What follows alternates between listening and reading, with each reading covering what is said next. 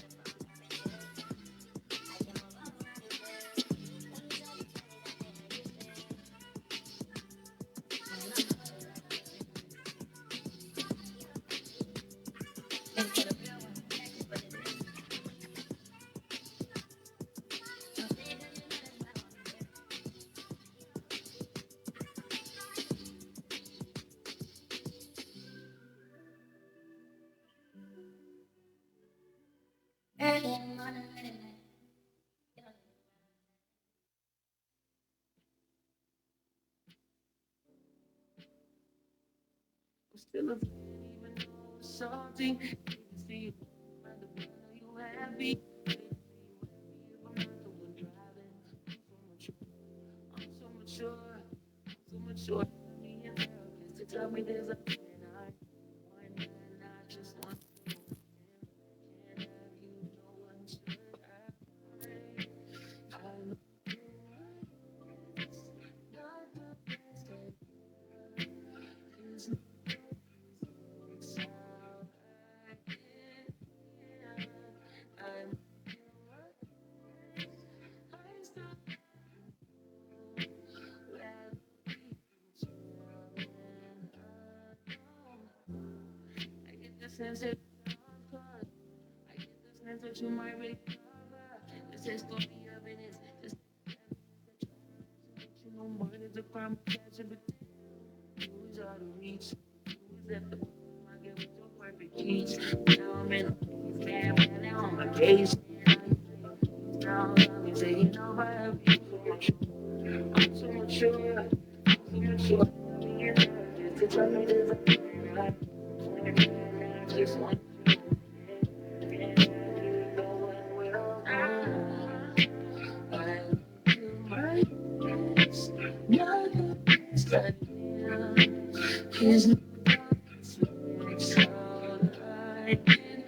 Yeah, I'm doing my best. I still rather be chillin' alone. I did it all for love. I did it all on no drugs. I did it all of this. I did it all for love.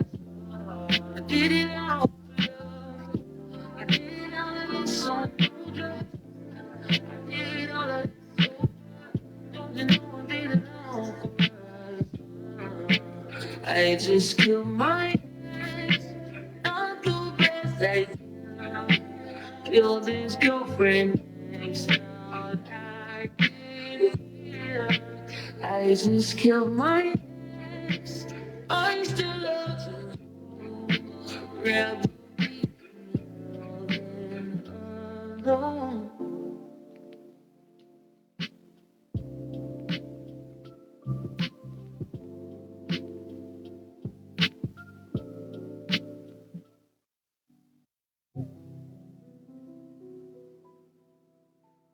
Girls love Beyonce. Girls love to fuck with your conscience. Girls hate when niggas go missing. This job you ain't no different. These days it's hard to meet women. Feel like my love life is finished. I've been avoiding commitment. That's why I'm in this position. I'm getting like somebody in. No, no, friends, no, no, no. You know how this shit go. You got your fair share of the call your up and call your phone. You try to act like it's me, but I've been out alone. But if you're alone, then it's the thing. Cause no one is around you. Say, baby, I love you, but you ain't right today. Say my name, you like to captivate the baby, I do how to say my name, say my name, say my name, say my name, say my name. No one is around you. Yeah. Say my name, say my name. Those other men of practice. This ain't no time for acting. This ain't no time for games. This ain't no time for uncertainty. This ain't no time for blocking your phone and not coming home. Start some shit when I'm in the zone. This is what I've been saying. No, no, friends, no, no, no. You know how this shit go. This is not 4 years ago. Time escapes me now. Forget how it felt when this shit was slow. I come through you whips that make the young boy take the long way home. All my young boys round me scream, get money and fuck these hoes. Where we learn these values, I know what to tell you. I'm just trying to find a reason not to go out every evening. I need someone that will help me. Because someone besides myself. I need someone to lead to the front door. We gonna hide no more. Much times I know we love us one to the side no more. No, not alone. Nothing was the same. Get your ass alone. Hey, you say my name, say my name. Say my name, say my name. When no one is around you. Say, baby, I love you, but you ain't right Say my name, and I can got to stay today. Baby, I do what I say today. Say my name, say my name, say my name. Say my name, say my name. No one is around.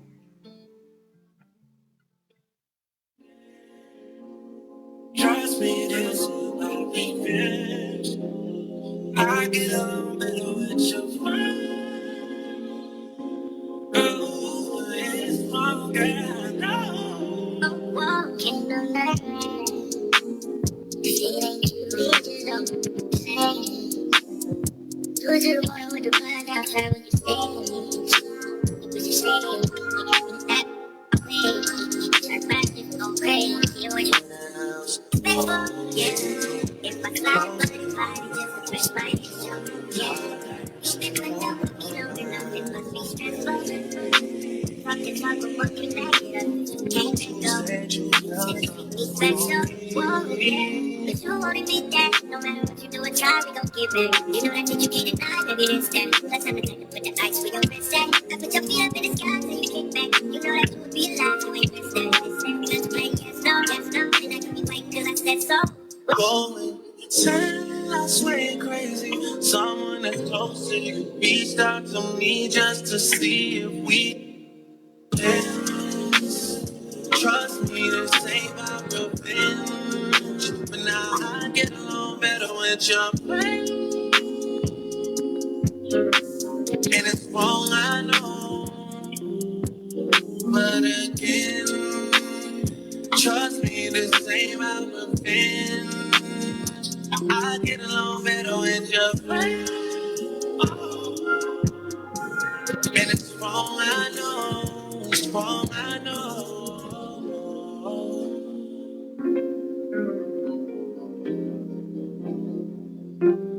No,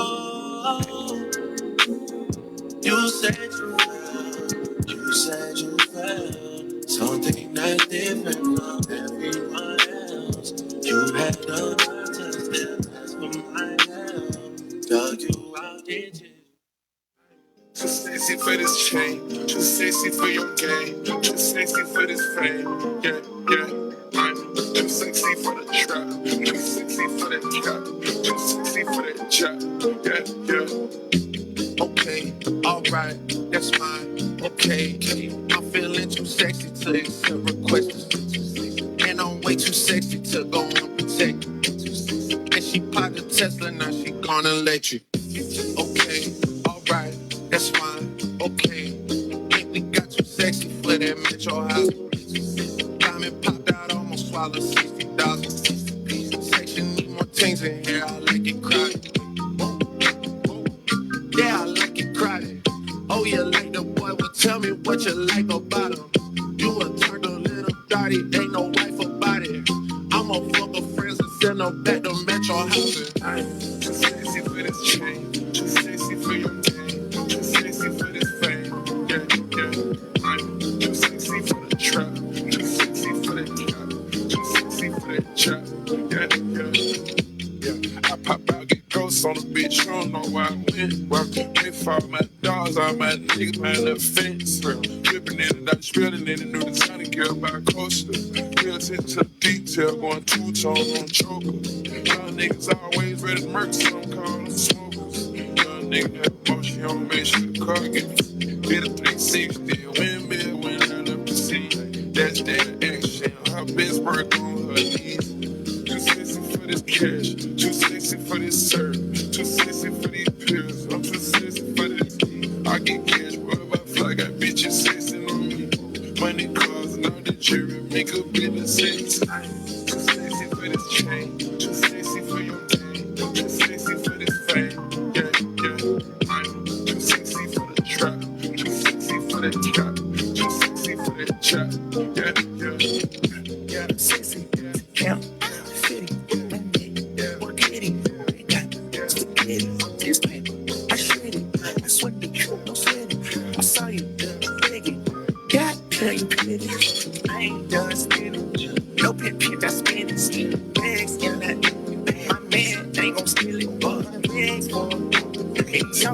shape of speech. The creators, they look like a snitch. Yo, I spent 26 niggas. Two cents, my neck, my kidneys. Release me, caress me, I'll let you today's tea. I've been kicking shit, might need a prosthetic. I pray to the devil under my pillow to bury.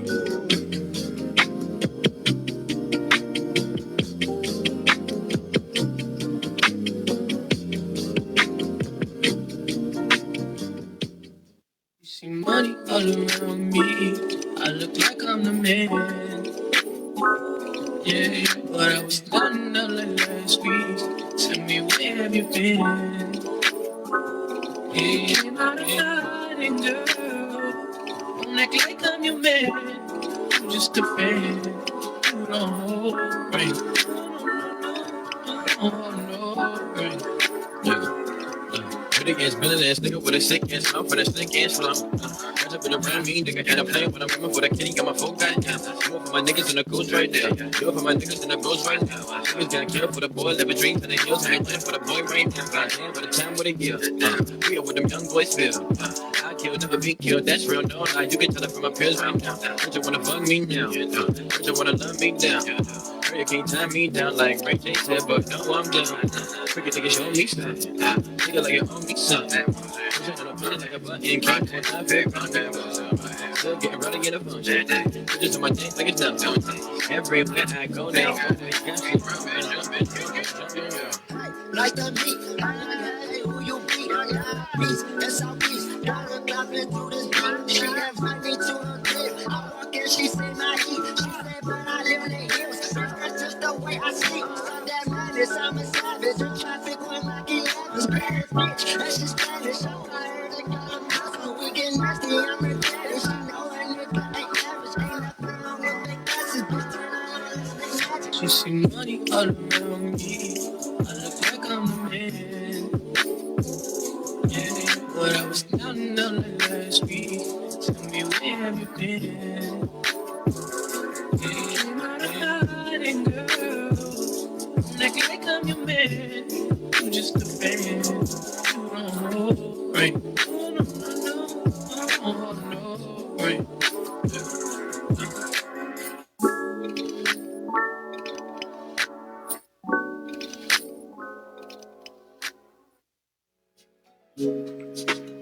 The one I was missing, the opposite of fiction, that's facts.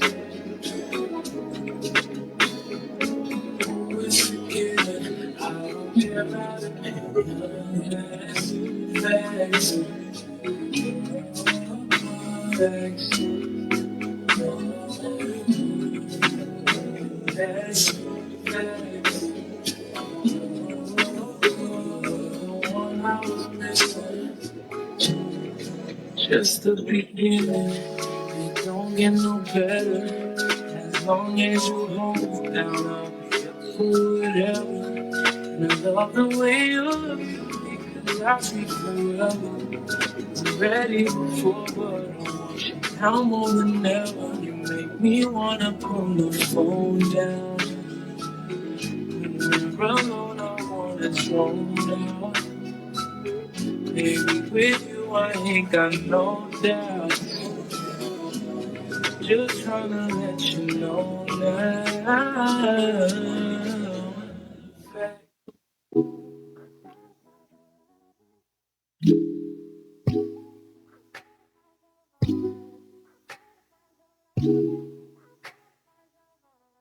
I better find your loving. I better find your heart. I better find your loving. I better find your heart. I better find your loving. I better find your heart. I better find, give all my love, and nothing's gonna tear us apart.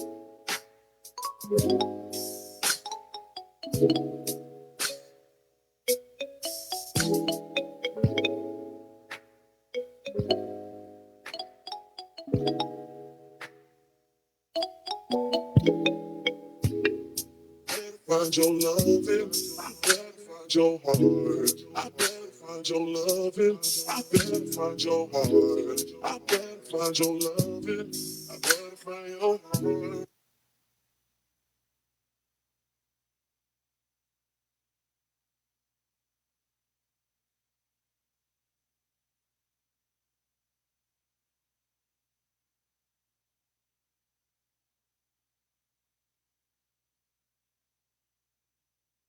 All right.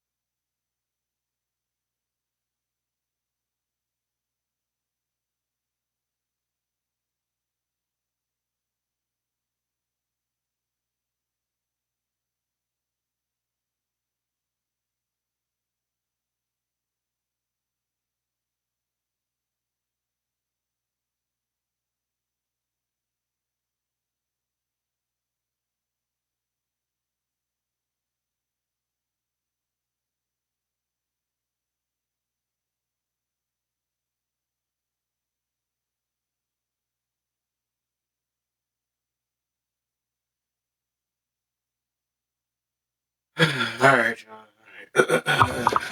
Give me a little something real quick. Oops, I forgot. He invited my own self up. Wow. We don't need the other laugh and learn up in the, we don't need them in here. We don't need them up in here.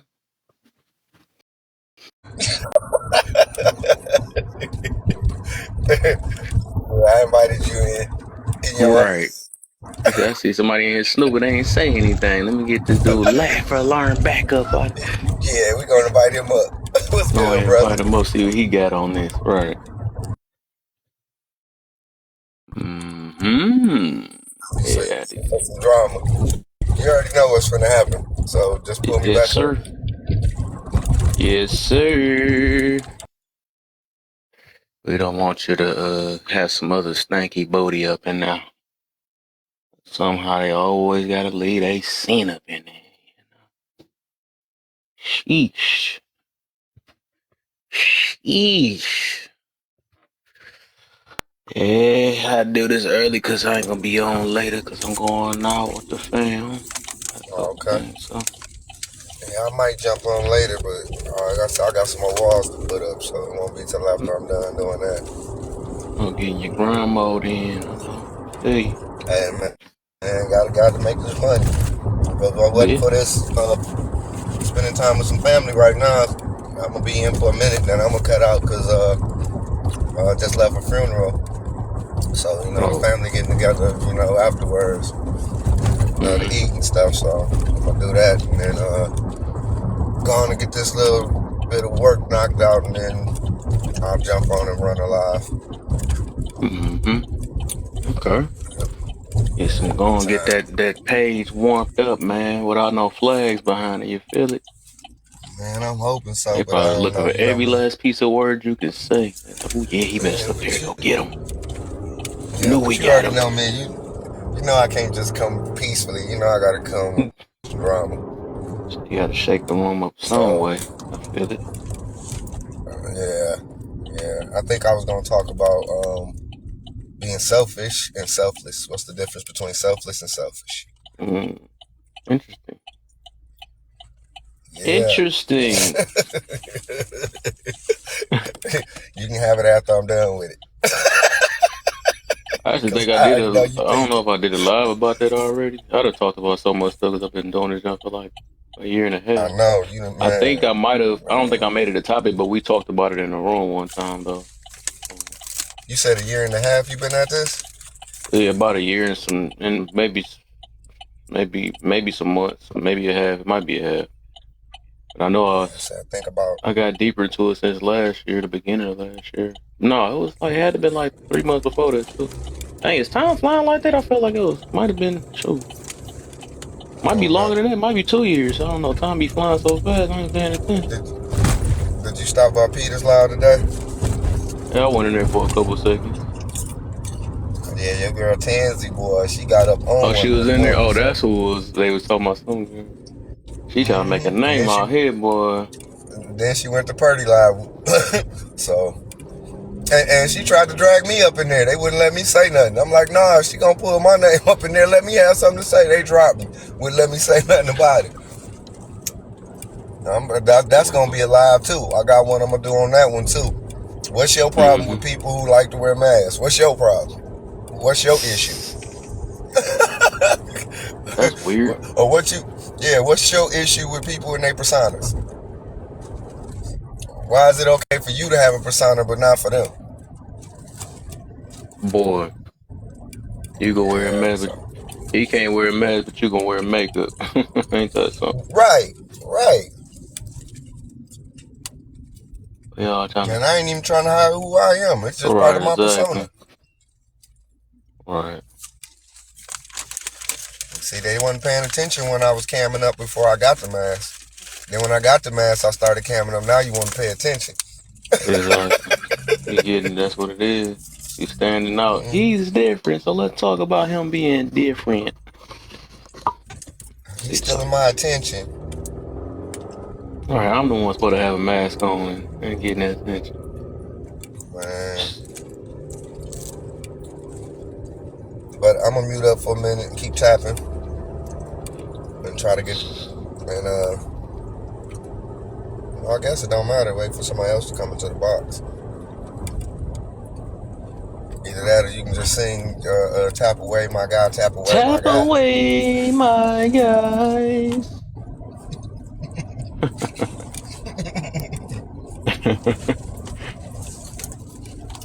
I don't care if you wrong or right. Just take them stanky fingers and tap away, my guys. You be using it all night.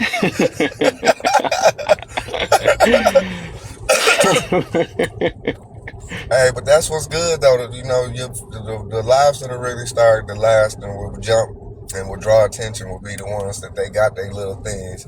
You know, like we got people that come here and they specifically, you got people looking to get in my box just so they can get dropped. Say no, that's what's gonna happen. They're like, ooh, we know who box that is. Let's go ahead and get it. That one guy with the mask. Oh, he's not here? Get in that box. Get in that box. Let's go. It's that time. I'm not giving up this box. He in the building. What's up, Mr. Brent? What up, Mir? Hey, bro, how you come up with that name? What brought that name You do upon? the job. You do. That's what I do. I print stuff. Ah. I do. He talked about it like crazy. That's weird. Hat printing. Somebody printing shirts. T-shirts, sweaters, hoodies, pants. Mm-hmm. Okay, I think I've only heard him talk about it once. Oh, okay. Yeah, I try not to give myself very many shameless plugs, man. I'm not trying to use Kevin at all. Well, you're more than welcome in my life. Hey, everybody else get him in. Just don't pull a rage. I was thinking about that too. I was laughing. That's my boy. I love him, but I'm like, bro, that's not how you do things, my brother. Yeah, that's come my off bro weird. Too, man. Yeah, that's comes my off weird. But I'm gonna say he's young, man. He don't realize what he's doing. So, do you mean like people don't like being controlled, or people don't like having control over themselves, or people don't they like just scared of the word control all over? Because I think people like control when they're the ones in control. True. That makes sense. I don't think people are welcome to the idea of being controlled. True. Interesting. And I don't think people like the idea when they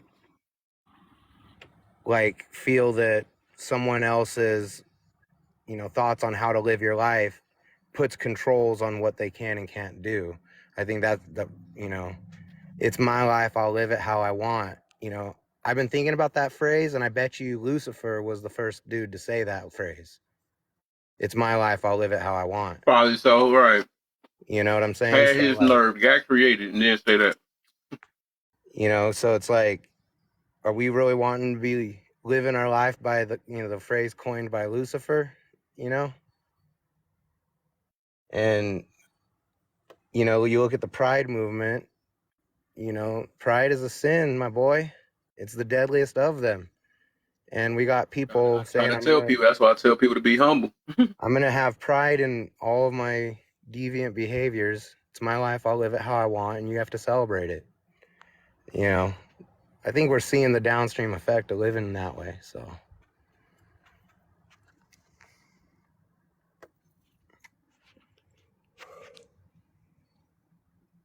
you know, it's like when you try to raise people with the idea of, you know, that modesty is important, you know, preserving yourself is important, and that you get hit with the, well, I just want to do what I want to do. Tomorrow's not guaranteed.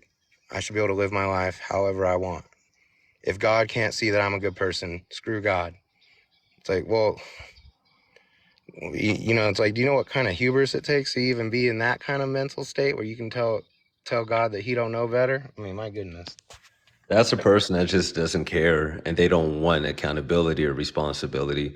Yo, Kev, man, I've been on TikTok Live for a month now. Yeah. After the conversation here last night and the stuff I was hearing yesterday, I don't know how y'all got the energy to complain with some of these people and argue. I'm gonna keep it a buck, y'all. Do you know what I've realized in the last month? Is that these people, they're just the bottom of the bottom. The statistics are real. You avoid them and just I'm gonna say it, go for a girl from another culture or another color. Like, it's a mess, man. Like, yo, I was in Lower Peach Stream like a second ago.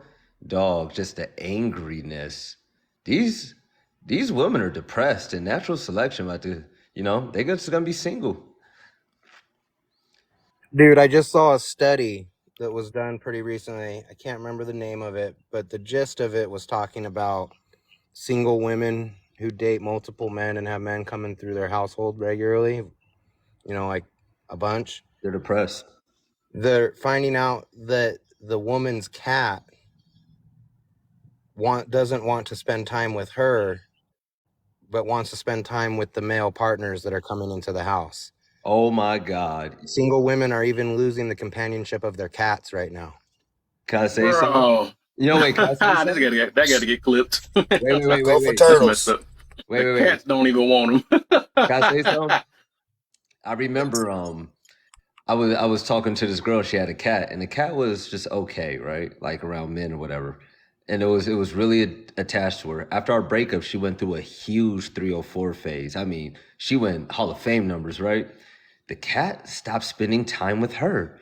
And the cat started liking me more when I started coming back around. And I started saying, excuse my language, I was like, yo, how many ninjas he been around?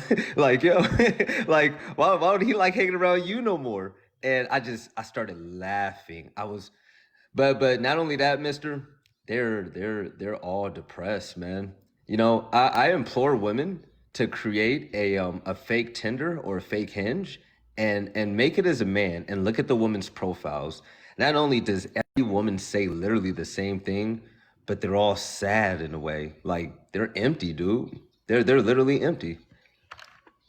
Yeah, man. I mean, you know, it's like the things that I try to talk about when it comes to this is that ultimately we shouldn't just look at the past as a bunch of dumb people that didn't know what was going on, and that today's world is so different. It's really not that different. It's not different. And I mean, the fads are the same. The product is maybe different, but the emotions behind it and all that, that's all just on a repeat cycle.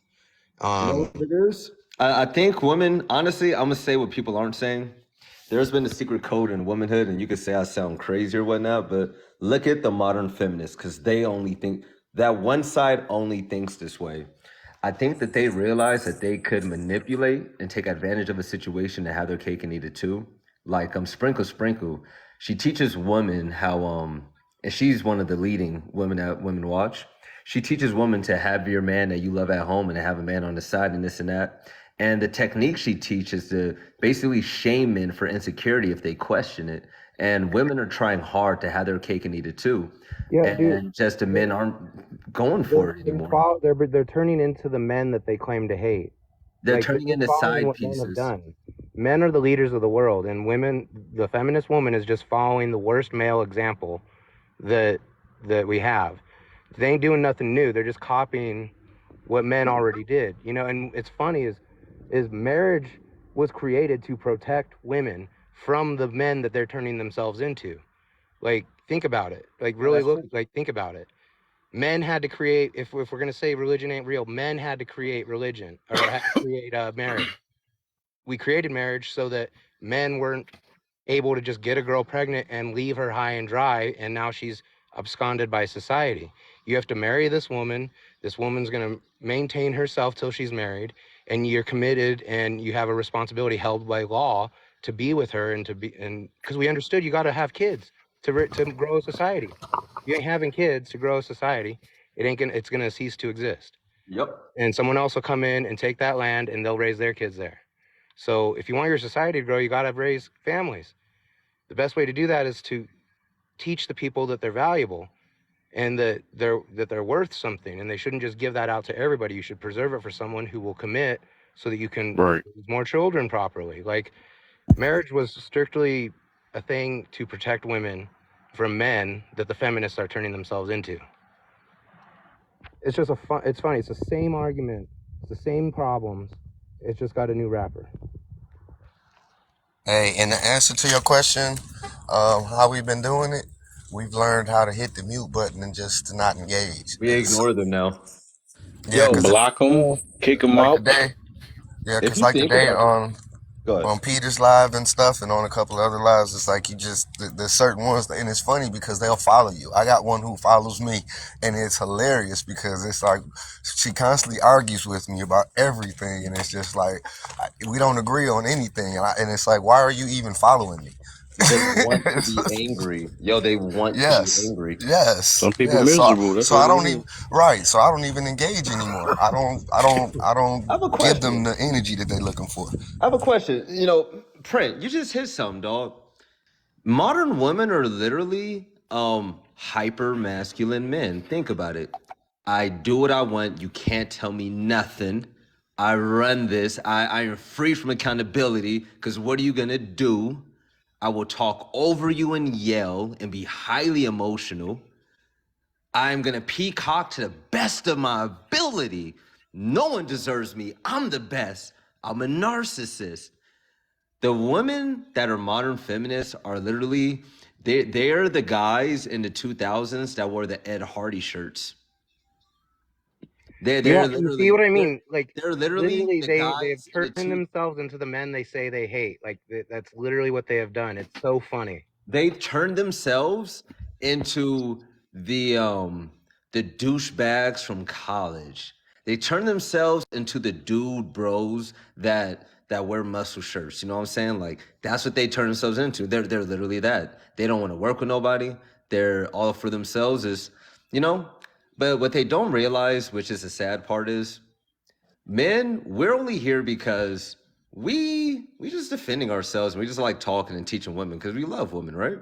These women, they don't understand that we will always have our options. We will always win, because if they don't want us, there's white girls that have a culture that we want in marriage. The Latinas, Asians, whatever. You go out of the country, and there's options out there. There's options aplenty. There's way more women than men. But when it comes to men that actually, and this is the part that us good men know that want marriage and a family, we know that we are rare nowadays. You want to know what's funny about what you're saying? They think we're aplenty. My wife, she gives really simple advice on people we talk to when they're getting married or whatever, and the girl, you know, the wife to be has questions or whatever. And my wife has this phrase. She's like, the key is you don't ever let your man leave the house hungry or horny. Because if you do, there's going to be some whore with a sandwich out there waiting. Like, you just got to do your thing that you need to do to make your man happy. Like, bottom line. That's what my wife always says. It's a joke. It's not meant to be taken totally literal. It's a joke. You missed it, bro. Yesterday, you missed the greatest stream of all time. I ain't gonna front. Purdy popped off. Purdy literally had the best stream ever on TikTok Live about this. When all these women were coming up and talking all this BS, right? This woman came up named Jen, this beautiful white woman, right? And I'm saying it for a reason because, like, you know, it was really bad. It was really bad. But she basically comes up, and her tone, her voice, her presence, She was so fulfilled and happy. And she starts talking about how happy she is to submit to her man. She paid 50-50 and built him up. And now he retired her. He gave her 3 children. She loves cleaning. She loves doing the dishes. She says, it's called a partnership. It's not slavery. This is what she always wanted. And now he is fully invested in her to the point to where she has so much freedom. She can do whatever she wants in life now. And she's happy. And when that happened, all the women shut up. That made me smile. I felt like it was. No. Yo, Kev, Purdy and Albert haven't. I need her in my life. They're gonna upload it. You should have seen it. They're gonna upload it. Why had to be another color making us look bad? No, but hear this out. She went on for like 15 minutes and every woman was quiet. All the men were praising her. It was so positive. It really felt like I was in a dream. And then the moment she left, you got the hood rats that came back in. But they were quiet when she was there. And then when I got up there, I was like, I have a question to all the women. To all the women that oppose what she says, and y'all know who y'all are, because y'all talk about her type of woman she is all the time. I said, come up here. We want to hear why you would oppose this type of happiness and lifestyle. It was crickets, literally crickets. And I was like, all right. And then Black Jesus, he was there. Man, Black Guru and everybody was there. And Black Jesus had a one-on-one with her. It was so good. And he was like, fellas, listen, this is a wife. These are the women that you wife up. And then he starts calling out the difference. And he was like, I want y'all to pay attention to this. When women call you insecure because you don't want her to dress like a promiscuous woman, or she wants to be friends with all these ex-boyfriends and this and that, he says, you don't work things out with them because they are the types that you don't marry. But look, the Purdys and the Jens, these women exist. And these women want to work with you. And all the men, we were in... Man, it was the most beautiful kumbaya shit I've ever seen in my life. I can't wait till that uploads because that is unrealistic for most women. For men to expect that is unrealistic. Millie, I just want you to know you are a part of a losing demographic. And at the end of the day, what women like you don't understand is when you're in an argument, you have to look at people that's on your side and the people that's on the other side. If the people that's on your side are overweight, angry, ugly, broke, and single and old, but the people on the other side are stay-at-home moms and trophy wives and women that live being taken care of their man for the rest of their life, which side do you want to be on? Any other answer is null and void. Those are literally the only two sides. You do not see housewives or mothers in happy marriages on your side. You never see it. So why do you think your side is the winning side? You're losing. I think it got to get to a point to where you see if and like I think even why you feel like it's unrealistic, right? Is because it was one woman. It's kind of rare to hear that from a woman and something like that. That's the reason why I caught my eye. I'm like, dang, that's I ain't never heard nothing like that or something like that. But it's obvious that she's kind of. The married woman came up. The married woman came up and agreed with her. All of them did. Oh yeah. That's what I'm saying. That's what I mean about that. So I think eventually, even if we want to live in denial and act like we don't see what's happening with especially a lot of us, you know what I'm saying? One day we gonna put our ego and pride to the side because I realize we're very ego driven and prideful and stuff as the reason why we want to see that, dang, that's not even real. This can't be this BS because I can't picture me doing this or something like that, But eventually, when we see our way is not working or something like that, it's like we're going to have to bend in. That's just like me being a thug all my life or whatever, and I cannot keep a woman for nothing or whatever this is. Some women like thug. But I'm just saying my lifestyle, I just can't keep a woman, and I keep seeing other people doing it, and I'm like, that can't be true. That can't be true. I think like one day we're going to wake up like, all right, man, dang, my way is not, but that take a lot of ego putting this. Okay, I see you with the teching over there, man. I'm going to get that eventually. I'm waiting on my boy to get it. But it threw me off when, but yeah.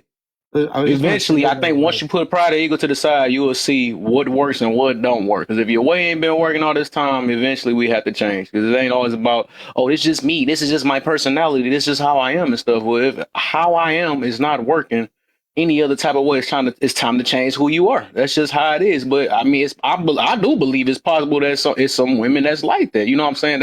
It's sad that it's rare to be like that or to seem unrealistic.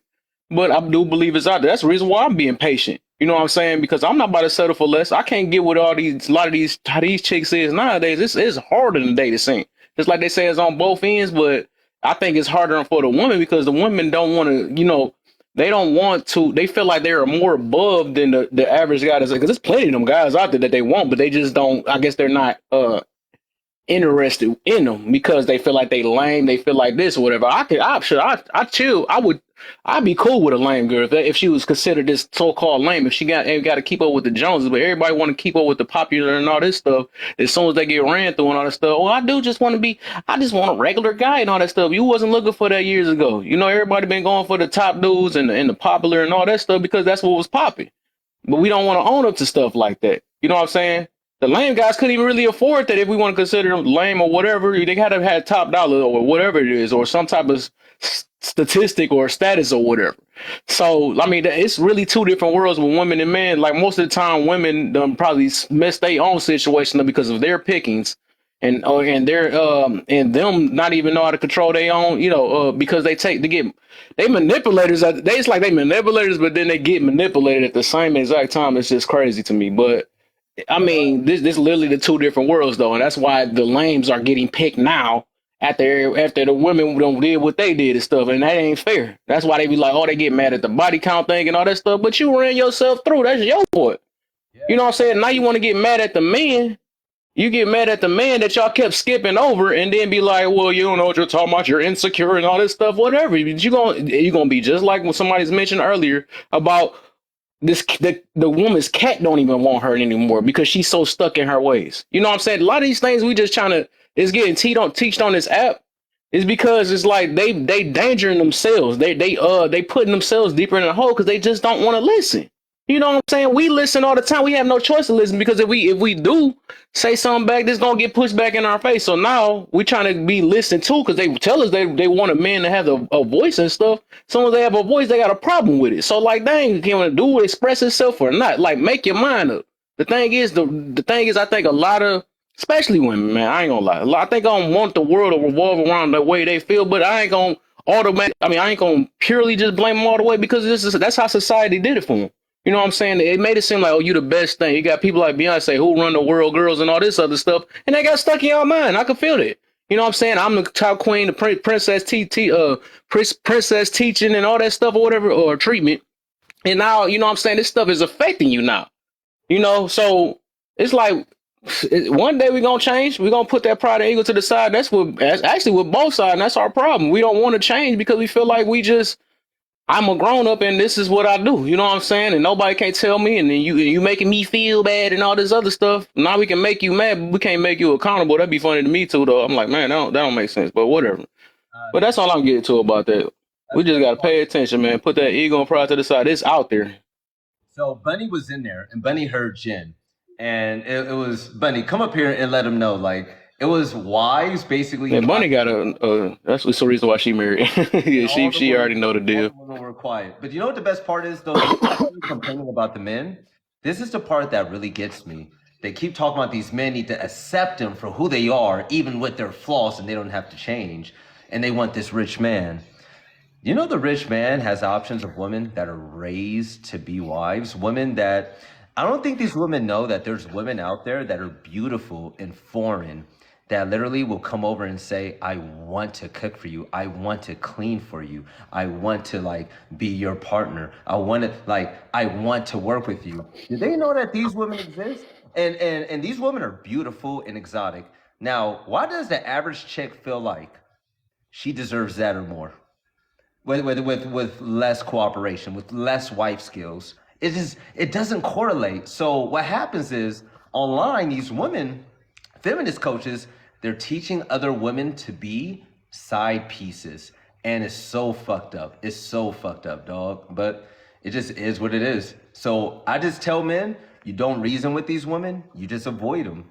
Because honestly, there's a lot of women out there that will treat you good, that will want to do things for you, that will take you on dates, that will trick for you, that will do everything else that you ask for. They won't call you insecure. If you tell them something, they'll change up their ways for you and they'll inspire you. And that's just the way it is. There's no point in convincing a woman. There's no point in convincing a woman to act right just so we could retire them for life. That just doesn't make sense to me. If I have to continually convince you to act right so I can give you all of my resources, money, love, and attention, you're just not worth it. And I just avoid you. You get put on the carousel and we keep moving. That's too funny. He got a bag of woman to unalive for them and be a great father and all this. That don't make sense at all. No. Think about it. My. I just Go wanted ahead, to Molly. I know say, you came up here on something. Go ahead, Molly. Do your thug this one. I just wanted to say that marriage thing is like not unachievable, you know? I'm 14 years into mine, and you know, it's like my wife does whatever the hell she wants with her life. Like, she's got it good, but I don't have to worry about nothing. I fall asleep to a back rub every night. Like when you're committed to somebody, it's, you know, it's not about doing whatever you want. It's about making sure you're doing right by the other person. In my mind, there's a lot of that involved, and that means you gotta submit yourself to something greater than you, is what that requires. Yeah. Can't be selfish in a relationship. A lot of people go in relationships selfish, thinking about themselves and how they feel and stuff, rather than how their partner feel. And if they do worry about how their partner feel, they worry about what they're gonna get in return and stuff. So, which is not genuine. Well, you don't do as much as me, and I feel like you don't do as much as me, so I'm not happy anymore, or something like that. But if you genuine, this is what you want to do, it'll be what it be. Okay, so. All right, for sure. Exactly. It's not about giving something so that you get something back. Like, yeah. There's more to it. You know what I mean? The things I do, I literally am doing for her, for what I think is the best interest for her and our children. And she, from her perspective, I don't got to worry about the laundry. I don't got to worry about the house. I don't got to worry about anything. The only thing I worry about when I get home is spending time with my kids, cooking dinner because I love to cook, and then hanging out with my wife after the kids go to bed. And then I go to sleep to a back rub. So, like, life is good. See, Millie, I have a question. You've been up here, you're laughing at act right, things aren't realistic. I have a question. What makes you at your young age think that all of that is comical when the women that do that are the women that are driving Bentleys and Range Rovers and, you know, $20,000 rings, and they're retired and they never have to work again. They have all these vacations and they have a life full of happiness. They have children that love them. So opposing them, you're on the side of the single women with purple hair and they're out of shape and they're angry all the time on TikTok Live. What makes you think that the life that the women live, that I said at first, is just comical? What makes you think it's unrealistic? What makes you think it's slavery to put yourself in a position like that to make a man happy? I would really love to hear that from a young lady like you.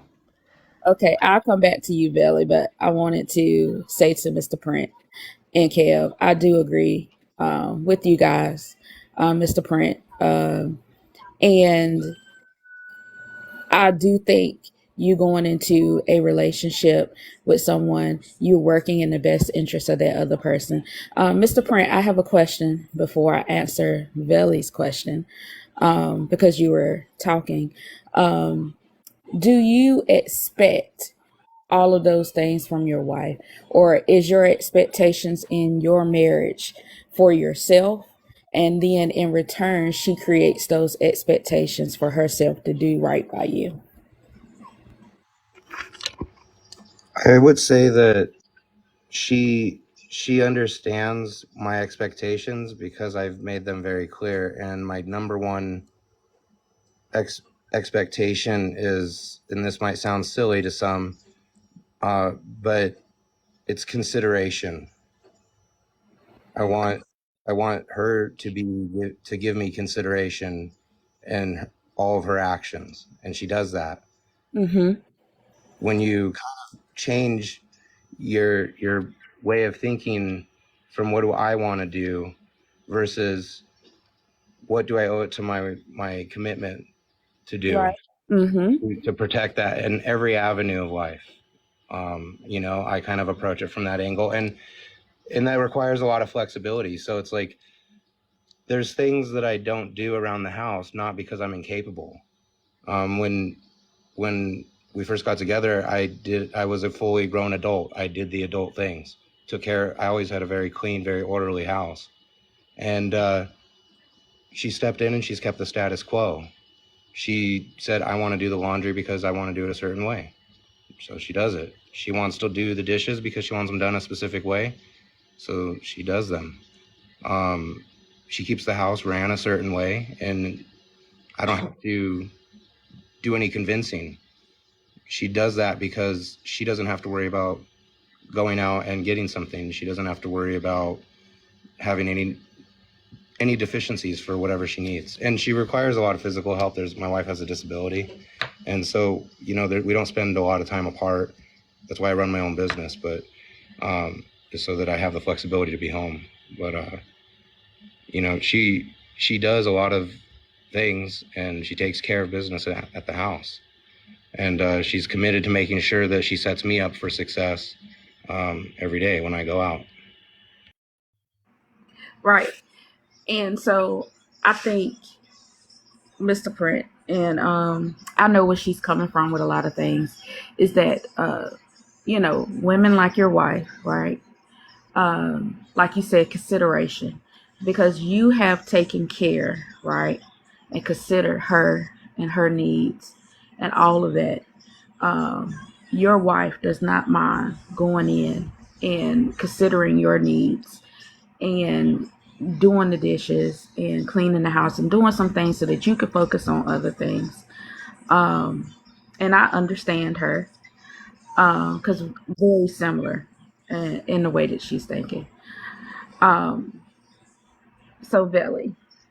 Well, talk to me. What's going on? Yes. So, what I meant by my comment is that I think I hear a lot of young men, right? Because I don't know how old you think I am, but I'm approaching 40. You look good. You look good. Thank you. And I'm married. I've been with my husband for 22 years. And I have 2 daughters. So when I hear, and the reason why I wanted to speak to Mr. Print first was because he said something very powerful that I think a lot of young men don't understand yet, or even some women, because I'm not a one-sided type of person, right? Is that when you go into a marriage or a long-term relationship, right, like Mr. Print said, it's not about you anymore. It's about us. And you have to consider the other person, right? So some women, to speak on what you were saying, right, about how she came in and, you know, that's the type of woman that she is. A lot of women, they don't like to clean. They don't like to cook, but they'll do it, right? For their families, because they love their families and all of that. Like, I could probably name a ton of men right now who don't like to go to work, right? But they do it every day because, you know, they love their family. They want to make sure there's a roof over their head and stuff like that, right? And so when you have that consideration for the other person, right, then you don't mind doing those things, even though you may not like doing them. And what I hear a lot from, you know, young people when they're dating, or, you know, what they looking for, and this can come from either a man or a woman, is I always hear what they expect from the other person, right? What they expect. I expect him to take me on all these vacations, take me on these high-end dates, and spend $400 on a dinner and all of this stuff. And then from the young boys, I heard, oh, she's going to cook for me. She's going to clean for me. She's going to do all of these things, right? And I think people get so caught up on what they want from other people that they're the one not preparing themselves for being in a long-term commitment. And they don't even exhibit the skills or the qualities of a type of person that would even deserve those things or the consideration from the other person in the relationship. So, like, that is something that I hear so much coming from that side. But what I mean by unrealistic is that I think it's unrealistic to expect that every woman is going to enjoy cooking, is going to enjoy cleaning, because that's not going to be the case, right? Work, chores, is just not an enjoyable thing unless you're really that type of person that likes to clean. Because I know some women that really likes to clean. It's like their aphrodisiac. Like that's just their thing. They love to do it. But for the majority, you shouldn't expect somebody just want to come in and just do those things. They do it because they love you. They do it because you're very considerate of them and that you show them every day that they love you. So they want to do those things for you, to take some of that off of your back. So I think that's where, You're fully agreeing with me. Because a man's duty is to do what's, what we know of, and it's to provide, protect, do all those other things, spoil the girl. It's the women nowadays that they expect us to pay bills and do all this until they fall in love and want to clean and do this. No, there's women that come pre-equipped. All right, Mr. P. You know what I'm saying? That's the thing. It's the women that are doing it. The women are the ones that aren't doing their part until they feel like it. Like, what if men stop doing things until we felt like it? You're fully agreeing with me, because the argument isn't men not doing what they need to do. It's the women that don't want to do it because they feel like they don't have to prove themselves. All right, well, I got to drop down. Y'all have a good one. I'll be back in about an hour. I'll see you later, Bill. Sure.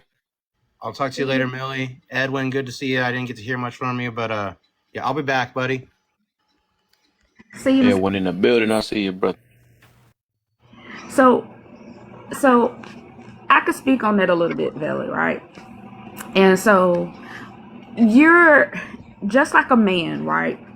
I think a lot of men, they are tired in silence. And what I mean by that is sometimes y'all get burnt out, you know what I'm saying, from this world, going out into this world, going to work and all of that stuff.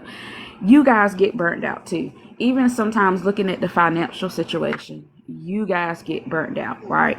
And it is very important for your partner, right, to be able to recognize when that's happening, because a lot of the times, like I said, you guys are going to suffer in silence, right?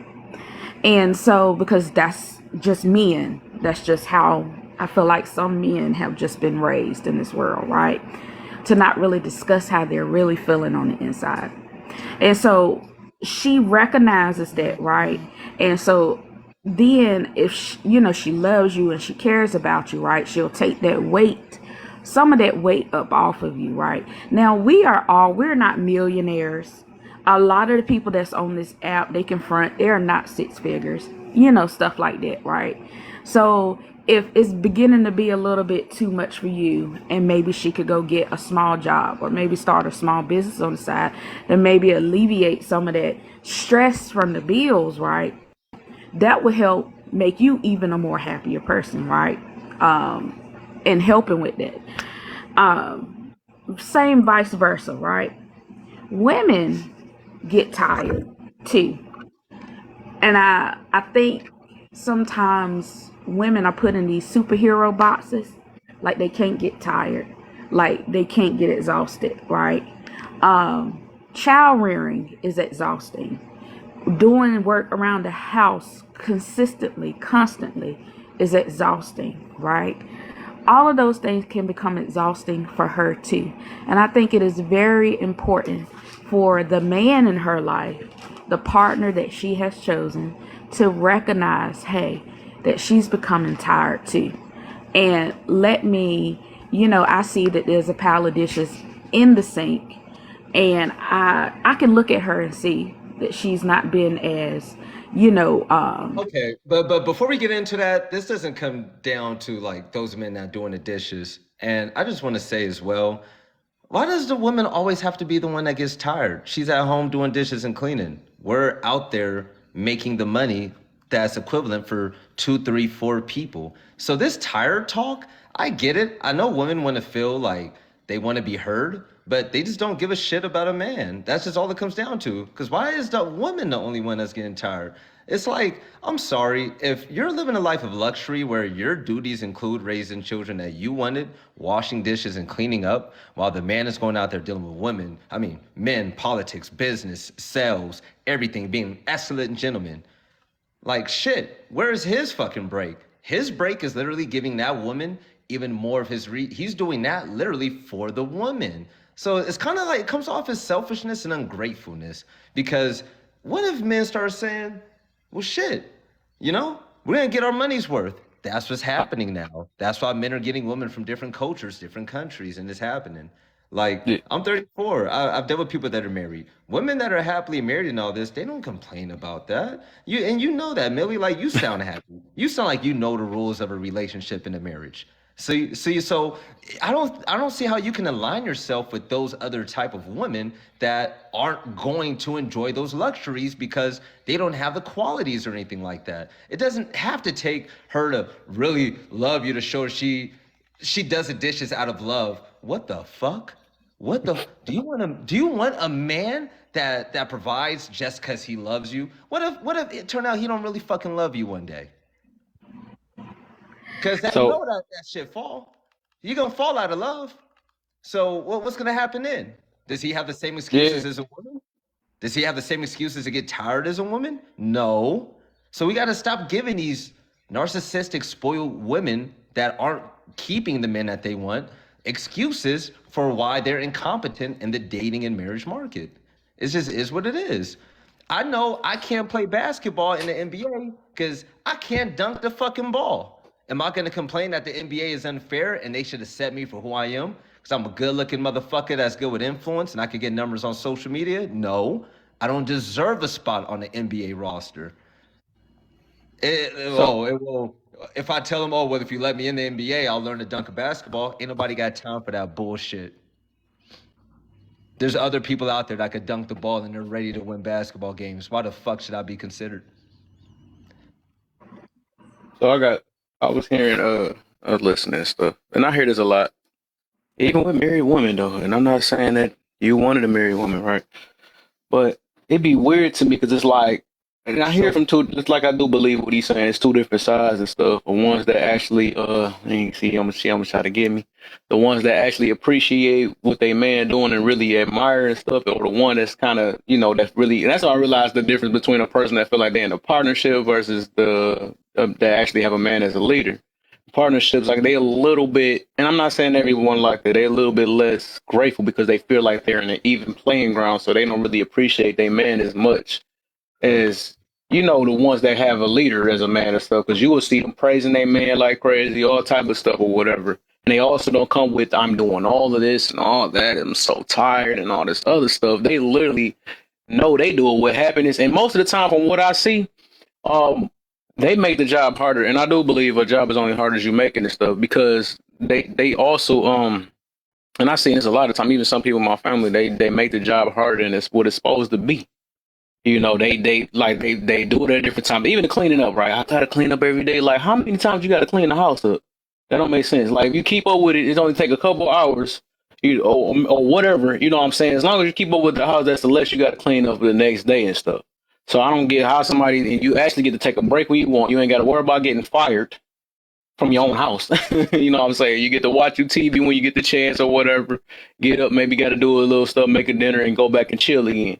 You know, if it was like a straight up housewife or something like that. But ain't nobody on your back. Ain't nobody doing that. You do it when you want, how you want, whenever you want. You know what I'm saying? As long as you get it done. You know. So my thing is like, I don't be seeing the happily married, right? The happily married complaining about their relationship. They don't, because they do admire their man to the T. Like I said, it's these partnership type women, from what I noticed, or whatever. The ones that actually married, or the ones that's not, they can't even. So I can understand that. That's why they can't keep nothing, because they already gonna complain about anything. I think gratefulness, gratitude is one of the main things that keeps a marriage, or keeps people around. Anyways, that's one thing a lot of people lack. They feeling like, oh, I'm doing this, and that. I just don't feel appreciated and all that stuff or whatever. Even though they probably is getting appreciated, but it's just like I said, they come with the intentions of, you know, it's it's me type situation, and not about them. And if they do something for them or whoever, the opposite of the them, and then they feel like it got to be a get back. It ain't it's not genuine. That's why I was mentioning before. It's not a genuine thing. They like, okay, if I do this, I know they're gonna do this for me. But like I said, it shows how much they appreciate their man and stuff. That's why you hear it's a lot of women that just want partnerships, because they like, I want to be evenly to this, and if I slack in that, he better not slack in that or something like that. Or if I'm, you know what I'm saying? Because I'm doing as much as you. And that's the mentality they come with. You know what I'm saying? 50-50. Then pay 50-50. Yeah, that's what it is. And that's the ones that's the least happy. You know what I'm saying? Married or not, they the least happy and stuff because it's like they always complaining. More than anything, I think I had a topic about that yesterday. Who complained about everybody wanted to hold their tongue on that though, but we see it on TV. We see it on, so it's some type of truth behind it. We know who complained the most for real. And even if the man was to complain, it'd go right back to him.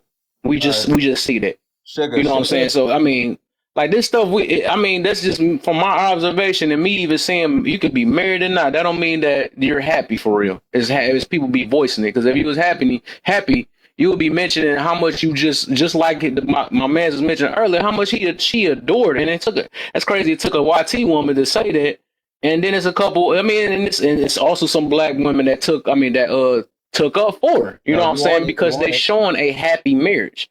They wouldn't come in here like, you just don't know what I got to do, what we got to go through, and all this other stuff. They don't come in there complaining. But I think if you come in complaining with a situation, that's when you gotta reevaluate. You gotta think about. I mean, you got some reflection to do then, if that's the case. It's like, dang, do I really appreciate my man, or do I feel like this is just a hard job or something like that or whatever? Because like, why get with somebody that you still feel like you still having a heavy job when he's supposed to be a light load on you? You know what I'm saying? Because you can't go around work. Yeah. You can't get around that. Both sides got to do something to help the family. That's just got to happen. You don't hear the man coming in every day like, man, I got to do all these hours for my girl and pay for this and pay for that. You don't hear that. Everybody do their job. It's always, for the most part, what I be hearing on this app is the women complaining. I got to take care of my kids. It's a hard job and all that stuff. Like, but this is what you signed up for. Kevin, why is that it's always that side complaining, or the unhappy woman that's not complaining? That's complaining for the most part. Because I see the ones that when they is happy, it's capped, or when they is happy, that's not real. You know what I'm saying? So I think it'd be a lot of projection and stuff. But some people is actually grateful for their situations they in. That's what they love to do. Yeah, but it's all about how you view, I guess, your marriage, or how you see marriage. I mean, as a whole. You know what I'm saying? I changed my mentality a little bit, even with the jobs I select. I select these jobs, so I'm not about to complain about it the whole entire time because I picked it. You know what I'm saying? I'm grateful that I got the job. You know what I'm saying? But I think a lot of people like that because of, I think somebody did say that word, is a lot of entitlement. This must happen this way. All this stuff. And that entitlement is what hurt them. Mm-hmm. Yeah. It hurt on both sides. Actually, anybody with an entitlement mentality, I deserve this, instead of being more grateful, that's who's going to get hurt. Hey, Millie, let me say this. And listen, black woman, y'all know I love you, but we need to say this as married women and women that have had successful marriages. I'm going to be all right. There is a culture difference, and we all understand this. I know the sisterhood and the black sisterhood is very strong. I hang around and I get my advice from married couples that are highly successful. That's how I get my knowledge, not from the internet, not from TikTok, not from anything. I will say this. Black women will be empathetic towards the pharaohs and the defects. And yeah, I called them that. The women that don't want to work with men, the women that will ruin a man's life. But the other women, they don't tolerate that or talk highly of it or sympathize with them, right? Black women that are successful in marriages, you are doing a disservice to your own color, your own community, when you guys are empathetic towards the other women that don't agree with your lifestyle. You don't have to do it to fit into a club. Trust me. You don't have to do it to be accepted in the black woman sisterhood community. Trust me. Because when I talk about marriage and the other type of women, to women that are pink Range Rovers and they're stay-at-home moms out here in Summerlin, Vegas with their husbands, and they doing yoga and Pilates with me at Lifetime. When they hear about these other women, you know what they say? They look at me with a straight face and say, don't even entertain it. Don't even talk to them. The moment they show you a sign of this or that, you avoid it like the plague. Why is it that our women, our black women that are married, the rare few, and you guys are such a minority, you don't understand it. Why do you guys side with and are empathetic towards the women that are destroying the ideologies of a good marriage, the nuclear family, and everything else. I really don't, because Becky that raises her 4 daughters is wives, and they all get married, and they have what 20 plus grandchildren, and a big house and a family house and this and that and the third, living the American dream. They don't tolerate that, and they don't approve of it. So why do we do it? I don't want to hear white supremacy either. Valley, let me ask you a question. Because I was just wondering, because I think we were thinking kind of the same thing with cultural differences and community. Are you a black male? Yeah, my grandpa, who on my mom's side, who has no relation to his dad, he's white. Other than that, I'm black. Okay.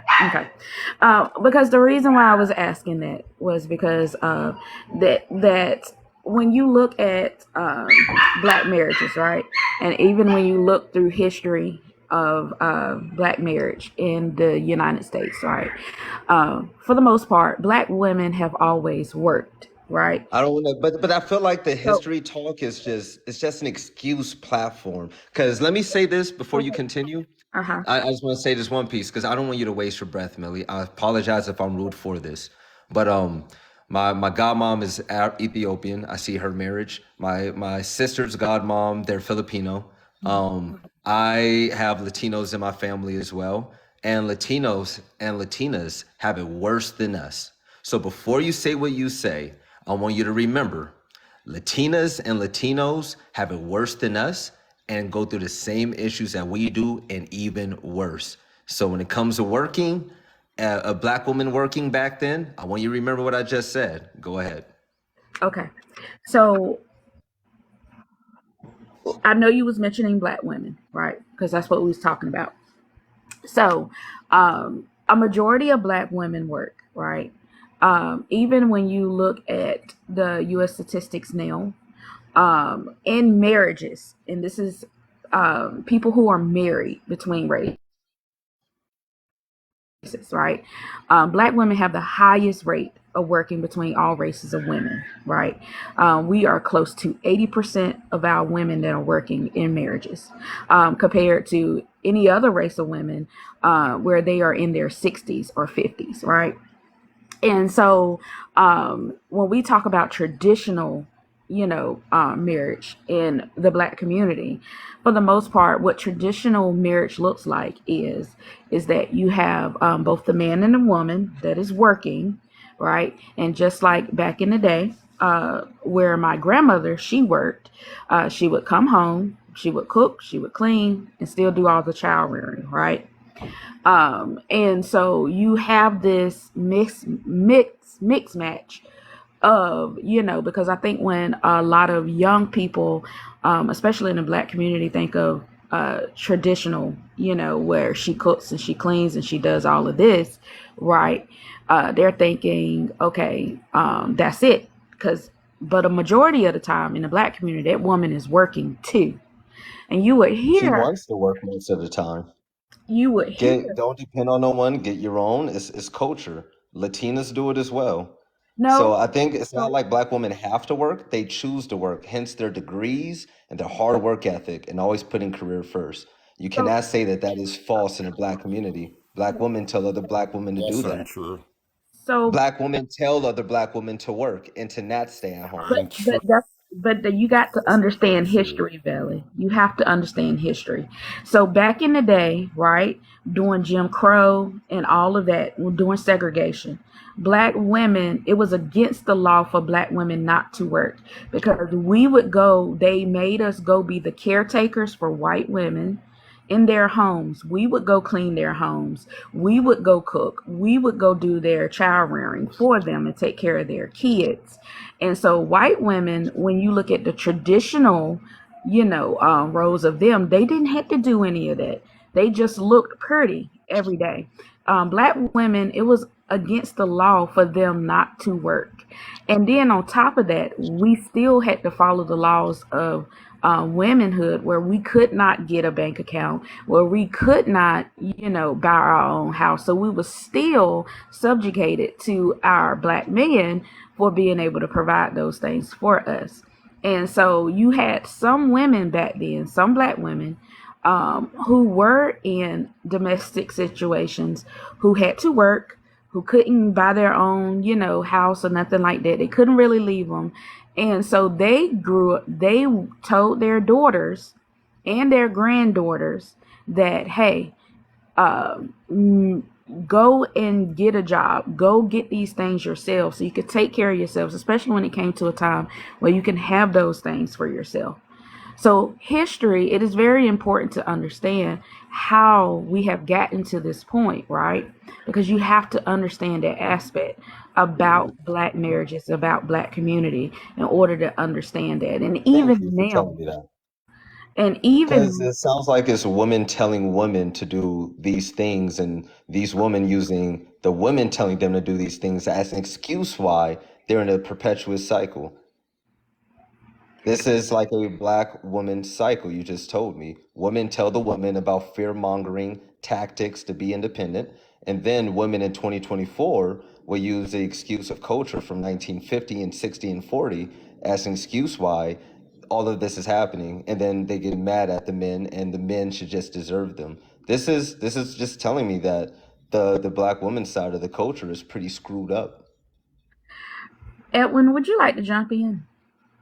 I mean, am I wrong? I mean, the grandmas told the daughters to work and get your own, so the black women are forced to work, and they use that as an excuse. But then the Latinas do it. The Latinas do it. The Latinas are on the streets. Let me just get this one point off, Edwin. The Latinas No, are I on don't the want you to streets. get your point. I've been The listening for Latinas about are on the 40 streets and minutes. they work, and then they Your know how to put it in. analogy, your direction, your understanding, your point of view is holistically incorrect. I don't know where you got the information. I don't know how you obtained it. I don't even know who you could have spoken to Which in the black information are you community. speaking of? Which information? Okay. You're basically saying, and tell me if I'm wrong, that what this woman is saying is a narrative created by black women for black women, and in so that it is holistically false. I'm telling you, She said this that. is Did she not a not say that, narrative Edwin? that they created. What she is telling you is how it came about. No, but Edwin, you missed it. She said that the moms told the daughters to do this. So the daughters did this. And because of this, the daughters are suffering. Is that not what she said? But that is a fact. But You're so how am I disagreeing wrong? with How that am I wrong?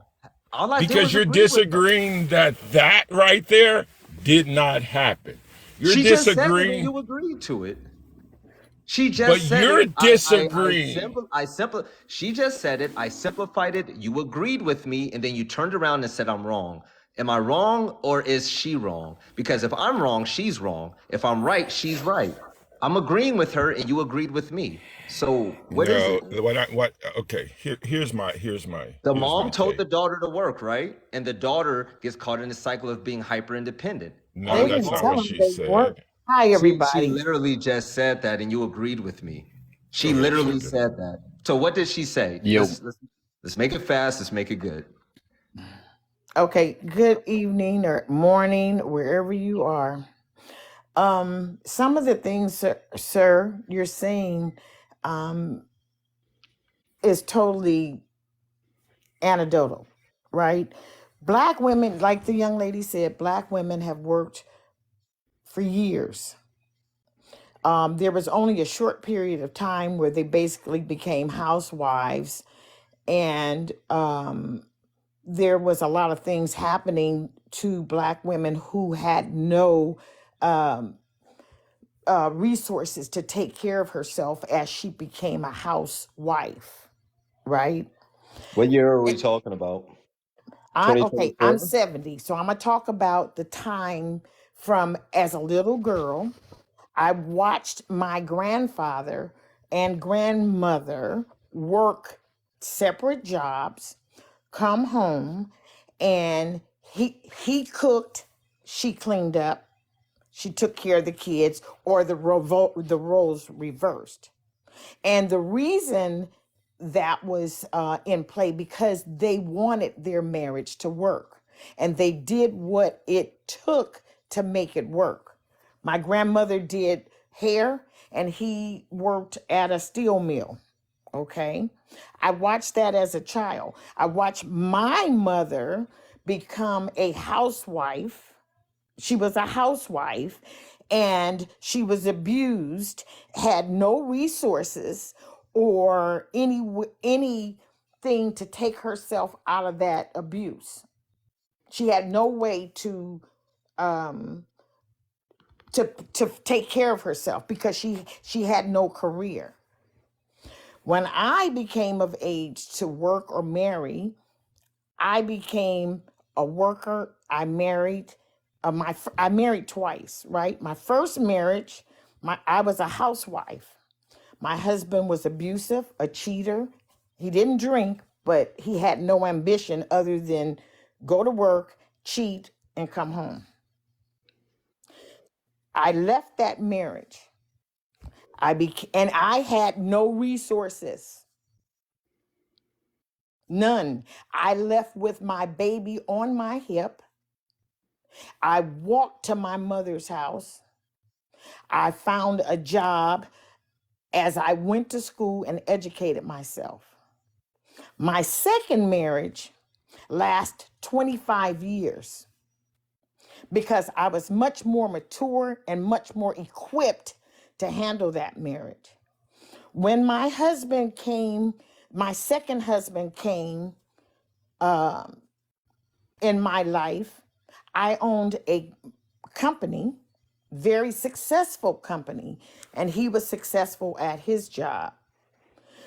He later got injured a year or two in the process of his job. He got injured. He was off, so therefore he went to work with me all the time because he was off of work. Just What does this laying have out. to do with the cycle, respectfully? You listen. Let me explain something. They have allowed you to talk without disrespect, and I'm asking to speak. No, Whether because I want to excuse make sure me, we stay on I topic and haven't get to it. finished. I haven't finished. When my husband learned the business, he came to work with me. We worked 25 years together side by side. I had children. He had children. We were a blended family. We worked together in the household when we came together as a couple, and we did so and we're successful without fighting, without arguing, without you got to do this, I got to do that, because we wanted the marriage. We wanted to work with each other. We did not put labels on each other. We did what was necessary for our marriage to work. My husband adored me, and his job only was to make me happy. I adored my husband, and my job to that marriage was to make him happy. Everything I did when it came to outside of business, my family was for him, We and will vice agree versa. with you right now, but what does this have to do with the black woman's cycle of hyper-independency and the cycle of your generation telling your daughters to get a job and this and that and the third? That's Well, what me and maybe Millie, you that's don't what that's what understand the we Basically, process. let me that's say what me and this. Hold Millie on, Charlotte. Hold on, sir. Basically, There what we we're trying to tell you is no, you this don't this have is the enough story. This is narrative the of the biography. story We to have the even be topic. talking about it. Edwin, we You're have the not of topic, and we're age. not You listening don't to have the the biography, experience. You Edwin. don't have the Edwin, intellect, we're and not you don't listening to have a the reason to biography. listen. You have muted We yourself, of so an you elder butted yourself generation out are of the trying to tell you, conversation. sir, of You a have younger butted generation yourself that out your of the position conversation. about us, You have butted our yourself out of the lives, what conversation. happened in We're the talking past about the is broken holistically cycle invalid. Now, you between can either the We accept women can't it and their or understand what daughters. she's We're not, talking talking but about what about. you're not going to hyper-independency, do is Edwin. silence So, us Edwin, because we feel like our is opinions are interrupt me just and as give your valid mic as because you yours. have nothing And to we're going to stand on. Exactly. You have invalidate nothing to everything that stand you're on at all, talking Edwin. about. Because Edwin, what all you're you up have here done is doing say, is go ahead. spewing rhetoric that causes division.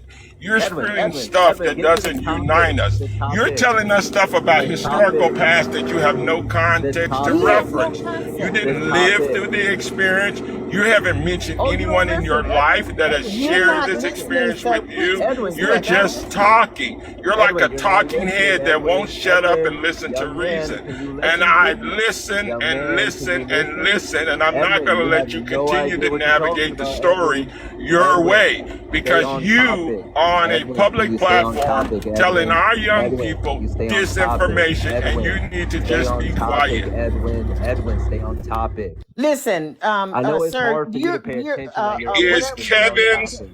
is Stay the on host of topic, the live. Edwin. You Edwin, stay aren't. on What you topic. need to do is There has log been off, 10 minutes go and I start haven't your had an own live. answer yet. But don't try to come in and Edwin, control a it's been live 10 where minutes learning and is you trying have to said a take whole lot place. of nothing. And you want If to you would act like to like stay on you're the topic, that teacher. would be You're very not the helpful. teacher, But you're I know the that pup. dementia hits Young and You sir, don't have you losing enough don't the have information, enough so I'm topic. information teaching to So work for if with. you. The Alzheimer's is height getting a of your hold of you and arrogance you can't stay and on the track of the depths of your topic, I ignorance suggest is that you on take Alright. some display. meds so you Be can stay quiet. on You Alright. don't Well, know we ain't getting jack. nowhere. Y'all Edwin, just, I guess, if agree to disagree. dementia That's is what it getting is. the best at you Disagree to right now, disagree, Vel. I highly recommend you.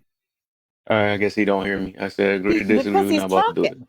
He's Yeah, right. talking. So yeah, I guess So we gonna based switch it on because it's him, obvious welcome y'all to think about your too. next Vel, title. bro, I just Go literally muted you for a reason, bro. I'm just, it's obvious y'all not getting nowhere. Y'all just talking and both talking over one another. So y'all not hearing one another. It is what it is. Whatever. You got your side, he got that side. So I don't know what's going on.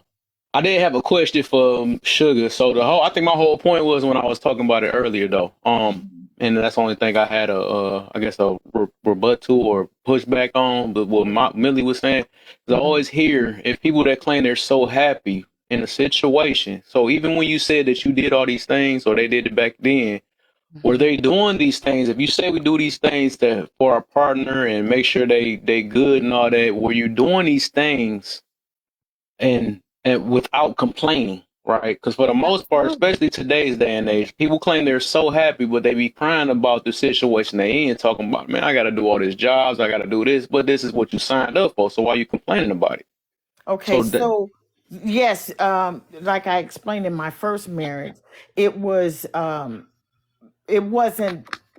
what I received out of it was not pleasant, right? I did all of the things that I thought a wife should do, but it wasn't reciprocated. I was not receiving the things that I thought should happen. Yeah, I'm not talking about that. I'm just talking about now. You ain't you married now? Okay, I'm gonna answer you, but I need to answer you Yeah. in the way sir. Oh, I mean, I'm trying to make it quick. I ain't trying to do Okay, the you whole answer. You back tell up. me how. I'm just trying to see now.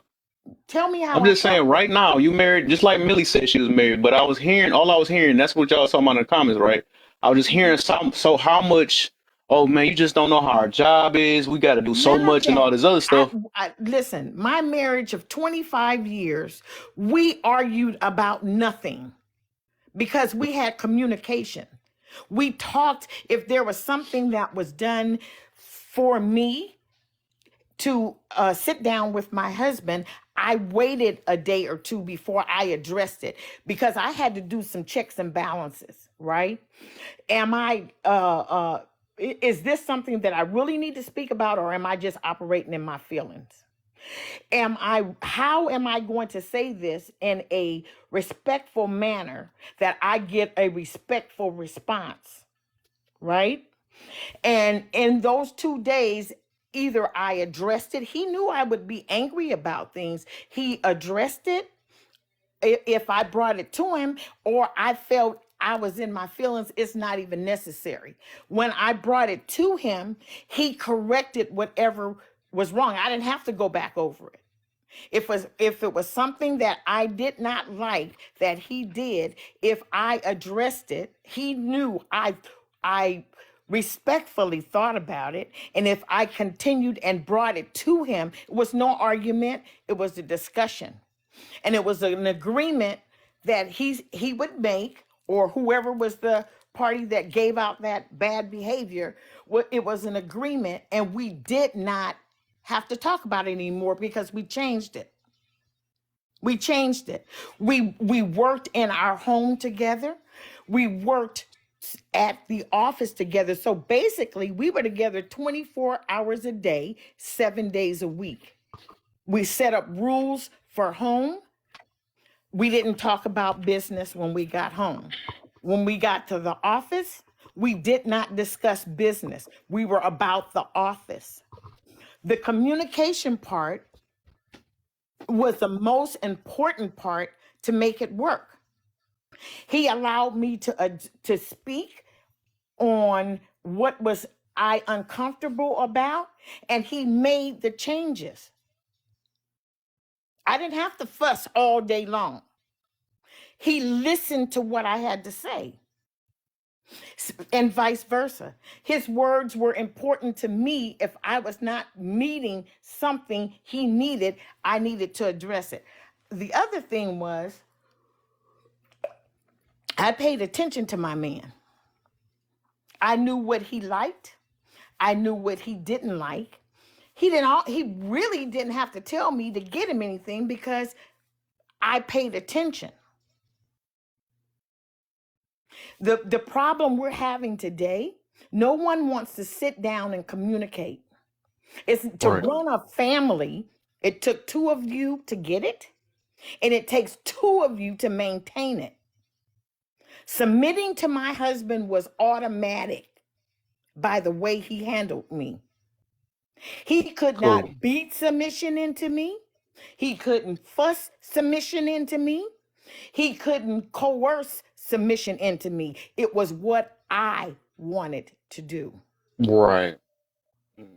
It was what I But today's day and age, they say that I need a man to make sure to, that I can submit to him or something. Like I need a man that because make you me know what they're bring my saying? femininity out. Yes, right now, because I've been, my husband passed 5 years ago. Right now, I had to pick the role back up of being everything to this house. And I probably operate in I gotta get it done moment, and there's nobody else here to do it. So what if it takes a hammer, I better know how to use it. Okay. Nobody's here. So, Now, if the right man comes in my life and he handles me in a certain manner, see, this is why you guys don't understand it. The women are saying to you, you can't come in and force her to do anything. exactly. That's It's what. how you talk to her. It's how you respect her. It's how you Yeah, I think we love her, shifting all the way and deep. it's I don't vice. even think I got that far. Yeah, I don't think we got that far though. But I got your point. I get you though, because we just And shifting it's too vice far. It's just versa. getting to a deep story. 15 minutes ago. But I think the whole point how this started before you even came in here though. Really was just mentioning how it was like, and it was crazy. It took a YT woman that came up with saying how much she appreciate the man she had. Wasn't complaining. What is that noise? What the frick? Hold up. Oh, right. So he basically was saying how much she appreciated her man. Was saying that she realized the type of man she have. You know, no complaining and stuff. Showing she was in a happy relationship, and you know the dude was willing to do anything just because she was worthy of it, right?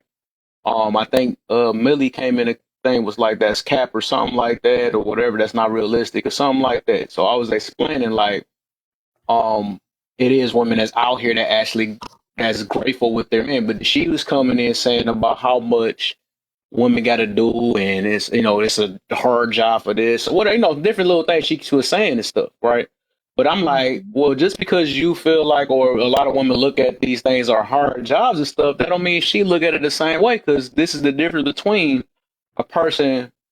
And also, I mentioned the partnership thing when you was talking about that too. I said for women, for the most part, the women that ask for partnership, not all the women that's in the partnership or whatever, the ones that ask for it rather than leadership, I just noticed the difference in it because they really. I look at the ones that look for leadership, they appreciate their man more from my observation, right? That I'm not means saying y'all don't or whatever, but I realize the ones that ask for the partnership, Them the ones be the main ones complaining because they doing the even playing field. Well, I'm doing this, you got to do that. I'm doing But this, what no, I that. have a But question. the one, Why would a did you woman even hear what also? I'm saying or no? I don't know. I I guess. just have a question. Go ahead and finish what you're saying. But What's I the have question? What's the question then? Because it's obvious you ain't listening. Go ahead. What's the question? okay. First of all, I don't know where y'all coming from with all this disrespect because I came in respectfully. I don't know. I'm asking the question because I'm trying to. All right, whatever. She ain't listening anyway, so that's not my point. The last 8 But like out I of said, 10 minutes. I said how it started and stuff. That was my point I was getting to. If you 8 really out of happy, 10 I don't get like she's so happy. I don't get why she got to rebuttal every last thing. That's what I'm saying. I can, but I listen to people and people just, I guess they don't hear themselves or something like that. My thing No, is a lot of people, Edwin came in with a low huh? attention span and just started talking for 10 minutes straight when me and Millie have been talking about the cycle between the women and their daughters and the hyper independency. Edwin came on here with his dementia, started talking about 30 different things and muted himself. All right, we're not He about to go gave a all the way back 10-minute there. We're not about monologue. to do that. Please don't do Yeah, we're that. not about to Try go to there. do that. Don't criticize. It's not All right. necessary. All I'm trying to say Yeah, is we ain't got to do all that. But Yeah. Can I? you're spot on. I mean, I understand your logic, and that's where I'm trying to get an understanding or put a point in that the logic that it was coming back across didn't align with the logic I thought was a consensus in the room, which is the one you just said. Like everyone hollering they want a partnership, but they don't really want to be a partner, right? They want something like co-equal something, right? I'm charging you, Jane. I mean, like there's like some, you go to a job and they tell you, okay, this is your job. You got to do this, and this. And when the boss comes to tell you, well, I told you only had to do this, but today Charlie was out. We need you to do this, and you're the type of person that be like, look, I didn't get this job for that. That's not in my job description. So you're not really a team player. You're basically like a position player. You only want to play one position. And in a relationship, it's multifaceted. It's never the same position every day, which is what Kevin is saying. You guys want 50-50. There's no such thing. And I'll end there, sorry. true. And you feel me. See, but that's all I was getting to about that for real. Kev, let me It's ask possible. you. I'm sorry. Go ahead, man. Let me answer your question.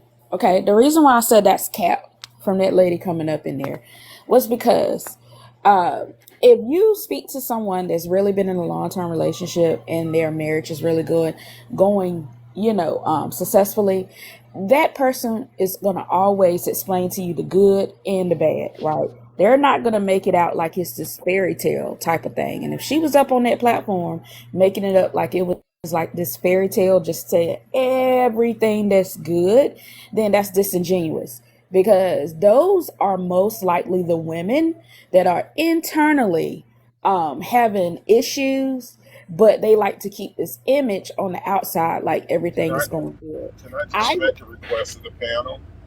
Yes. I'm biased about the woman that was just up here. I would just say, can we leave her out of the conversation? I just want to leave her out of the conversation, Miss Sugar. I mean, we can continue our conversation. I'm just asking. Who you talking about? Who we talking about? Which I think she just talking about. Oh, she talking about another whole the woman we was starting off talking about. It's a YT woman or something that we started the topic with. We ain't talking about the other. I missed it. Yeah, I know you probably thought it was that. But even with that though, because you saying that though, but then women always, it's some women that always say all the bad parts or something like that. But from this point, it just sounds like a projection though. It sounds like you want her to say all the negative stuff about it. Like, what's the point when we do need uplifting in the community instead of all this negative stuff? So I don't get like why you just say that she's capped. That's how she feel. And then she also have women like he mentioned bagging her up. It's like it's possible out here. Sure, there's women that actually that have gratitude towards their man. That's just how it is. Less complaining. But then you came up here with the complaining part. You forgot to say the complaining part. But I get you trying to say that it's not a fairy tale or something like that. But that's so far down. There's some women that got fairy tales and still mad about their own fairy tales too. So I don't get like just because a woman is uplifting her man, it got to be capped. That's kind of sad. Why would it be capped? We should be applauding it.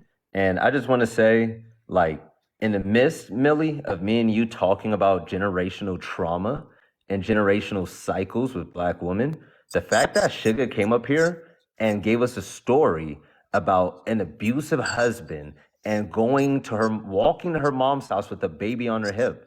She just color purpled us in front of everyone, literally being the same woman you spoke about that Edwin tried to defend. She literally perpetuated. Please. No, I Edwin, asked you wait your not turn, to old bring man. this Story lady for a lot up. of black women in You our wait your turn, old man. Please, She please literally don't came up talk here. about She me, literally Sugar, came sir. up here. You're That's being rude by disrespectful. interrupting me. Be an You're being elder rude and by know your talking place. about a Know your person that's turn. not here to Be an defend elder and know themselves your in a turn, negative Edwin. way. Edwin, be an elder and know your place. So she literally came up here, Millie, and she was the exact person you were talking about. She was the example.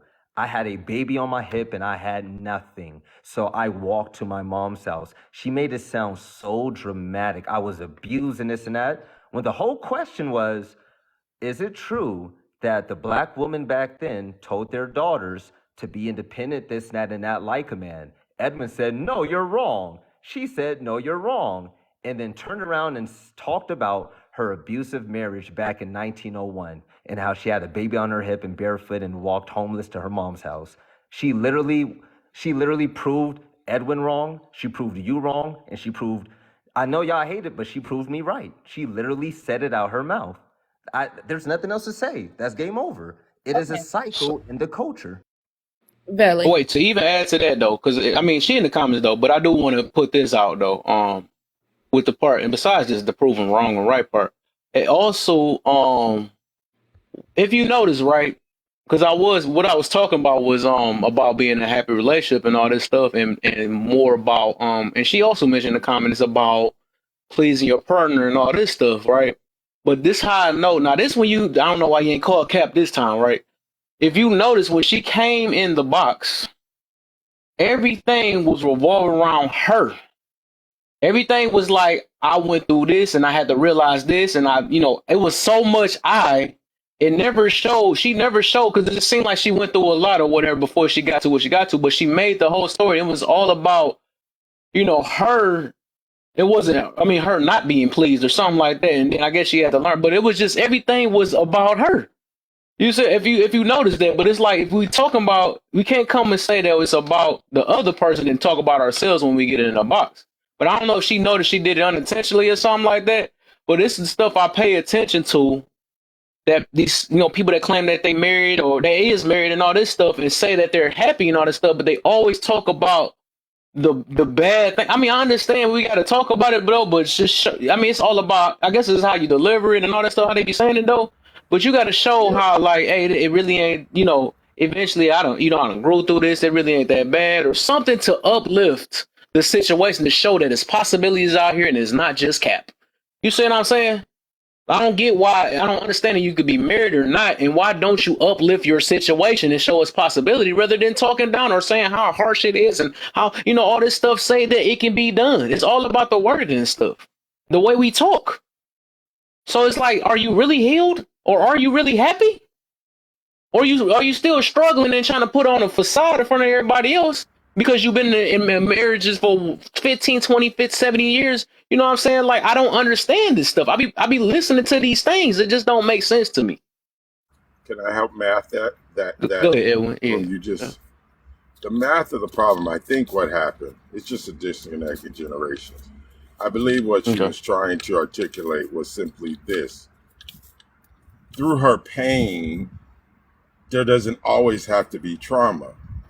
In the generation that she's not from, that we see, pain always has to be traumatic or be viewed as trauma. So the gentleman said, well, she proved my point. She left her mama with the baby on the hip, That's pain.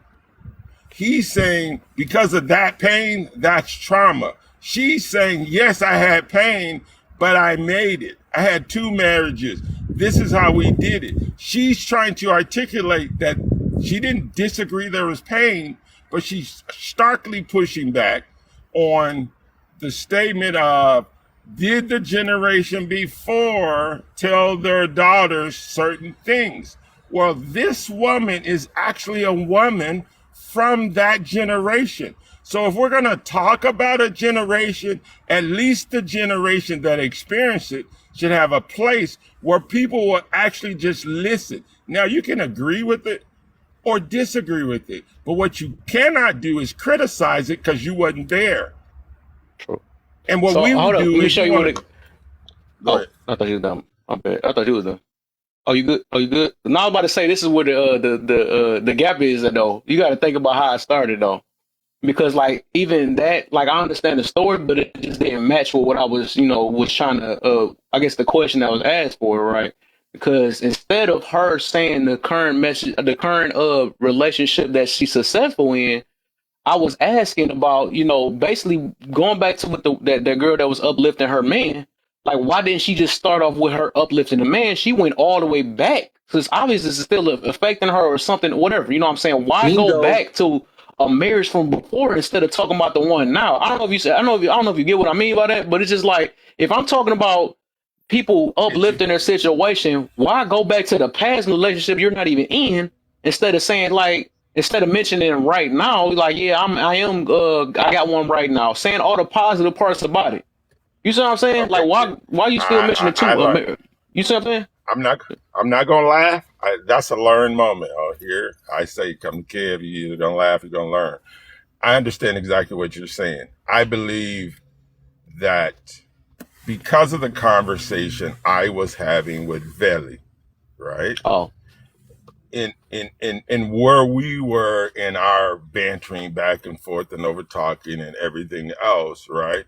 She felt necessary to kind of clear the air from a standpoint of look, like, cause she older than me too, right? mm-hmm. So we're gonna be talking about older women, which is, we're going back and forth, Villa, and I think that's where she entered. Maybe she should have just entered in the host, not with the commentators, me and Veli, because this your live, right? You have a subject, you have a, kind of what, and I agree with it. I think that's what happened. It was not a failure to Okay. read the room, but a real reading of the room of instant, because me and Vela were going back and forth. There's not really any animosity, but from a standpoint, I think she entered the space Oh, at the wrong time. I got you. That makes sense. on Now, a different door. I wouldn't want to believe that because the whole topic, and for some reason, Edwin, you keep skipping over it. Me and Millie was talking about how her generation told her daughters traumatic things to fearmonger the daughters and push them into hyper independency, which pushes the Black woman's work rate up. That was the whole discussion. And when you interrupted me and said I was wrong for simplifying it, after you said I was right for simplifying it, and Millie agreed I was right when I simplified it, Sugar's response, right after talking about the women of her age telling the daughters about their traumas and fears, and that fears leading to hyperindependency, she came up here and made a point to tell us a story about her first divorce and how she had nothing and had a baby on her hip and walked to her mom's house with nothing and she was homeless. What was the point? So my question is, in regards to the topic at hand and what Sugar came up here and did for no reason at all, It was am I wrong to say, am I wrong or am I right when I say she literally did what Millie was talking about the women in her era speaking about the traumatic effects for no reason and fear-mongering and talking about all the mishaps instead of pushing positivity, when all I did here was talk about how men and women need to work together so we could have marriage and families. Sugar literally colored purpled us by sharing her bad experience when no one asked. The only thing that was asked was, is it true that women back then scared their daughters with stories? You told me no, and then she come up here and did it. No.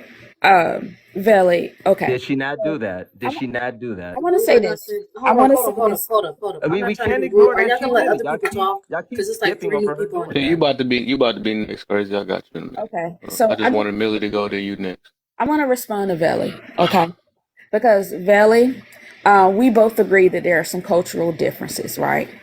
And I think the offense comes in is that you specifically said Black women, right?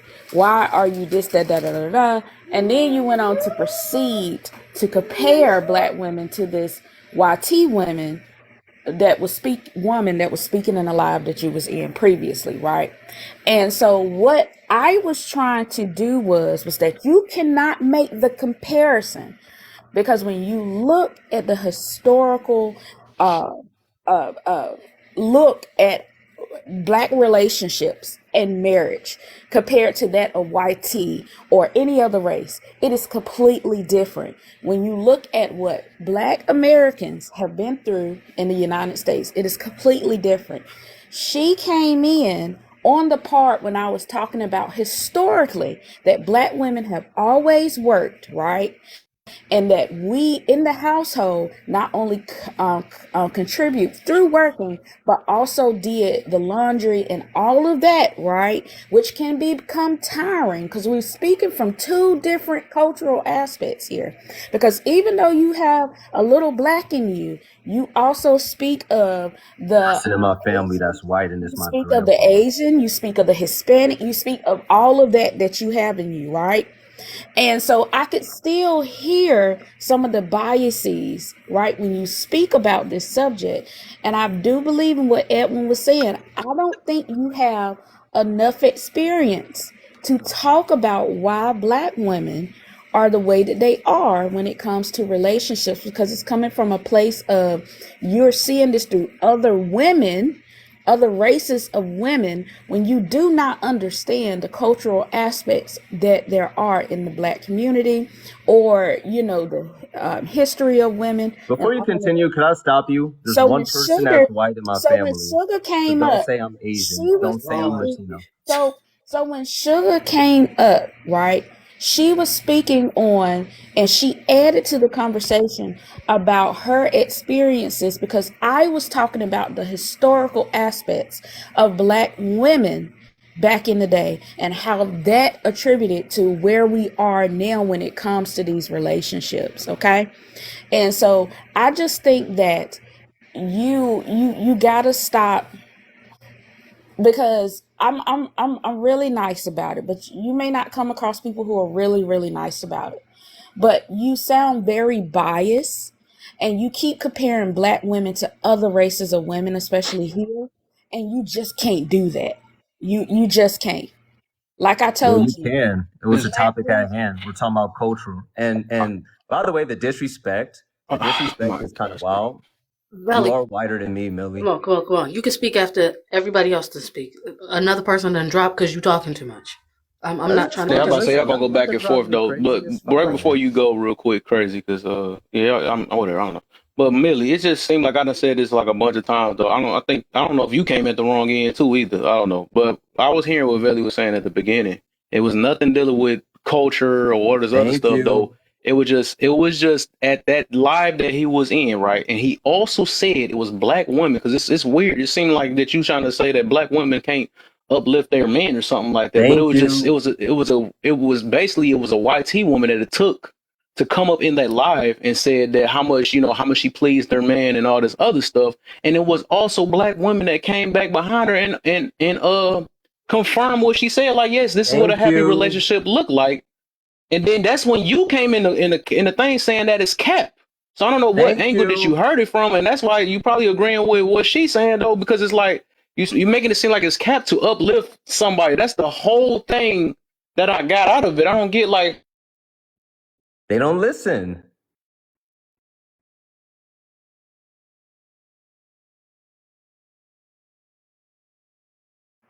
like I said, when you came about, the first thing you did was the complaining part or saying that it wasn't real. You don't see what I'm saying, Millie? Because I don't know if you came in at the wrong angle or something like that. He literally was. It wasn't about white versus black. It was a sad moment that it took a YT woman to come up there to uplift her man. I feel like that's a real big problem. Why we don't get that much on our end? You know what I'm saying? It took her to do it, and then the other actual happy Black women didn't say cap. They said, "Oh yeah, I feel you on this too, because I got me a real good man. I got, you know what I'm saying, stuff like that, right? It wasn't cap or fake. You know what I'm saying? That's what I'm getting to about that. I don't get that. Like, how does it hurt that bad to say something good about your man? That's why I never understood that stuff. I don't know. I don't know if I'm tripping or something, but But I mean, that's how it was, and we just shifted down to history, and you don't know what we've been through and all this stuff. That is just pointless. It's kind of pointless on it. We're not talking about the excuses of why women choosing not to uplift their man nowadays. Yeah, I don't know. I don't get it. But we need more of that. That's the whole point. But go ahead, Crazy Brady. I don't know if I'm talking alien or something, but go ahead, Crazy Brady. I don't even know what the question is, but I'm going to answer. I don't know what's going on, but at the end of the day, when somebody's telling you their truth, it's not up to you to sit there and say that's not true. If that woman is happy in her marriage, she's happy in her marriage. It's not up to us to sit there and say, oh, you're not happy, because at the end of the day, we don't live with her or her husband. We don't know what they go through. We don't know any of that. So if she's sitting here saying they're happy, they're happy. There's no need to call cap on nobody's life. That's like if let's say Black James, he coming up here saying, oh, I love black women and this, and then another man come up here saying, oh no, they this, they that, no, that's his experience and that's what it is. At the end of the day, all this back and forth and color purple stuff, and I really don't know. At the end of the day, we do need to uplift each other in the black community, both black men and black women, because it's too much bashing. Oh, men ain't this, men ain't that, women ain't this, women ain't that, all this other stuff. And we keep forgetting the children. The children are watching.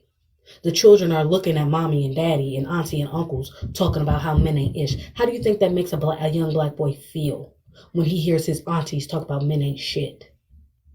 How do you think it feels as a little black girl hearing your uncle say, oh, women ain't nothing but hoes and tricks? How do you think it feels as a child when you're sitting here and you don't want to be in an environment where it's toxic, but because you're a child, you got to be there? Like, let's be real. If we go all into history, let's talk about now. We already know what happened back then. We talking about now. Why don't black women now uplift black men? Why don't black men now uplift black women? It's because it's too much projection. It's too much stuff going on. And like I said, that's why these kids out here running rampant. These kids out here being disrespectful. These kids out here doing all this because they're raising themselves. Even if you are a good parent and all this other stuff, guess what? Your child's going to bump into a child that ain't shit. And that ain't shit going to rub off on your child. And then your child going to bring that shit back home. And now you're wondering why your child is acting that way. It all goes back to the household and who the children are around. Hallelujah. That's why I sit here and say grown adults, it's just grown adults and children body. I land my plane with that because it's like three other people that want to talk. And sure. I'm just going to land with that. That was good talk, for sure, yeah. I mean, I'm glad you... So, let me say this to Cammy here. So you said... So I do understand what you mean, though. Of course, people put things on the platform that's up to get challenged and stuff. I say for the most part, a lot of people, what they do, instead of challenging it, they project it. They rather say, no, that's not true because, this is what I grow through or something like that. They're not going to say I, but sometimes they do say I. But if you're going to challenge something, you got to at least have some type of proof to that this woman is capping, this man is capping, whatever. You got to have some type of proof. Because usually you can hear through different talking points or something like that right after. But if you're going to challenge something, which I do agree with it, everybody can do it, but make it make sense of why you're challenging it. It is an open platform for everybody to challenge it. I kind of do disagree on that part, what Crazy was saying about that. But that's what people do, though. But my thing is where it's wrong at is like you just saying it because you hurt or you don't see that as real, but prove to them or have some type of basically at least ask a question and say why it ain't real or not, or is you just, for the most part, everybody just projecting? That's all it be. I ain't been hurt it before, so it's no way you can be happy. And that's what happened on this app too much. Can I respond to that? Go ahead. Okay. I agree with like what you're saying. But at the same time, is it necessary for a conversation to go to what's most people's expectations, like a smooth conversation? Or is it more important that the person did interject and that as the host, you recognize why they did it and you pointed it out and you shared that with anybody. Now, when I'm in another room or moving forward, I could apply what I learned here in this room. And so, isn't that like kind of important too? Yeah, I think I get the question. Yeah. Yeah, you're right. I would like to say this. I kind of dislike how this went off to the left because Millie and I was actually having a good conversation, and it's just the whole conversation literally ended up around how in our culture, Black people, we fearmonger each other. We fearmonger our daughters. We fearmonger our sons. And my whole argument is we shouldn't do that anymore. We need to work together and love each other. So when we get Edwin that come up here and say, no, you're wrong, and start talking over me, and then Suga talks about a baby on hip and being homeless after divorces, these are this is the trick. This is the trick. They will use I'm married as an excuse to where they live their life great. But that's the generation that made my mother's generation, that made the generation under me. They fear-mongered them. And that's what we need to stop doing. Spread Well, positivity. Spread positive. Stop doing. Veli, even though he's saying that though, but you gotta really, we just kind of squashed that a little bit though earlier. Basically it was just a misunderstanding, which would be for the most part. It's just Edwin, I cleared it up with him with that.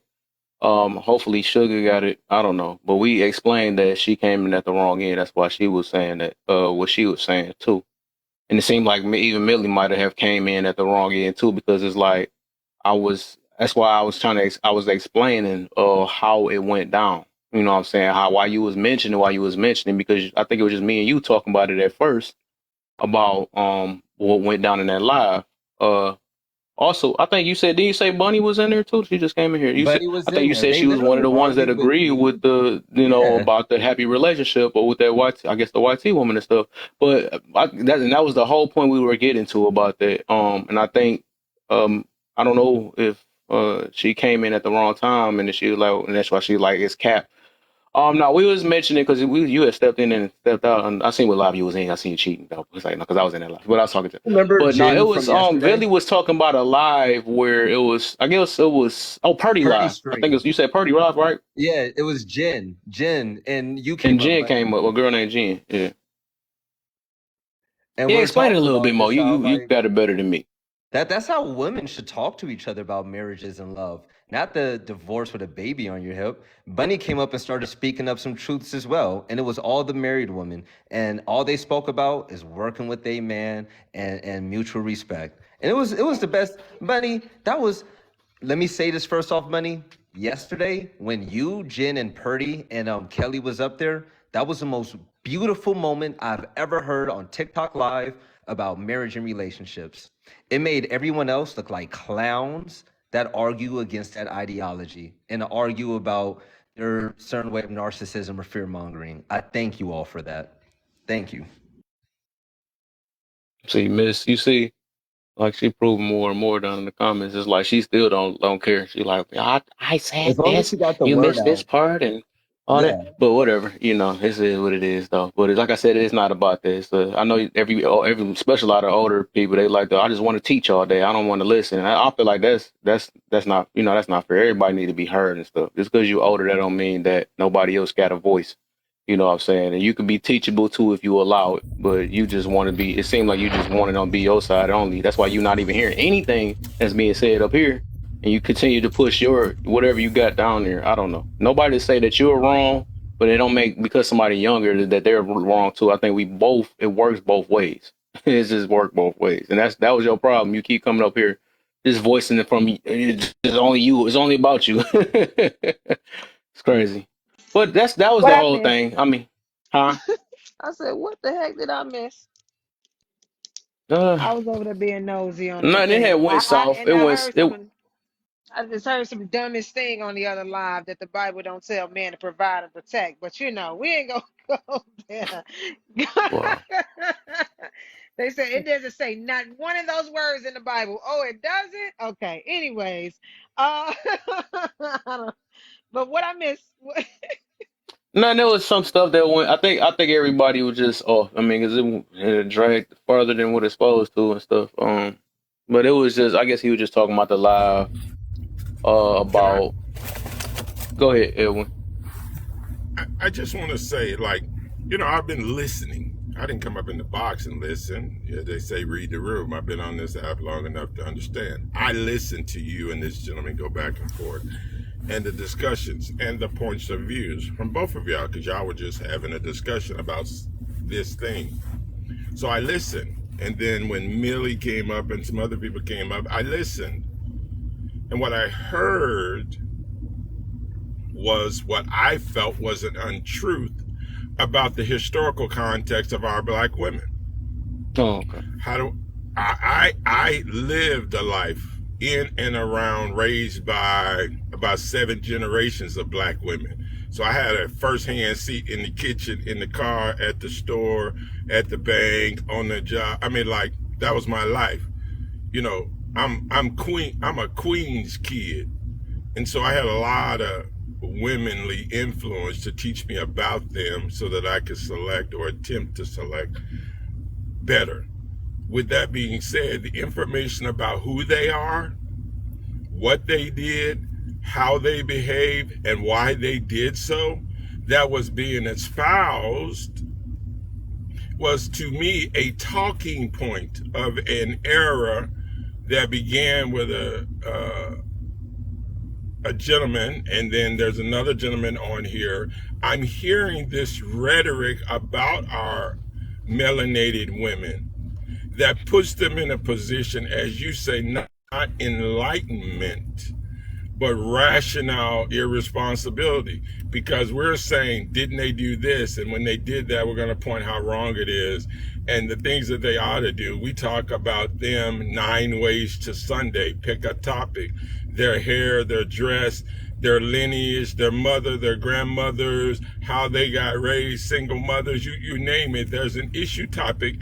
But the main character in the issue topic is melanated women. Normally it's being talked about in this manner by some dude of any persuasion. The problem that I have with these dudes is, first off, you couldn't have possibly, in my mind, I'm one of 8 billion. But from where I come from, dudes like me that got raised by women like I got raised by don't talk about women in the manner under which you're subjugating them. You talk about them in their majesty, in their majesty, that they're the best creations on the freaking planet. Like, no, we don't get it right. We got these issues. If you want to talk about issues, talk about the issues amongst us. Don't talk about the issues about them, because they ain't the only problem. We all on the bottom of the freaking barrel. So if you ain't helping us get out the bottom, out the mud, then go back to your ivory tower, your smooth streets, and your pink lattes or whatever you freaking drink, and do you. If you've assimilated into that culture, great. No problem. We're not knocking you, but what we're going to knock is when you come back down and you talk about people you shouldn't talk about. You don't have a license to talk about us. Them in particular. And I'll end there, sorry. Edwin, once again. Hey, I like how you said that, when you said you grew up in the era where there's about you saying about the women and stuff, right? But and that was kind of proven earlier, because back then even women wasn't even getting held accountable then. This literally just started happening within these past 5 years or something like that. We started holding women accountable. That's why it seems like they're the center of what's being talked about nowadays, because they're not used to it. I think it's always been, holding men accountable and talking about how much they ain't ish for the last 50 something years or something like that. So it only makes sense, because like I said, I grew up thinking that all women was innocent, mama can't do no wrong or something like that. I did grow up in that same exact era that I thought it was just like that. I didn't know that women was bad, barely knew women can fart, you know what I'm saying? But it's just like, the thing is, now it's another side getting revealed, and that was a hidden thing that wasn't getting talked about as to why, and we did not realize why our culture, our community was dropping. We wasn't paying it no mind because it was so one-sided, because everything was on the men. So now it's like a even playing ground, and it's just really like it's just standing out more because people, the society itself is not used to talking about women, especially black Okay. women. Because we talk about black men all that, we see them on the news, all that stuff, we see it. That's dang near normal, and it's like it's not. It's just what I'm saying. People are immune to it now, but now this new stuff is the new thing that what the heck, black women can be held accountable. What? Okay, so let me ask So you a now it question, seems like Kevin. that is the worst of the worst thing right now. And I do understand it seems like it's a bad thing, but I think that everything got to be exposed, for us to, because you got to address problems before we can correct it. And I don't think that it's all about, bashing and all this stuff. It's just speaking on the stuff that, or basically lifting up the rug and that of the things that have been hidden, that have just been, that little piece of dust, or not even a little piece, a big piece of dust, that big old dust bunny that's under the rug that we just been going over all these years, and now we finally lifting it up and seeing why this carpet is so dirty now. You know what I'm saying? I mean, so that's all that's happening right now. It ain't all about, that from what they feel like it's tearing them up, isn't it? Okay. But it's So just, let me no, ask it's you a just about, question. it's just getting addressed now. You know what I'm saying? It's been quiet for so many years. I Because got you. ain't nobody want to think about their mom being wrong, auntie being wrong, sister. You know what I'm saying? When we Right. heard them getting smacked or something Right. like that, oh man, it had to been the man. You know what I'm saying? They never mentioned the Right. part where she done stabbed him in his back and all that stuff for educational purposes. They never mentioned none of that stuff. It was so one sided. Like I said, we grew up where we thought women was just straight up innocent. That's why even to this day, why people fall for people like Heartbreak and all this other stuff and a Brick Lady, because it's so freaking one-sided. That stuff is indoctrinated in our mind to be like that, and we're accustomed, and we never ask what happened on the other end. And if we do, it's called victim blaming. It's called this other stuff because that's how the world or how America or this community has put it. So now that we're addressing it and putting it up front, now it's becoming a problem. It seemed weird or it seemed like hate speech or something like that. Because nobody's used to this. But the reality, both sides is wrong, flat out. That's just what it is. Okay. You're right. But this is where you're wrong at. Okay. And I'll make it mathematically. I mean, you can see this in real life. I'm going to assume you have a bank account somewhere in the United States, right? Right. How many people have access to actually what's in there? How many times you've been late? How many times you didn't pay the fee? I mean, how many people know the innermost secret workings of your bank account? You Probably probably the can people count with the on two bank. fingers, right? Yeah. On two fingers, right? Our women is our bank. That's where our children come from. Are they all right? No. Hell, is all the banks right? Hell no. But still, how many people know, what's in there? That's our bank. We don't expose the most inner parts of our bank, the underbelly of it. Why? Because we give the adversary the opportunity to go in there and take advantage of us with them.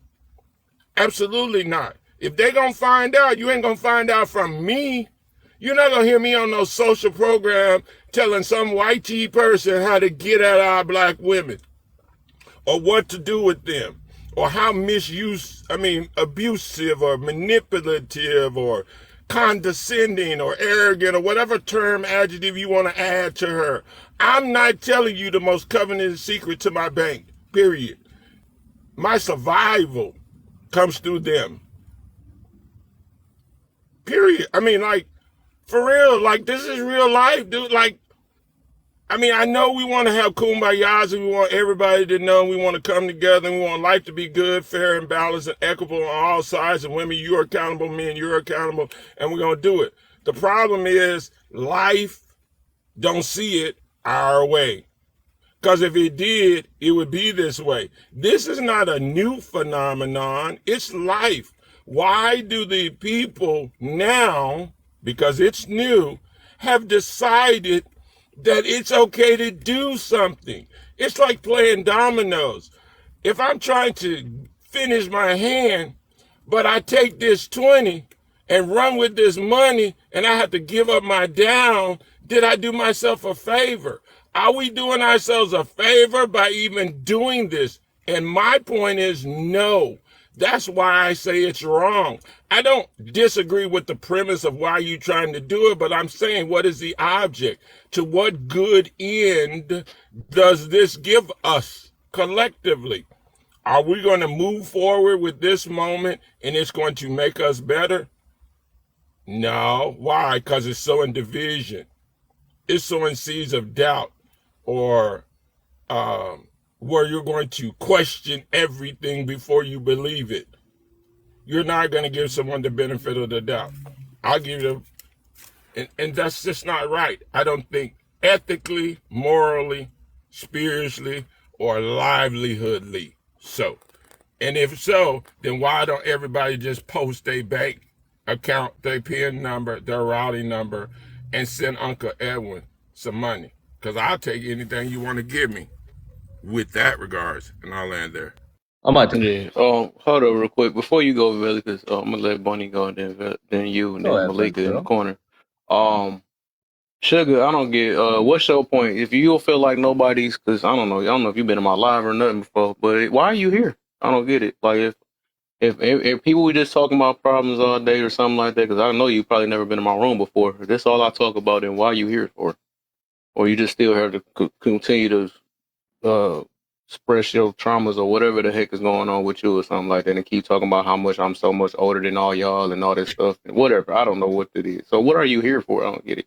It got worse. So I'm not making no sense. But we got everything to do. It could be taking care of her family or something like that. She got here talking about how somebody else running their stuff. I don't get it. It's just funny. It's funny to me. So go ahead, Bunny. So now this is my thing. If I got uh Uncle Edwin, if I got your point correctly, She need a hearing but I aid don't too, really don't dress too many men. But this is my thing. The reason why is it's being seen as just like pretty much like what Kev said. I'm gonna bounce right past that because Kev pretty much stated women just were not being held accountable, right? So a lot of issues that we have in this community, I won't just say it's only on women, but if we want to stop a lot of the issues that we're having, what's this, 12 months? If we want to stop a lot of the issues that we have, and we have to go to the source, right? I think everybody would agree to that. You cannot fix a problem unless you go to the source. If we're out here having issues in our community, a lot of times, not all the time, but a lot of times you have to go to the women because women are out here we have the access to our wombs, we have the access to sex. I don't know if you can say say the actual word on TikTok. They got so much stuff is sensitive. We have the access to XEX. And when we're producing, we've also, the record have shown, the statistics have shown that a lot of the bad children that have came up in our generation has been from single parent homes, right? So if we stop single parent homes and we hold the women accountable for a lot of decisions that women make, then we can stop a lot of the issues that we have. That's the solution. You're going back to the source, holding women accountable instead of saying, hey, you cannot just keep pointing the fingers at the man. What are we going to do from here? How about you pick wisely, right? How about you pick a great father for your kids? That'll stop kids from being in fatherless homes and not having a great man to lead them, right? Because men bring order to the home. Because when a woman has a child and that child turns out correct, right? They take all praise. Oh, daddy wasn't there. I take all responsibility and accountability for this. But as soon as something goes wrong with the child, is where are the men? Where are the fathers? Why is the dad not there? It's the dad's fault. No, you can't have it that way. So you have to go back to the source. If women start having kids with men that's responsible, good men and good leaders of the community, then you will have a stop. We would get a stop to a lot of the things that's going on in our community. Period. There's no other way to do it because you can't hold just the man accountable, because if we do decide to just hold the men accountable, there's still women out here that are picking and choosing these bad men. And if there are single parent homes, then they're going to keep producing these bad men that women are steady having kids by. So once again, the source still turns back around and be on the woman. So you have to hold them accountable. I didn't want to bring this up, but I'm gonna do it because Edwin judged my biracialness because my grandpa's white. Millie is lighter than me, but somehow brings up my race as well.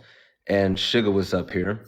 Bunny Nah, is absolutely right. realize your lineage Edwin, at Edwin, can all. you please wait up? You always interrupt me, which is a very weird trait of yours, It's man to about me. man. Just keep my name Nah, out. Edwin, I can you won't ever please come be on quiet mute. and stay in Yeah, your right. lane? I So know yeah, you're I'll old guess you. and Okay, we get it. Okay, I know you you're black. old and So you're we're not getting about to your do that though. We turn. trying to make this. I'm actually about to get back on topic though, because yeah, it just shifted so I'm bad. But gonna we say feel this you. and leave. That's all I gotta say, because Edwin, he has dementia. But let's put it like this. Dog, you can't say. That's one No, thing. no, I'm hey, not I'm gonna trying to keep it a do that. buck. Like I No, don't make my life like that. I'm trying I'm not about to to do no make them disrespect ops in here. mad with this I gotta one. be fair. So Huh? no, we about to be fair. So yeah, there's actually a study. Take a look at the National Institute of Health. Mothers' academic gender stereotypes and education-related beliefs about sons and daughters in African American families. This was a study that was done for the National Institute of Health and also Duke University. What did the study show? Back when I was in high school, I'm 34, they did a study on black children raised in every household.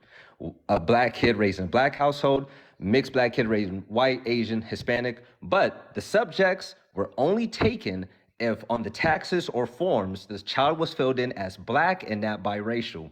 What did we learn?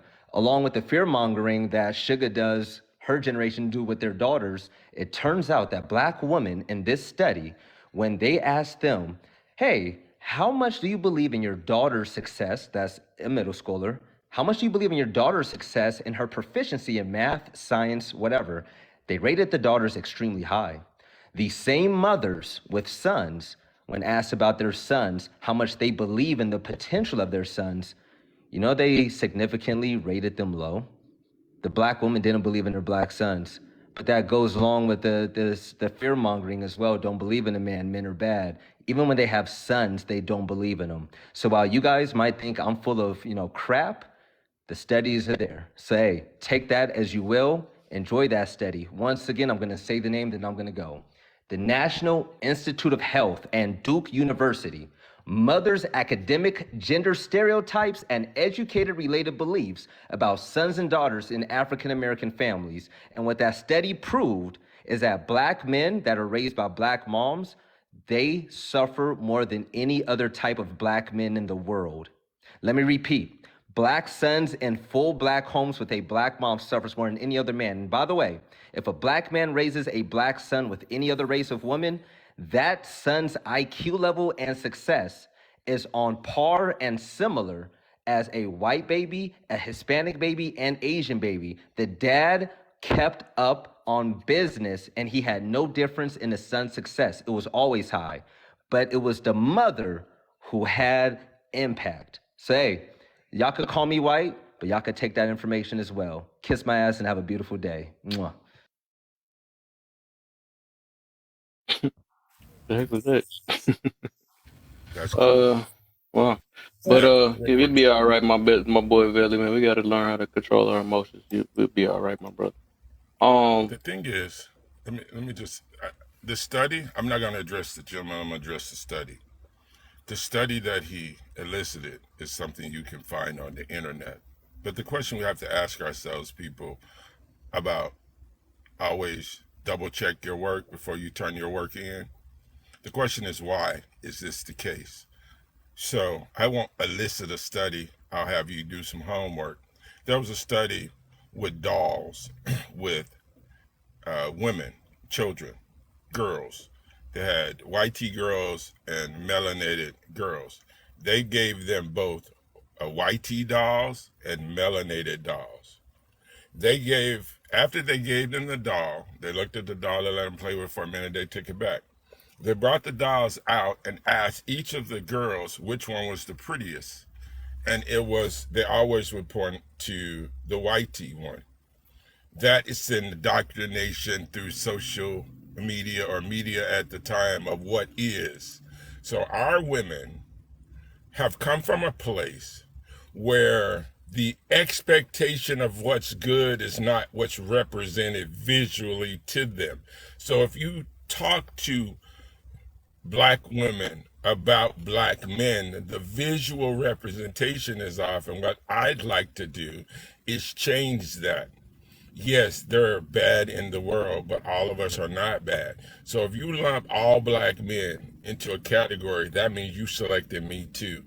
If you lump all black women or the majority of black women in, that means you're talking about my sisters, my mothers, my nieces, my cousins, because I got a plenty of them. I'm from the country. All they do is produce like rabbits. So when you say a selective pool, I'm not talking about just the one person I know that live next door or the person that I may see every now and again. I'm talking about my collective. So when people classify black women, black men, because of this, that, and the other, I tell them they're holistically wrong because they have no reference point. They can't say, like me, I'm 7 generations deep, and I know all of mine. There's 69,736 of us currently walking around in the United States of my clan. Now, I don't know how many is your clan. So when you reference a number of persuasion as a thing, then I have to look at what do I know. And when I can look at mine and say, you're wrong, and then I can validate to you why you're wrong, you're either going to have to accept my truth, that I believe what you believe is wrong. You can believe what I believe is wrong also. But the thing about it is we individuals have the choice to learn or laugh, as Kev does. All I'm trying to say is simply this. If we're going to do the math problem, do the whole math problem. But do a math problem on your own merit and your own experience, not someone else's. That's like cheating on the test. You didn't study, you didn't do the work, you just look over and you're copying information and trying to validate. I think that's called plagiarism. And I would like for us to stop that. I would like for us to bring noble experiences to help uplift us or show us the way, what not to do. And then sometimes what we ought to do. Either way, all of that could be useful. And I think that's the point of this conversation. And I'll land there. Okay. All right. So, all right, we could try to get on topic now. I guess my point of view about to shake the room, so I'm going to start it off with the first two questions real quick. Then we go from there. How everybody else want to do that, though. I guess then we can start from Tommy. So first, why do people hate control? Overall, with me, I'm just gonna say overall because people don't know how to control themselves. So it's horrible to find control from somebody else. You know, nobody want to hear that. You know, that's just like people don't know how to hurt their own feelings. That's why they get their feelings hurt by everybody else. I don't know. So that's me just summing it up. I could say so much about the topic itself. So this is my good part, in fact, my famous part I had learned. And it's just everybody, all of our own opinions and observations, right? Do women really choose attention over protection nowadays? And I would say, just based off of how all these lives go, how TV portray it, how even people in my family or whatever, how this go, I would say, faces in the building, what's up? I would say, yes, a woman want attention more than protection nowadays. And why? Let's go ahead to go to the golden one, because that's what made me think of this topic. This is the reason why we always got to argue with them with this certain situation, the clothes situation, right? You know, somebody had gave me a scenario the other day and made me think about this question. It was like, well, you just don't know what women got to go through. We got to fear for ourselves and all this other stuff. And when we walk in these streets, we're scared and all this stuff. And I'm like, so what make you think men is not? You know what I'm saying? I'm like, men go through worse. And actually, if you look at it, men get attacked way more than women. You know, fighting, whatever. I know I guess they talking about the sexual part, right? But even that, right? This will make me think about, do women choose attention over protection? Is I'll be like, why do, the thing is, the fact that we got to argue about what they wear nowadays and stuff, and go on the street with, and they rather, you know, no, I'm comfortable. Ain't nobody, y'all need to check the man and all this stuff. But I'm looking at like, if you really wanted protection, I think you would take any step. And if you really care about yourself, right, you would take every last step in life to figure a way to avoid going through these things. Even if you wouldn't make an excuse to say, well, they're going to go after me either way. You know what I'm saying? And so I'm going to wear even less. That's the stupidest stuff I heard on this app ever. You just to this day, nobody answered that. Let me be me so much. But it's like, dang, you choose attention that bad that you don't care. You really don't care. My thing is if I'm really supposed to be so-called this, we so fear of our lives and all this stuff. Like me, if I was scared to go in the dark alley and stuff, you wouldn't catch me going. I wouldn't make an excuse and blame the people that's in the alley or blame the alley itself that they better watch me. Talk to them. No, I'm gonna do what I got to do to protect myself. And it's sad. Why do a man got to tell you how to protect yourself and that you care that much about attention that you look at protection as controlling, right? That's what the topic is going back to. And that's what it shows me that women, from my observation, this is my opinion. The reason why I'm gonna go with that, they choose attention over protection, is because for the most part, it's an addiction. It's a freaking addiction. Even the world put it out that way. They are freaking addicted to attention, that they rather cover it up and say, I'm comfortable. This is the way I am. You know, this will make me, all this other stuff, rather than look at like how this going to play out when I put myself in this situation. How this going, if I get with this guy, he done gave me the signs. He told me all these things that, I do this, but hold up.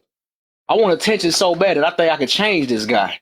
I'm about to make him mold. If I throw this thing or whatever on him, stuff like that. Like, bro, you really want attention that's bad. You're not really trying to protect. You're not trying to protect your future. You're not protecting anything. So the fact that we gotta not even argue, because it's like we saying these things to protect them, but they look at it that you're bashing. You're not letting me be free and all this other stuff. So this is what it goes down to, I believe. I think we care about protecting ourselves more than them, because like they don't. Even this right here, let me throw you another one, right? Another one. A lot of them put you in a confrontational situation rather than try to avoid it. They rather call you a punk for walking away from this guy talking junk about them. They rather put you in the midst of it. They rather put you in the midst of it than rather protect the family. You know what I'm saying? And I'm not saying, I never said all or nothing if people get in their feelings, but for the most part, and we see these things, unless you that type of woman, that's the only ones that I'll be seeing that defend it, because they either was that type or still this way to this day. That's why I don't really listen to them, because they gonna get you in trouble. They gonna get you in trouble because they don't want protection. They want attention more than anything. So that's my whole spiel on that first one. I warmed up the room enough for you on that one. And so what you got? We're gonna start off with you, Kami. Okay, because I had thought about something when he was talking. He was like, oh yeah, okay. So you said protection and that women. So what's exactly the question? Because you kind of. I'm gonna read it for you again. Do women really choose attention over protection nowadays? I think that it goes hand in hand. So it's like what you said. You said a lot of women feel like, you said there's some women that feel like if a man doesn't like fight and like tries to walk away from that fight and stuff like he a punk. So I think some women choose to get attention until they find like they Debo, if you will, like, because that's like the quickest way I could say it. Like, have you ever watched Talking Dirty After Dark, and that one dark-skinned actor, and she had like the Debo character, really, and that was like her boyfriend? I think like females try to get attention until they get what they want. That's like an example. But some women do that to like find the guy that they feel like will protect them, whether it be whether money makes them feel safe, whether strength makes them feel safe, or just a brilliancy, like an intelligent mind, like whatever it is that woman feels like will help her survive, because it's kind of just like satisfying her survival insecurities. So if that man fits that, then that's what it is. So I think that's where it comes. It's like, well, don't you want to protect yourself? But at the same time, there's some women who, you know, utilize their innate nature to attract men, you know, to try to find what it is they need to survive, and they'll put their surviving over an instant where somebody might SA them or, you know, do other harm to them physically. It's like that's a chance they take. Just like when just like in the wild, when a female lion is out there, you know, or like a maybe more like a cougar or like a cheetah, like one, because they like female counterparts in nature, and they tend to hunt on their own. You know, it's always a risk out there, and you know, but the baby's got to eat. So, yeah. Okay. Good one. Good one. What you got for us, Edwin?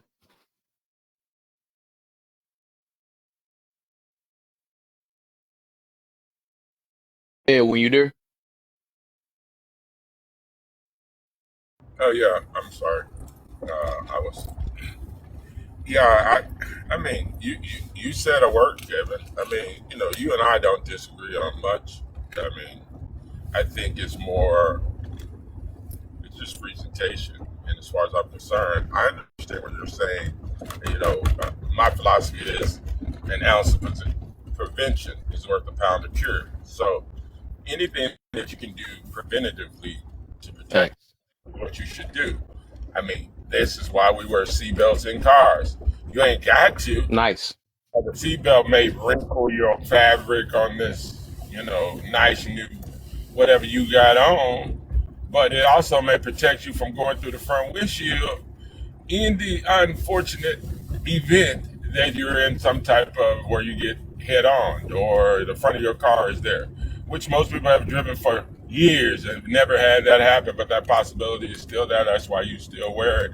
So if you're doing anything to protect yourself and think you can just, so to speak, do what you want to do because now you've grown and on your own, and all of the things that are here designed to protect you, you don't want to listen to, then, you know, I don't know how to help you. I don't even know how to reason with you.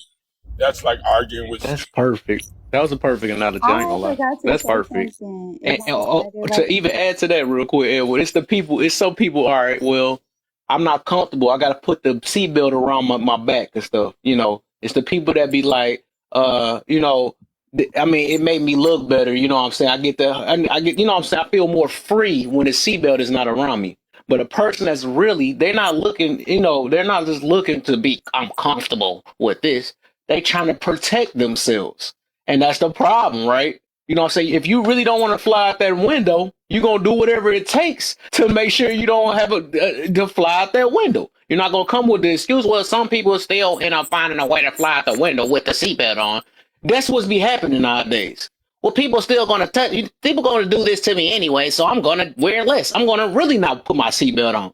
That's stupid. Like people don't hear themselves, but that was a perfect analogy you just used right there. But guess what? I'm not a seatbelt, but people just, like I said, that don't be so funny to me. Like missed a whole entire analogy because they selectively hearing because they be one of them people. That's just what it is. I think you were about to say something, Kami. You did. You skip one. And I'm glad you were saying like the different type of people because I had forgot to say something. Yeah, you know, ever since the pandemic and stuff, it's been like this age of spiritual enlightenment. So people have been, you know, following a narrative of mind over matter. So then you have that number of people too. So it's not so much even about either of what you're saying. It's about I've done my shadow work and mind over matter, and I'm not focusing on those type of things happening. And so that doesn't even make a difference. And then you have other people with the philosophy of no matter how much I mess up, what I get is what I'm gonna get, and it doesn't really matter what I do. You know, my time is my time, and I think it's like the philosophy of failure or something like that. I don't know, but it's like everybody got so many different array of philosophies. It's unfair to put them in the popular rhetorics that get shown publicly all the time. But I see what you're saying, and I always think, and I'm about to wrap it up. This is it. Is what do I actually see in my real life when I go outside and interact in the real world, not social media? True. True. If you base it off social media, that's sad.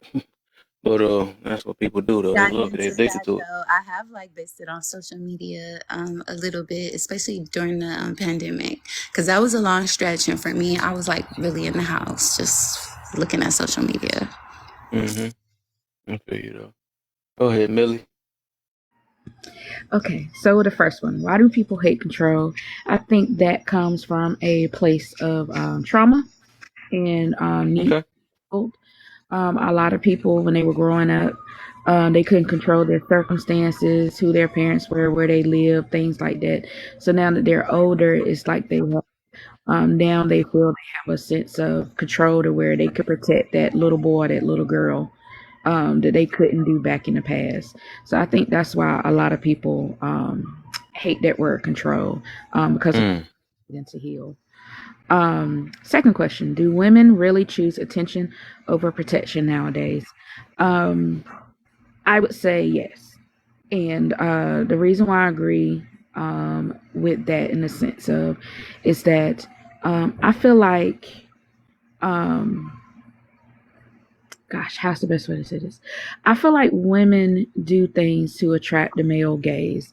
And whatever men are gazing at, they tell us what they want to see, right?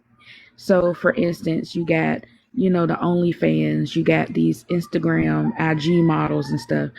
I see normal women feeling like they have to go get a BBL because that's what the men around them are looking at, right? Mm.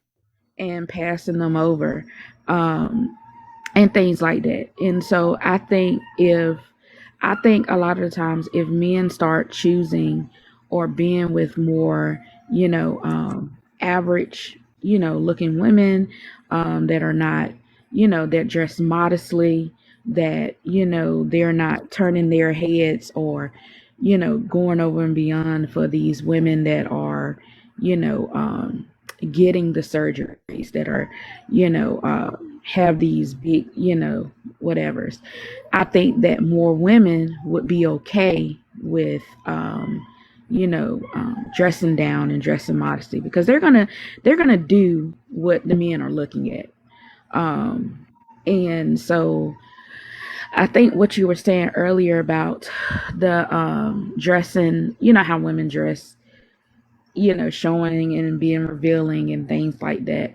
And it may put them in more, dangerous situations and stuff. I think when women are making a judgment on how they want to dress, I think they are choosing between the two a lot of the times. What is more important? Do I want to find me a man or do I want, I know it's going to bring out some of the dogs in me and that's going to come after me. So I think that if men changed what they were attracted to, what they put their money on, when it comes to that, I think that more women would dress more modestly and carry themselves, a little bit better. I get you. I feel you put that in there. I mean, that's true though too. Even though you threw something extra that wasn't supposed to be in there, but we weren't talking about that. But I feel you on that. I guess you're coming with the excuse why women like that. I get you to make it fair, I guess. But I guess overall you did say that they want the attention though. But I do understand. I say that too. I do blame a lot of the men. Reason why these women are like that. So it'll get confusing. They one minute they sleeping with the ones that they say they don't like and all that. So I do. And we're gonna get on the man. We're gonna get on that part, even though you kind of got to the man part before we got to it though. But hey, you got it out, made it even it out real quick. So you got to justify what they was doing. I get you. I feel you. Go ahead. A matter of fact, let's get hashtags. I know he get hashtag. I want to say you for last. I got short-term memory. No, I want to say the best for last. Okay, I know you gonna cook. for last. I won't answer the question, but I do have a little pushback for Molly before I forget. Okay. Only thing about that, Molly, is everything you said, it makes sense, right? And yes, if men didn't give attention to it, okay, good job, big boy. Drink that water. I'm gonna get your medicine. Only thing about that is, right? I mean, like I said, I agree that if men stop giving that attention, women would stop seeking that. But men are that's like telling a man that if he sees a woman naked, that he's not gonna look, right? Men are gonna be men. They're going to look. They're going to, and that's something that even within a relationship, if you see a girl walk past and you're with your spouse and she got a big old butt, no, you don't want your man drooling over her. But men look. That's just what men are going to do. So if it's right there for men to look at, women are going to keep doing it. Which hence, yes, they're going to get that attention. But the problem is when those women are being viewed as the ones that the men want. No, they want to sleep with those women because evidently it's easy. They're advertising, they're billboarding that, hey, look, my body is out here. I don't respect my body. You don't have to respect my body. And what do men want the most? They just want to get some SCX and not have to respect and not have to take it home, right? But the women that are not having their bodies out there like that are the ones that's being wiped. And I'm gonna leave it at there because I know you want to save me for last. Oh yeah, Whatever. I do want to say it for last. I want you to cook. You've been cooking these past couple of days. I'm like, dang, I'm so proud of my sister. Like, no, but Shut up. yeah, for sure though.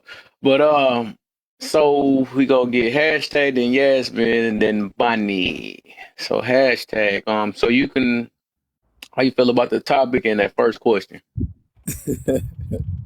Every time I hear these conversations, I hear women oblivious to them saying that they're children. Like every time I hear topics like this, it's like women are oblivious to them actually talking down about themselves. Let me tell you what unaccountability sounds like. It sounds like a person knowing something is bad for them, but choosing it just because it's there, and then blaming everyone else for making the bad choice available. That's what unaccountability sounds like. Unaccountability sounds like saying, you know what, I know that this is something that I shouldn't do, but because it gets me more of what I really want, I can still blame them for what I'm choosing to do. That's what it looks. It's so crazy to me. Like, and what's even more remarkable is women don't realize that oblivious. You are calling other women stupid, and you're calling yourself stupid. It doesn't make any sense. And I'm very passionate about this because I'm tired of women calling themselves stupid or childlike and then calling other women stupid and childlike. You women are incredible creatures. You are incredible beings. You make up your own minds. You have your own thoughts. How is it that every time you do something wrong, you blame it on someone else and not your own decisions? I don't get it. It just blows my mind. Every single time you do something, you say it's because of someone else. When do you start to think for yourself? At what age, at what moment, at what decision do you start to think for yourselves? That makes no sense to me. So I'll answer the second one, right? Okay, well, the first one. Why do people hate control? A lot of people hate control because a part of control or a part of even security or a part of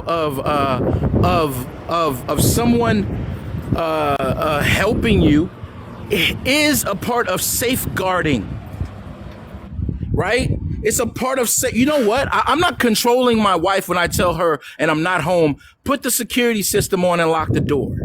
I'm not controlling her. I'm telling her that there's a possibility that somebody's going to come in the house, and I want you to be aware because there'll be a jingle and a buzz to let you know somebody's coming. I'm safeguarding you, but you know, most men, believe it or not, spend majority of their relationships protecting women from themselves. Most women spend a majority of their relationships protecting women from themselves because women walk around with this idea all day long that the world is the way the world should be this way instead of the way that the world really is. And then when something happens to them, they act like it's the world's fault and not their own. You're part of the problem. You accept the world the way it is. And roll with this shit. You don't have enough power to change the world. So get your shit together and then change the world. Like I don't understand it. Like you gotta get in before you fit. Before you change anything, you gotta get in. So if you want some power to change how people view the world, you want it to be like the 1500s in Africa and everybody walk around free and burdenless. You want to walk around with this type of deal, then you don't have enough power to do that. That's not what we live. It's so crazy. I just feel sorry for women that are so oblivious to them calling themselves stupid. It upsets me. Like I talked to my daughter about this. I talked to her mom about this. I talked to my cousins about this. I talked to sisters about this. I talked to so many women about this. And then what they do is they always say because. Forget because. When will you think for yourself and not be a reactive creature? Be an active person and decide for yourselves what is good and bad for yourselves. Stop doing things because you want to blame it on someone else. Just, man, it's terrible, man. I'm done, bro. I'm gonna wait. Go ahead. It's so crazy to me. I don't understand it. I don't understand it, man.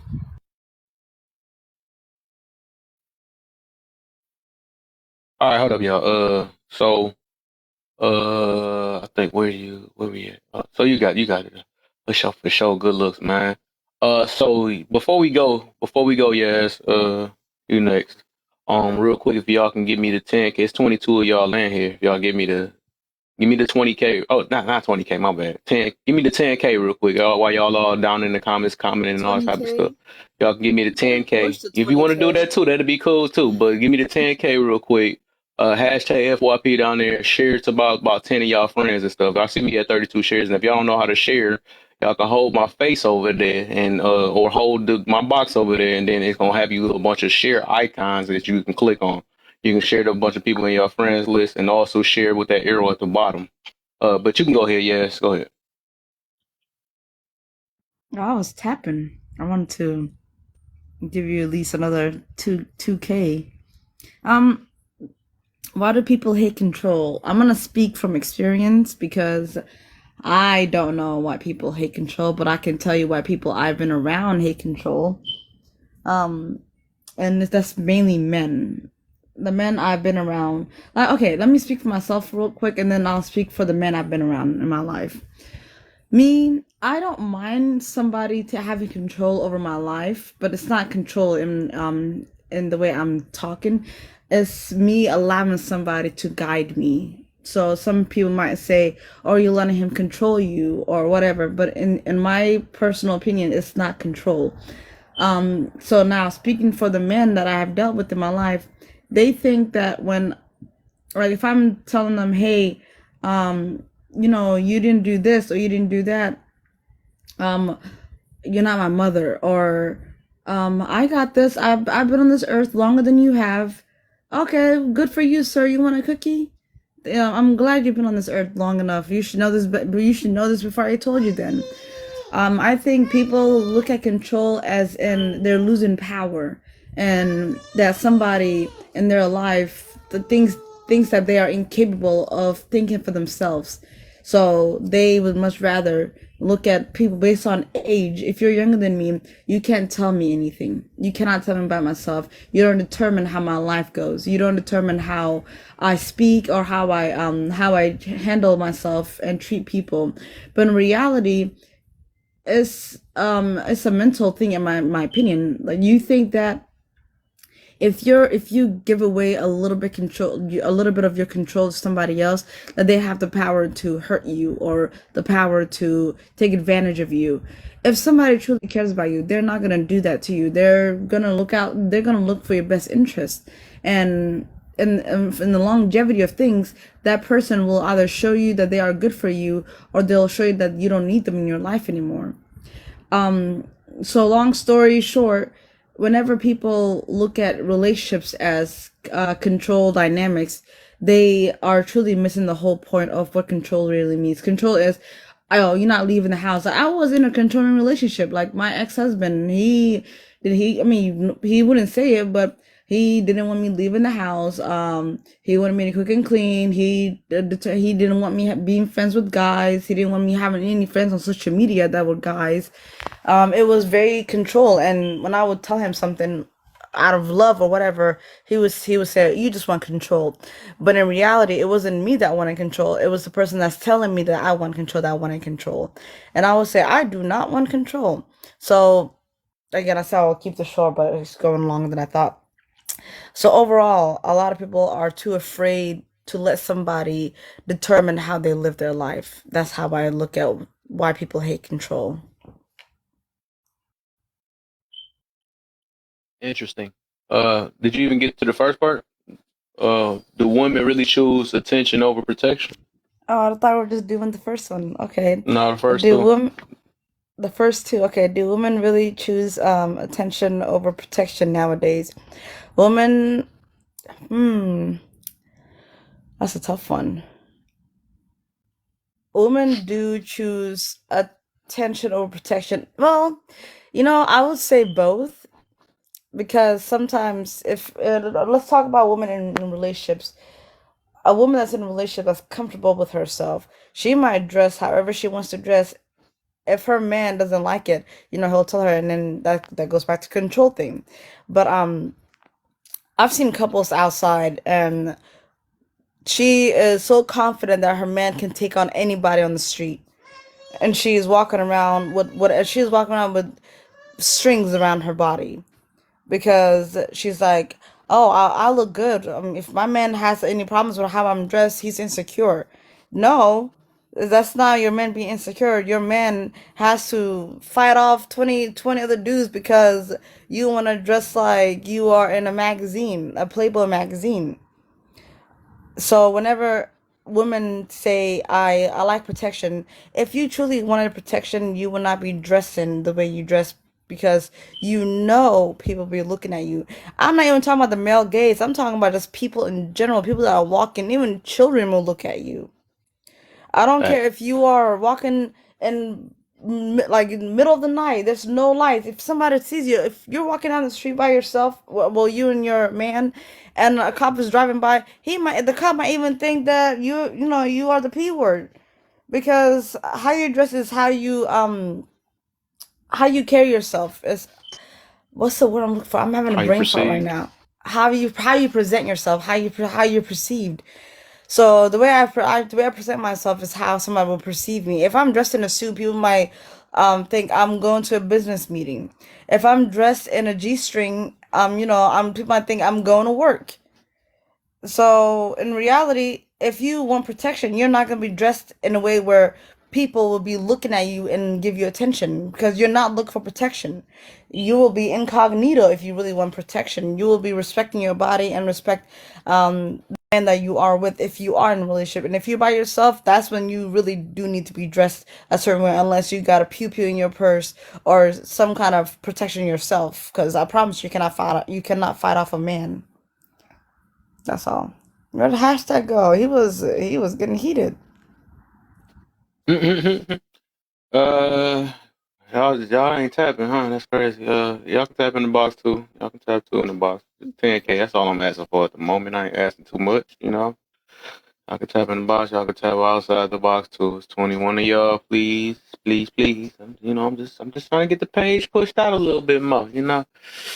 I really did want Bunny to go last, but we gonna get Bunny next, and then at the end, I'm curious on what Jen got to, because that's why I invited you. I just want to see your You can perspective and take stuff. the Huh? other two ladies. Let me get a baby this medicine. You can take them. Okay, yeah, rev up for me real quick. There you go. Yeah, say that. Go ahead, Jen. Okay, so this is what I think, right? I think that I understand what you're saying about, to a degree, only to a small degree at that. I understand that some women dress very provocative, right? Oh, you're talking to me. Okay. But no, I'm talking about overall, not to you. Um, but at the same time, I still could put on sweatpants and I'm still going to get the same thing that I would get if I dressed provocatively. I can put on a 3-piece suit and I'm still going to get picked. Like, it don't matter. That's why when I hear these conversations, I just find it funny because in my life, it don't matter what I got on. It really don't. Sweatpants, sweatsuit, whole 3-piece suit. I got on my uniform. They don't care. It don't really do. It really just don't even matter. I'm convinced it don't matter. I could be looking like a whole bum, and I still get the same response. It's the same thing. So to me, in some instances, it doesn't really matter what you have on. It really doesn't. Sweatpants to non-pants. It doesn't matter. Because you're still going to get the same thing. It just depends on the man that's out there looking at you. That's it, and that's all. And that's just what I think about that part. Now let's go back to control. Whew, this one's a hard one for me. It is. Because I do not like people to control me. And it has nothing to do with trauma. Because I'm not traumatized. Because everybody thinks everything is connected to trauma. Sorry, I had a decent life. And I don't have any traumas, actually. But I just don't like the control. For what? Why do you need to control a grown person? For what reason? You know what I'm saying? Police officers. I mean, I was married. Yeah, you know, I used to be a cop, so you already know what that means. But anywho, I don't feel that, okay, I was married for 32 years. But guess what? He never controlled me. There was no, oh, I'm above anybody. It was all about teamwork for us. You know what I'm saying? He didn't, oh, you have to go do this and you have, no, we didn't do that to each other. We never did that. You know what I'm saying? I don't think that, it depends on what kind of controller you're talking about. If you're talking about leading, then that's a different aspect, no, isn't it? But controlling, that's a 0 for me. I will not let Depending on how you look at control. Yeah, depending on how it shows that depends on you how just you got a look at negative control, view on right? control, Yeah, which right. kind of Like it depends on how you view that. you proved Yeah, the part more of it is like a traumatic thing because control got many different meanings, and the fact that you it went to the does. negative meaning that shows something already. So Yeah, whatever. So But yeah, but what I'm gonna but get I to, so get. the second one, did you ever answer that all the way? Do women really choose attention over protection nowadays? How you feel about that one? Well, you know what? That's kind of a hard one, like she said, because I mean, women are women, right? I mean, we love to be seen. Truthfully, we all like So to be yes. seen. That would be a whole lie if we don't. But do they? But the thing is that I don't understand is, do they really take the glory over top of being safe? I don't know about that one. I really can't answer that one because I don't know about that one. I wouldn't say they do or don't, really. I just think that they may not be paying attention sometimes when it comes to being safeguarded and being safe, period, all the way around. But I don't think they choose one of the two at all. I just think they don't pay attention. You know what I'm saying? We've seen a lot of that on this app lately. So I think that people do what they do. And I think that a lot of women, in my eyes, do not pay attention as far as being safe as a female, period. Not by a man, but that's safe, period, in general. You know what I'm saying? Okay. Because I'm always talking about that, right? I'm always talking about how women are not safe. They just don't safeguard themselves. They don't. They don't. I don't know what they're thinking about. I'm not sure what they're thinking about. They're just kind of like la la la la la. I'm about to go to the Attention. club. You know what I'm saying? Like they don't think. You know what I'm saying? Maybe this wouldn't be a good move. Maybe I shouldn't go over there. Maybe I shouldn't do that right there. You know what I'm saying? They don't think about those things. I think they just too happy to just be free and do what they want to do. Let's go club. Let's go have some fun. They don't think about those things. So I'm not sure if they weigh one over the other. I really can't answer that because I You really don't basically know. just I never answered heard it nobody without ask noticing that. you answered it. You answered it though. You did. You just Well, didn't notice it, tell but you me, answered it. tell me all then. your What examples is you just said just basically answered it? it. Yeah, well, they don't safeguard themselves. That's just being honest. But I don't know that they weigh it though. because I don't think I did it. Not even when I was younger. I don't think I weighed, oh, well, let me, not be. It was all about let's just go have fun. You know what I'm saying? Exactly. Not particularly thinking safeguard. You know what I mean? So I get what you mean though, totally. I There just you don't know go. how to answer I that know. one I hear question. you. I hear you. Yes. Okay, we got you on that. I bet now we about to see. I'm listening to all y'all too, though. Wait, I can't wait to get to this second one to see how everybody gonna stick their chest out on that second one, though. I can't wait. Especially the women. We got Demaya popped in, and then we got Rio. Then hopefully Bunny be ready by that time. So what you got, Demaya, for us? Okay, We doing so first. How you feel about the topic, and then the first one. We doing they're both questions though. So. mhm. So going on to some of what Gen X was saying as it applies to control in the sense of a relationship, I think sometimes people interpret um, advice from your partner in a way as control. Like if they say, hey, like for example, if we're going to talk about the attention thing, if your husband or your boyfriend or whatever says, hey, I think that I would prefer you not to wear that particular outfit, they're like, oh no, I'm grown, I can do what I want to do. Or maybe it's a little too provocative and he knows that you might get a certain kind of attention that you yourself wouldn't even like, so maybe just change. I think there's nothing wrong with that.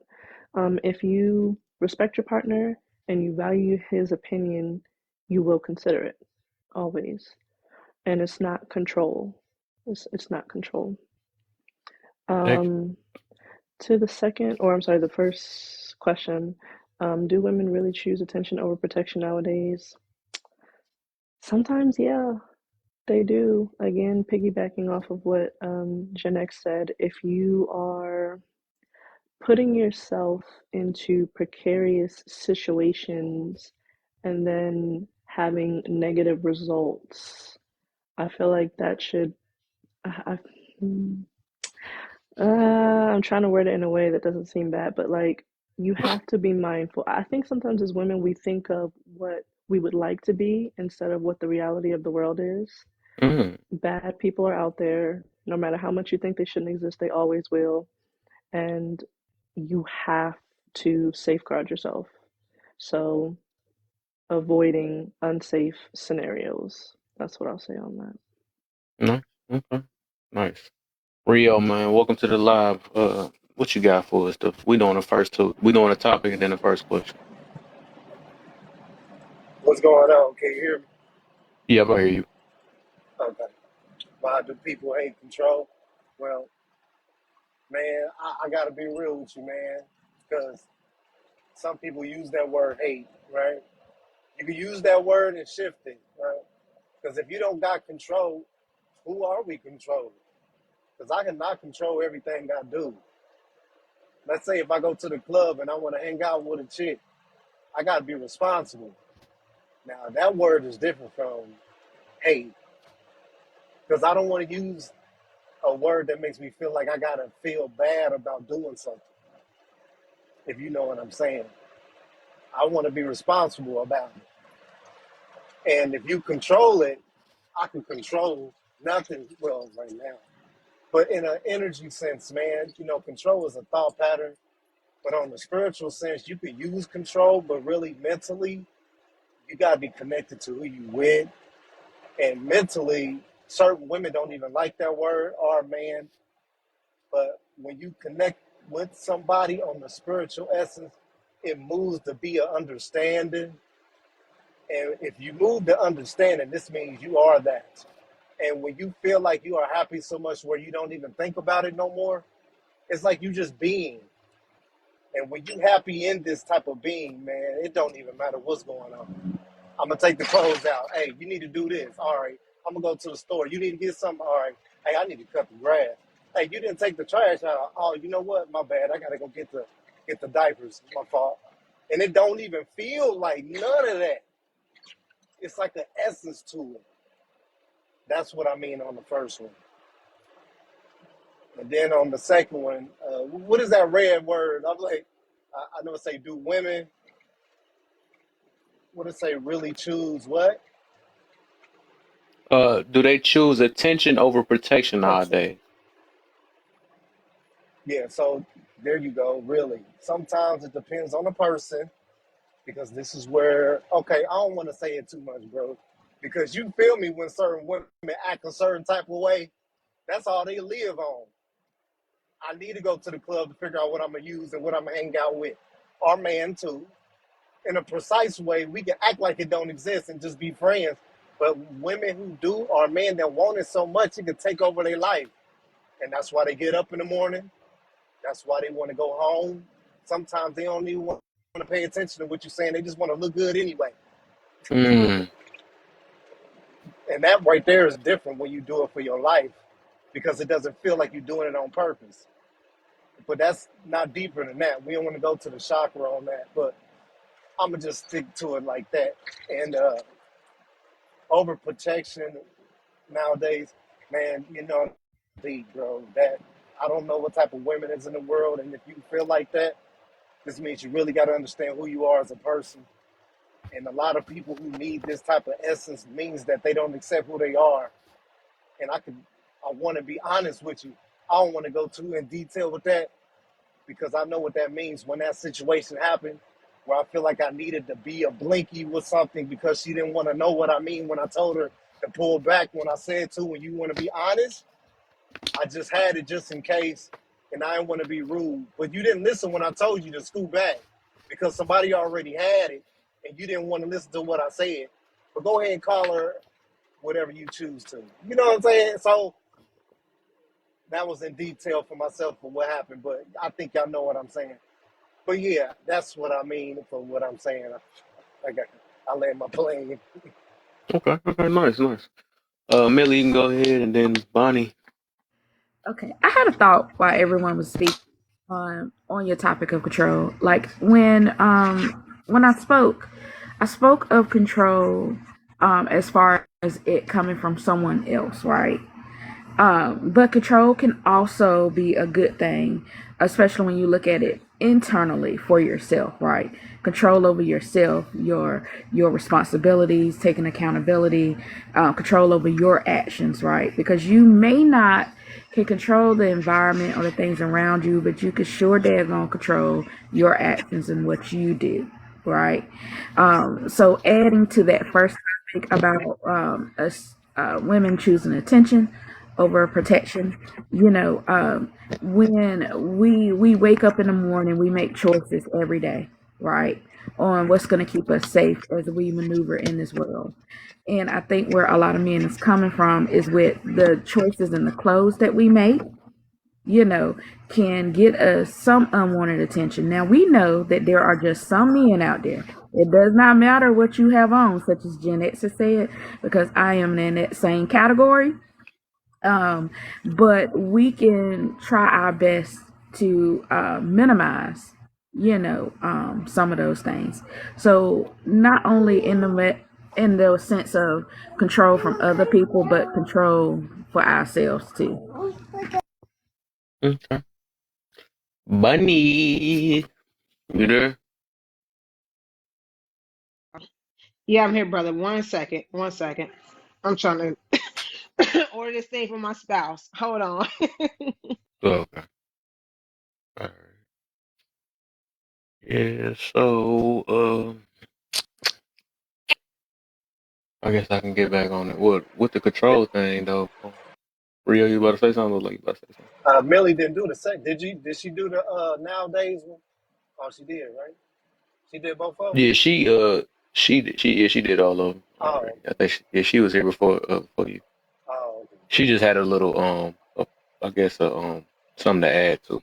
That's what she did. Can I add on to what Millie said and Gen X okay. technically? Yeah, then I Sorry. can go after her. Go ahead, Oh, beautiful. okay. I was just gonna say that I agree that as a woman, no matter what you wear, a man's gonna walk up to you. But to be honest, you can tell the difference in what you wear.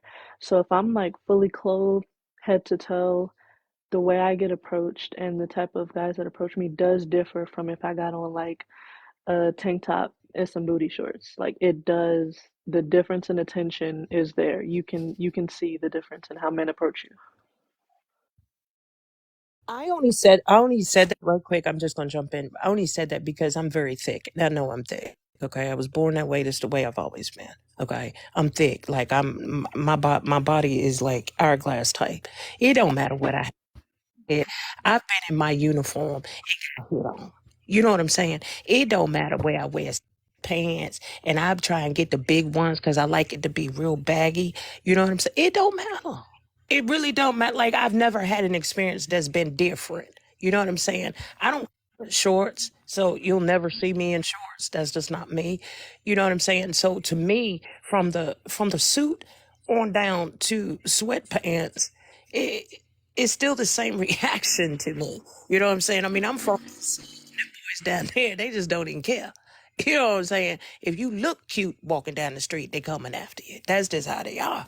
You know what I'm saying? So in my life, what I've seen is to me, just to me though, it really doesn't matter. It don't matter because I used to try things out just to see what the difference was. There is none because it don't matter what I put on. It really doesn't matter. So I just be, I find it funny because they do it all the time. I got a question for you, Jen. Now, on the prosperity part, I'm just saying this. I know I don't know if I can even ask. Can I even ask people questions on this live? You good with the host? I don't know. Uh, Some people ain't, and yeah, you some can do people one are. question real quick because I'm trying to get everybody through this first part, then you can get back to it. Go ahead. So, for your man, how do you compromise if your man wants you to move and be a certain type of way with a clothing dynamic? Okay, so the clothing dynamic for who I was, right? My husband knew me since I was 12 years old. Um, he never had a problem with the way I dress. You know what I'm saying? Do I dress modest? Not really. But I don't dress provocative either. I'm kind of like an in-between type of person. You know what I'm saying?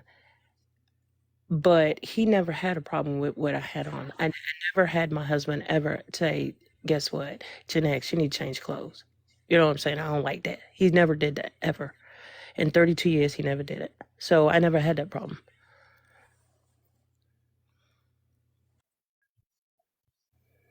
I respected him. Put it this way: I respected him, and he respected me. If that makes sense. Okay. Yeah, there you are. There it is. There.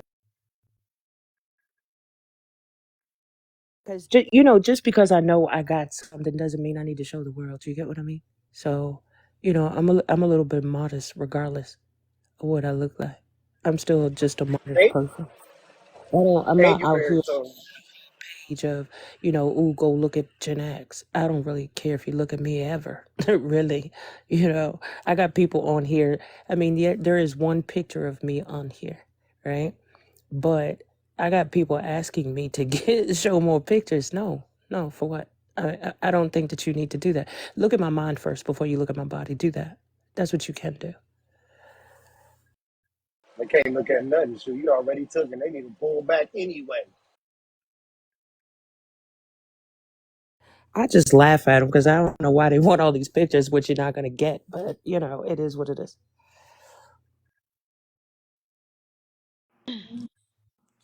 Is it on me now or what we Yes, got sir. going, brother? Okay. Uh oh Lord.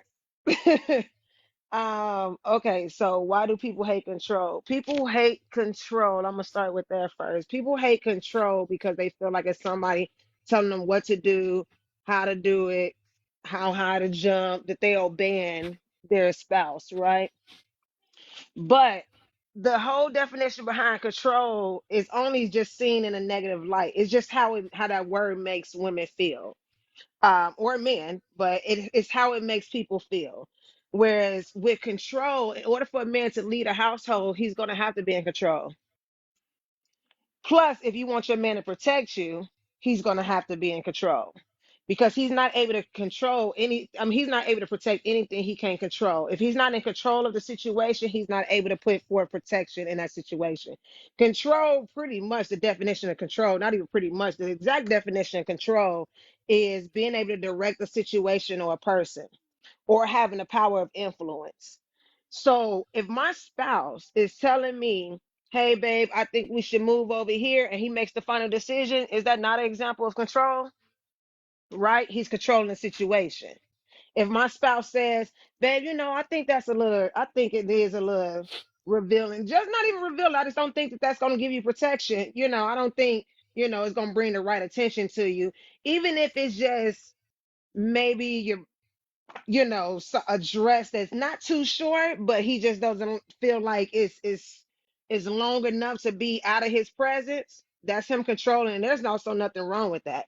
But like I said, if a man's going to if a man's going to protect you, he's going to have control in that relationship, and a real leader going to make sure that he controls his household, control what goes on, right? If my spouse comes in here and my son's doing something and I'm getting ready to say something, my son is like, don't worry about it, don't say anything, I got it, and I shut up, isn't that him controlling the situation? Isn't that him getting the situation under control? So it's the whole idea of the way control is perceived, or the way the word makes people feel, is the reason why people are against control. Um, but yet you have no problem with you following the rules and regulations at work. You have no problem with following the rules and regulations of the streets and the laws. Guess what? That's them controlling, right? They're controlling you because they're telling you, hey, look, we need you to do this, and if you don't do this, these are the consequences, or this is what can happen, or blah blah blah. You're under control at that point, but we're fine with it because why? It's benefiting us, right? When it still does benefit us if you have a great leader of your household. If that man is the great leader of your household, he ain't gonna tell you, go jump off this bridge because I said so. He's just gonna control the situation because that's what he's doing. I'm sorry, I'm over here folding up clothes, getting ready for my baby. He's only controlling that situation because that's his role. If things doesn't go right, or if you need some type of protection, he's the first person at the front of the line. He's the first person to blame. So he has to be able to control the situation and have his home under control, because if it's in ruckus and the woman is controlling over him, that's not a good leader. Do women, I'm just gonna go off of that. I can go all day when it comes out of control, because the way people take control bothers my soul. I just think if you have a bad man, that the Facts. control it's gonna be abusive control, and who wants that? That's really what it is. Do women choose attention over protection nowadays? Yes, they do. Because if you're going out here with anything on and just want to seek these men's attention, then you're definitely choosing attention over protection nowadays. And you know what that also brings me to? That just reminded me of, because Edwin almost touched on my seatbelt thing. I thought he was gonna take my whole thing, right? So they tell you to wear a seatbelt. The law says you need to wear a seatbelt to protect you from being ejected up out the car. They tell you to do that, right? So that's them controlling you in order to protect you. But you're like, okay, cool, fine. I'll put this seatbelt on. I'll put it on to protect me from being ejected about the car. You have no problem with that. But when a man says he want to control you for protection, you're like, you can't tell me what to do. That doesn't make any sense. But yeah, women are out here wearing anything and everything that they want to wear. And then they're like, oh, other men should protect me, or men shouldn't be looking, and men shouldn't be drooling over my body. But that's what you're seeking. When you're showing your body off, men are gonna do that regardless. That's just what men do. Men gonna look. And if you don't want the man looking, then what, cover your behind up. Like, I'm so confused on that. Why are Makes you sense. staring at me? Because your behind is out.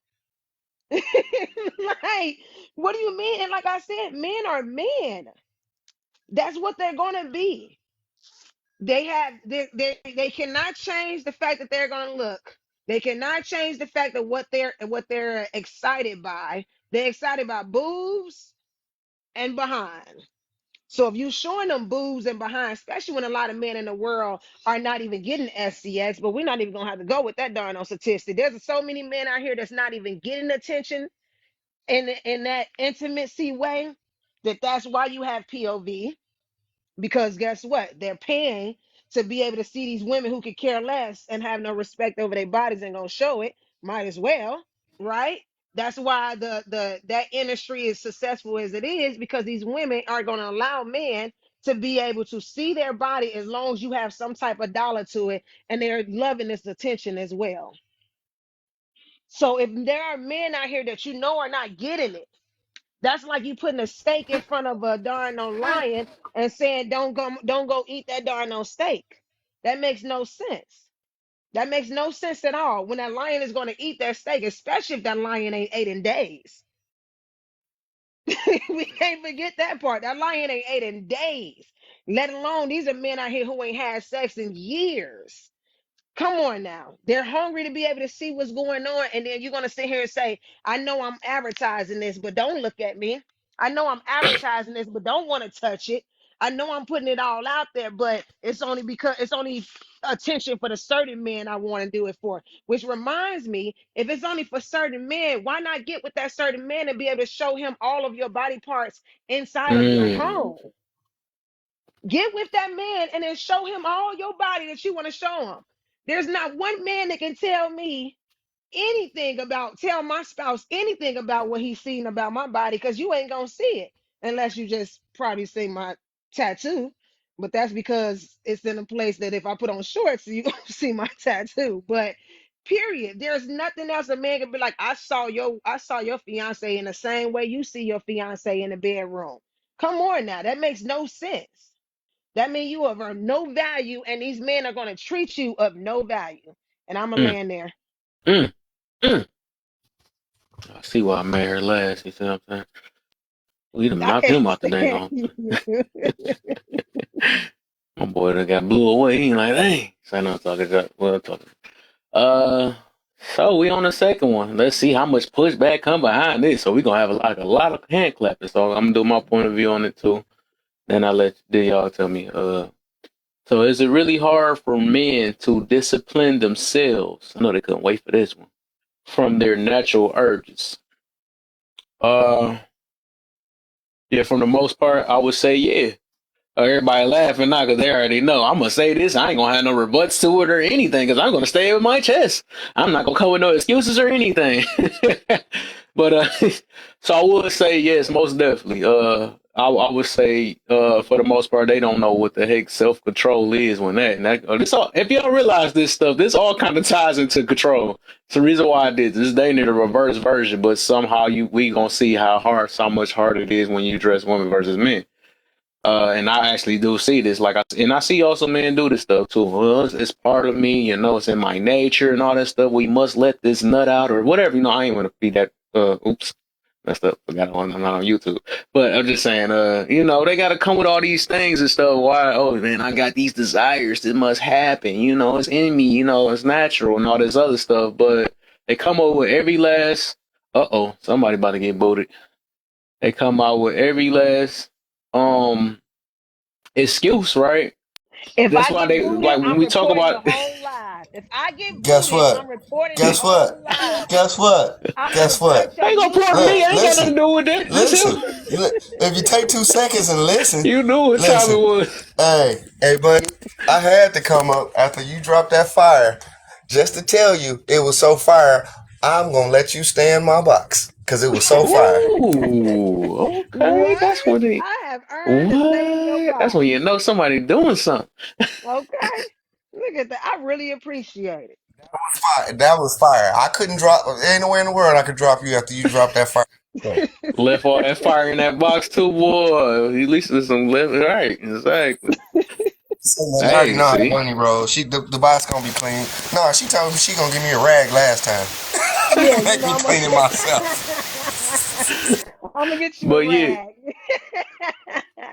Well, no, this time I'm gonna clean it for you. For sure. Little alcohol and all that.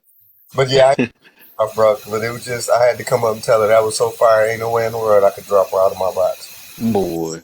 But then nobody get no ideas now. All right, go ahead and drop your fire, Ken. Yeah. So yeah, let's see how much this gonna be funny though. All right, that's why I did these questions like that. That's why I listen to everybody how they did it and all the excuses and stuff. But and I'm waiting for. I feel like it's gonna be. I just know how I deal with men. It's gonna be some men gonna have excuses a little bit, not as much as women for the most part, and that's just reality. We know that. We know that. But with these urges, right? I mean, I do believe that I don't. They come with every excuse to because they lack self discipline. You know, they rather and it even shows just like we were just mentioning about the OF and all that stuff. Men can't get it so bad and all that, whatever, because they just they didn't even they don't even. I guess it got to a point to where it's like I guess it reflect on how they care about themselves and stuff. You know, they willing to stoop low to I'm gonna spend a 40 ball to get it. I'm gonna pay a monthly subscription of $7 a week just to look at some feet. Stupid stuff like that, whatever. I mean, I ain't gonna say it's stupid, but to me it's stupid. But situations like that, it shows that men can't control their natural urges so bad. What they call it a natural urge. That's why I put it in kind of quotation with that because they got to use the natural just to code it up and make them feel better about their lack of self discipline and stuff. And I do for the most part, and that's the reason why the world the way it is now. That's why a lot of women is confused and stuff because they don't know what's real, what's not. You're giving me this attention. I don't want this attention. I do want the attention, and whatever. But I'm loving the attention at the same time, so I'm going to blame it on the man that's giving me attention, whatever. But yes, that's what it is, and I would say yes, that lack of self control and don't know what the heck they don't know what abstinent is anymore, and I can understand it though. I mean, it's a lot of people. I feel like I know I'm kind of real with the situation that I choose to be in. That's why I mention that every now and then. That's why I practice what I preach because I have been abstinent for the past 3 years, maybe three and some change now, or whatever, because I see the power behind the control. I learned to control myself, you know what I'm saying? Not let these women run they self and they game. That's the reason why, I can look at these pretty faces and all that stuff, but it ain't really doing much for me because I used to let things slide because I'm like, dang, I don't want to say the wrong things because I know I want to hit or something like that. And y'all gonna realize that a lot of y'all only get by because dudes want to hit. They let y'all say these stupid stuff that come out y'all mouth, and that's why that pretty privilege stuff is real. Somebody was like, "That might be a false and all that stuff." That junk is real, man. They allow you to do all these things because they desires and stuff. That's why these panders is doing what they doing now. They either want to get some money out of you or they want to get something out of you for the most part because they don't even for that. I would say in that way they don't really respect themselves either. You know what I'm saying? Because it's my urges and my needs and all that stuff. For sure, Millie. It's a wonderful thing. It's a decision. I love it too because I'm preparing myself for a wife. You know what I'm saying?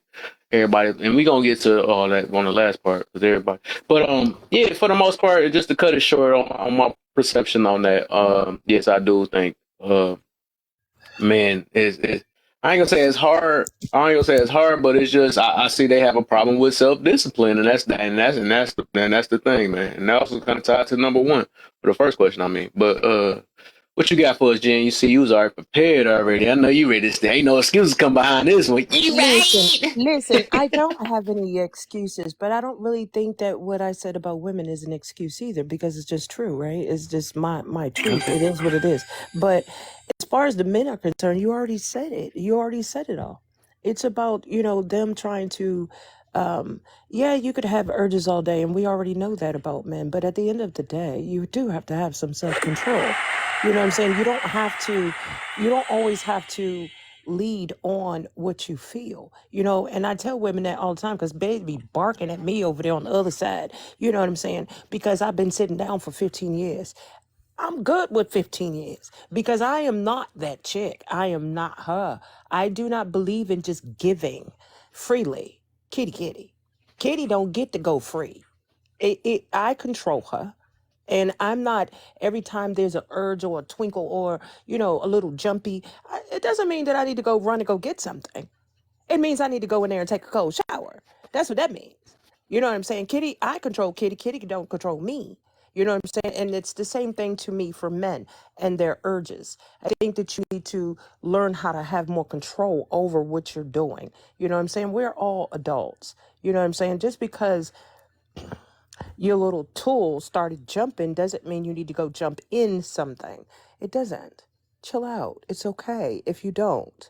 You know what I'm saying? It's not a big deal. You know what I'm saying? But I've heard so many women on this app to men saying the same thing. Well, if it jump, I'm going out there in it. Well, you go right ahead, because I'm be sitting over here in the corner, honey. I'm not Let me doing do that. what you did real quick. But I mean, it's some men that just, I mean, they giving them the attention and stuff. I mean, They sometimes are. men gotta just They are. And that's let me the come with sad some thing excuses real about it, quick. right? But it's not Because true. a lot of I mean, women it is don't true, right? realize, right? A lot of women don't realize what they're I was ready. doing. You was one of the main ones I was ready for this. Yeah, a Because you lot of had women don't understand what they're doing. And, I sit back on a lot of these a conversations lot because of I men know don't understand what people they're doing, but I'm not gonna give them people an excuse. really don't like listening to what I have to say, right? But because they always think I'm badgering women, I'm not badgering women. I just think that us as women, because I am a woman, I think that we are walking in the wrong way a lot, a lot, a lot. And I don't really badger men per se because I'm not a man, but I do know what women do. I know what women do to the extreme. So, I'm always talking about women. I talk about women more than I talk about men. They think I'm a man. They think I like men more than I like women. It's not about that. It's just the faults that I see in women. That's all. I can't really say because I don't see all the faults in men. But I think you hit it dead on the head with what you said, truthfully.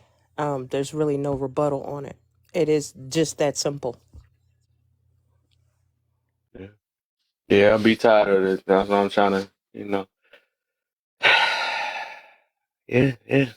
Something I had to learn though, you know what I'm saying? A lot of us don't really want it that bad. That's what it is. That's all it is. And that's on both ends. That's the reason why that's why they choose. That's why I think Yeah. that why they choose attention over that, and also why dudes be doing that because they don't want it's that control thing. It's over that they can't control their natural, and that's even that's an urge for women too. They love attention, so that's literally something that just like you even started off saying that. Well, that's like Right. almost like the currency and stuff. But both of those Mm-hmm. things need to be controlled, and it need not to be an excuse for the choices we make in our life and stuff. The That's just choices we something make. we needed in our life. You know what I'm saying? Exactly. So Most people use it as because like I said, women do it a lot. I was on a whole panel where women was like, "No, if Kitty's jumping, I'm going to get me some." And I'm like, "Why don't you go sit down and take a shower, read a book or something? What is going on that you're facts. just jumping out there every 5 seconds because Kitty didn't say something? Kitty's always talking. She's always talking. She's I say loud as open the book, hell. not open your You know what I'm legs. I said saying? that Like, before somebody got why mad. don't you just ignore Kitty sometimes? I mean, you know what I'm saying? Kitty is a loud kitty. You know what I'm saying? And she will always continue to talk, but that doesn't mean that you react on Kitty. Make Kitty go to sleep or something. You know what Facts. I'm saying? Chill out. It's okay. I Mm-hmm. ignore her. I literally ignore her. You get what I give you when I feel like doing Mm. it. It's my right. She does not I have know the that's she does right, not Jen. have the Get that right to kitty tell under me what to do. control. Yeah, Kitty, listen, I kitty, make that meow Sid meow. understand that she is not the highest over here. I am. I'm the boss over here. There you Okay. go. Kitty can talk all she wants. Why do I picture just looking down there like, hey, no. Oh man. That's Okay, funny. for sure. I feel it. I feel it. Go ahead, Rio. We gotta go through all everybody, a lot of people. Let's go ahead, Rio. What you got on the second one? Then more like Willow, I gotta be on the first three. He gotta get them first three out the way. Man, you got it, man. Well, I'll be real with you, man. Personally, on my way of thinking is when the person got to know themselves, man, and realize that it ain't just you accepting these thoughts. You got to understand who you are as a person, because what's gonna happen is it can take your thoughts away to where you gonna be a nympho, or you gonna be addicted to it, or you. And there's so many ways to do it, but being in control of your discipline is the best thought you can have. And back in the day, you still do it, being on that player thought, you know, and then you want to get serious to jump over there to get for real with somebody. Is for me what I think to keep them thoughts away would be for me to be self-control. And it's gonna be kind of transformational in some times, but there is a moment where you don't worry about it like that no more, when you tap in for real, because you happy who you with. But that's on another level. that's a lot of cleansing and spiritual detoxing, right? So I say, yeah, man, you got it, man. You know, I land right there.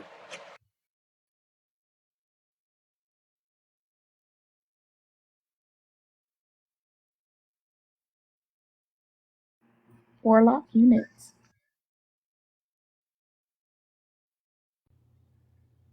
Hey, Warlock, it's your turn. Oh yeah. Warlock, you gonna be on the first. What's up, my brother, man? You still need to brush your teeth. Look, man, what the hell, man? I got 20. I got 29 teeth. It's the 27th day. I still got 2 more days. Leave me the hell alone. I got you. My bad. I didn't want to get that deep. I'm good. You been asleep? You been asleep? You ain't had no sleep. When's the last time you went to sleep? Who, me? Yeah. I took a power nap. I'm good. This dude ain't slept since New Year's. Probably no. What's the day? The 27th? Probably around about the 13th. About the 14th. I actually got some sleep. But I take power naps every here down then or whatever. So I'm good. Anyway, good afternoon, good evening, good afternoon. It's afternoon. It's not 6 o'clock yet here. So good afternoon, everybody. How the heck y'all doing? We're good. I would say good, but you're gonna think I'm flirting. Oh, I'm coming after you, Bunny. You know I am. Miss Jasmine, look, Jasmine, you know I'm coming after you because you was talking shit to me in the down comments. So I'm here to troll and start shit. And I'm starting with y'all. No, I'm just joking. All right, so what do we have here, man? Because I don't have my damn glasses on. I can't read that small shit. So for the first question is so the topic itself is a question. Why do people hate control? So what you got on that first? Why do people hate control? Because shit, I don't know why people hate. Well, I do, but the whole thing is we don't like to feel as though that we don't control our own destiny, the way that we think and things of that nature. But if you really want to look at it, we really don't. We don't control the way that we think because of the simple fact advertisements prove otherwise. Them motherfuckers make you go out that motherfucker and buy shit you wouldn't even thought about doing it just because everybody else is doing it. So if you really want to hate control, then you need to go against what the freaking fads are and the trends are and all of that shit. Then you can say that, hey, I got control of myself because I'm not following every fucking body else. So that's one reason why they don't like control. Plus, control has a negative connotation to it, which it doesn't really necessarily have to. So that's part one. Let's get to the real shit. Let's go. What's up? Because y'all ain't gonna like some of the shit I probably had to say tonight, but that's all good. Go ahead. So you said the first question. Do women really choose attention over protection nowadays? No.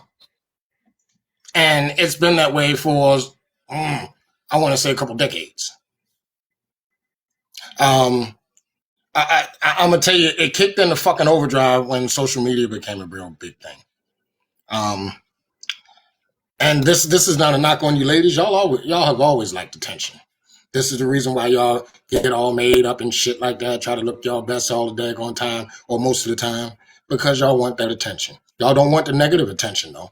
Y'all don't want that shit motherfucker talking about, yo, why the hell she wear that shit outside? That's some fucking, y'all don't want that kind of attention. But that's the reason why a lot of y'all wear makeup and a lot of y'all wear y'all best shit outside. That's why it takes some of y'all 40 goddamn minutes to get the hell up out the house to go to the damn corner store, which is a block and a half away from your house. So, yeah. No, they don't choose protection over, they choose attention over protection, because if they did also, they would not get all offended when a motherfucker tell them, look, don't wear this shit. You going over here, don't do that shit. That's a whole thing about control. Like I said, it doesn't necessarily have a negative connotation. You were talking about protection. We're not going to be with you. We're trying to get you in the best, put you in the best place that you could possibly be. But you want to wear that shit. Go ahead. Have fun with that. Now, when a motherfucker come up there and say some stupid shit to your ass, don't come crying back to me, because I'm going to look at you and say, I told your ass not to wear that shit. Look, the way that you dress basically dictates the type of motherfuckers that's going to approach you. Now, I understand that we got fucked up people out there that's going to approach you no matter what. I get that. But I'm not talking about them daggone exceptions and outliers. I'm talking about the majority of the time. You wear some real crudball shit, you're going to get some real crudball motherfuckers. It's just that plain and simple. What's next? Come on. Yes, I had a goddamn Mountain Dew, so leave me the hell alone. Boy, that Mountain Dew. I like the Mountain Dew though. Boy. All right. So let's get on the men now. It's really hard for men to discipline themselves from their natural urges. In As far as quotation. wanting to bang out everything? Hmm? You talking about as far as wanting to bang out everything and all that good shit? Yeah, we use this thing, well, I'm a man and I have natural urges, so I gotta subscribe on OnlyFans. I gotta do this. I must look at that. If it's a fat booty, I That's a must motherfucker go for it and that's all a that stuff. motherfucker that lacks self-control, doesn't want self-control, and uses that as an excuse to act the way the fuck that they do. Mm. It's just that damn simple. Kev, I know you in my realm too, because I ain't been with nobody since 2014. You get what I'm saying? You had to come here and outshine me, man. I've been feeling good when I be talking about. Well, I'm having several different reasons for mine. I mean, but it's just a fucking excuse for motherfuckers to act the way that they do. Now, if we say men's natural urges was to be with one woman and make a goddamn family, then they would find all kind of reasons not to. But since it's put out there, we're built to spread our seed and yada, yada, yada. Yeah, we're going to go for that shit. Yeah. As soon as you stick your little weeder in something, that motherfucker wind up rolling down your pants leg and into your damn boot, then you're going to blame the women. No, you should have kept your shit in your damn pants. You be all right. Facts. So, no, you already know I'm not one-sided on this shit. Keep that little thing in their pants. Go bang a knothole out in a tree if you have to. But goddamn it. Anyway, I'm sorry. Go ahead. Use your hand. I mean, that'd be funny to be. I'm going to be built up. You Hey, said what? look, let me tell you something. No, I'm not even going to go down that road, but go ahead. What I said we're like always want somebody to be smashing a tree or a plant. You're right. I forgot about that. Just did think about that. No, you know what? Petty, You ain't gonna get the wet part of the only it. time I use that is when I'm talking about how some women think that kitty cat is all that damn special. And I usually tell them, no, it's not, because we will bang a knothole out in the tree if we had to, if it would get us all. So your shit is not that damn special. Stop playing. He's like, But anyway, special. First of all, my stuff is special. Okay. it's special to you. Just because it's not, no, it's special to my spouse. It's special to the man that you married. And it's magical. And it's magical. Well, you know what? Go into Hogwarts and have fun with that. But anyway. Hey, there's nothing wrong with magic. Ain't that right, Kat? Anything that can produce a whole kid and carry it is magical. Mind your business. Bro, every last woman I know is magical, wet, tight. Hey, look, I'm on the East Coast. I don't even hear a bunch of men saying that they big. They still admit to it. Look, let me tell y'all something. My husband is magical. I tell him that all the time. Let me tell y'all something. When I realized I had a aha moment. Because I was one of those dudes that talking about I'm tearing that shit up, I'm banging the hell out, I'm bang. But the first time I was in a delivery room and I saw y'all shit open up like an alien pod, I realized, what the fuck can I do with that? I stopped talking all that shit. Because once I saw that baby crown, I was like, oh my God. All I can do is hit the rim. That's all I can do. Take a swing like the golden child and go. That's all I can do to that. When it really... Anyway, I'm sorry. Go ahead. I started to go off on a rant. See, that's what I'm saying. It's magical. It opens up like that and it goes right back to the way it was. So some of them do. Some of them don't. Some of them they look like the flag flapping in the wind of a hurricane. But anyway, they still say it's no matter what. I don't think. Whatever, it's a whole other topic though. They don't take L's. Hey, buddy. Man. Woo.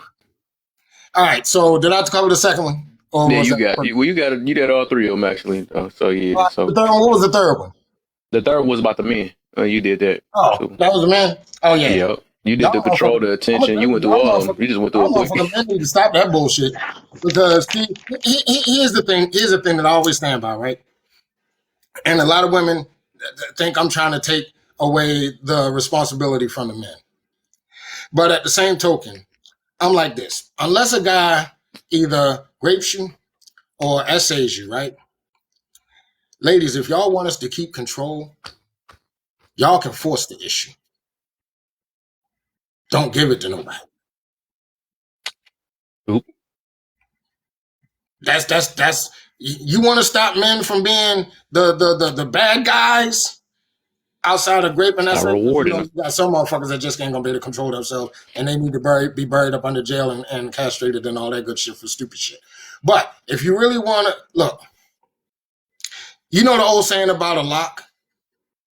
A lock is not to keep a thief out; it's to keep an honest person honest. Same thing with your legs. You want us to be the good guys or whatever. We're not going to be able to keep the thieves from out of y'all because they're going to go out and do that stupid shit that they need to be buried for. But the good guys, you want to keep us honest? Close your legs. Keep them closed.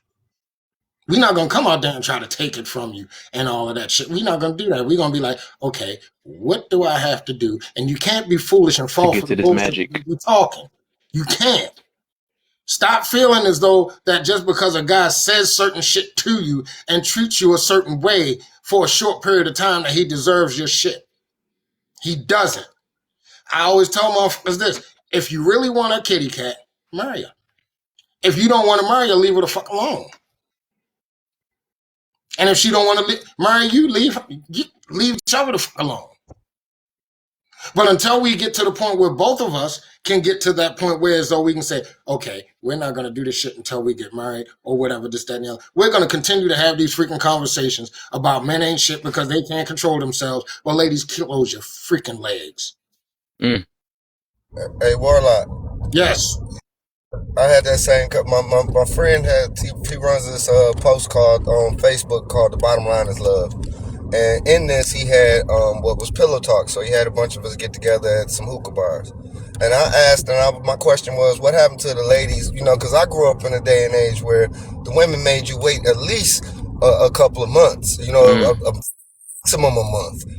I mean, a minimum a month, but you had to wait a couple hours. Right. And so I said that, and the women were the ones who came at me like, I need to know, wait a couple of months. Shoot, I really wait a couple of days, a couple of weeks, because it's like they talking about they need to make sure that he can turn her out. Because if he can't turn her out, then it's like a waste of time. So it's like the women are just as out of control as the men now. Yeah, let me tell you this, right? I'm gonna tell you where shit got totally fucked up. I mean, it was going in a fucked up way, but it totally got fucked up when we came to this phase of feminism, when they got to the point where they said, what's that, sexual liberation shit, right? They took that shit way out of fucking hand. When they say, hey, it's my body and I can do what the hell I want, okay, fine, do what you do.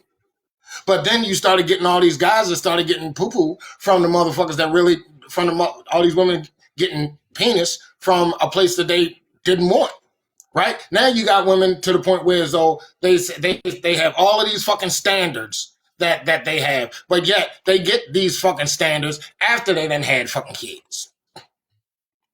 Then they expect that guy to come in and pay and have to wait when you didn't make that other motherfucker wait. Then you got the women that say that they're modern women and they want to act like they're at a freaking buffet. I'll take this, but I don't want that. They want to take shit from traditionalism and then they want to be modern women, but that shit don't work together. It really doesn't. So you need to pick one of the two, or just say, you know what? I know I have deal breakers that I have. Let's work from that. If you have this, this, and this, there's no way in hell you're going to get my goodies, right? Because when you say that you have these 10 standards that you have for a man, right? How many of the men that you slept with before that, after you said you had these standards, got to hit it? Yeah. Right? So stop putting all these standards out there, because 8 times out of 10, we are not builder man. 8 times out of 10, you're not going to find anybody that's going to meet all of your fucking standards. Now you're going to pick and choose which standards mean the most to you, and that's going to change from man to man, because you may like one more than you like the other.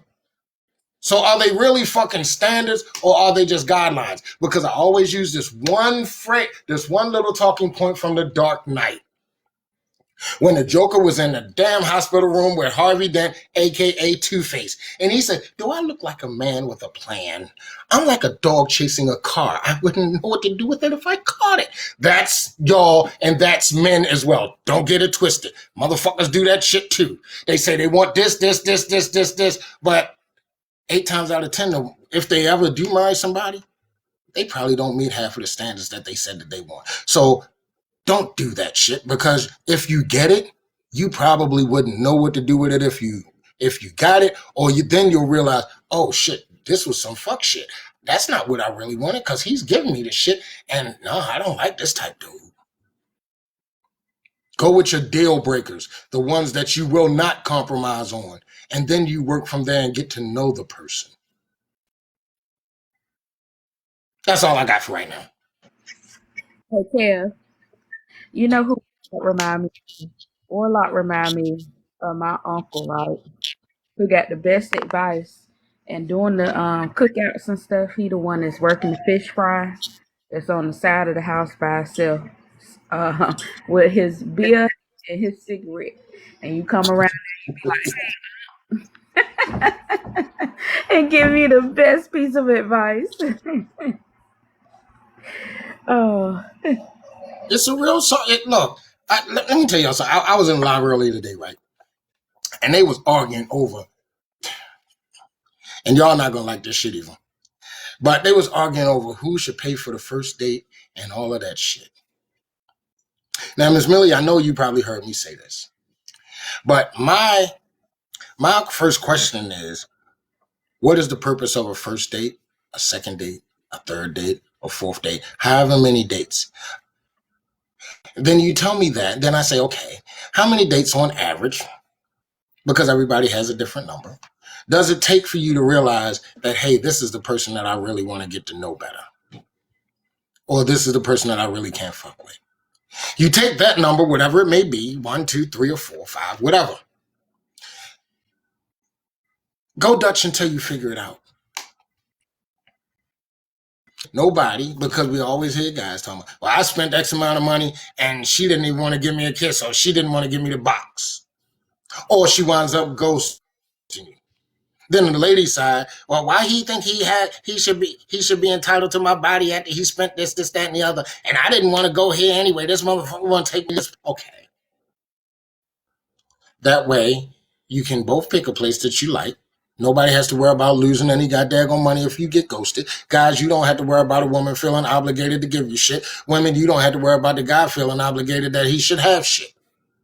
And at the same token, you'll figure out whether or not you want to be around that guy, and same for the gentleman, quick enough, because you're not going to want to somebody you don't want to fuck with. Last but not least, well, not last, but at the same token, you remember a little while ago, you're talking about, these ain't the places you could take me for a lunch. I mean, for a date, for a first date or whatever. I want to go here, this, that, and the other, yada, yada.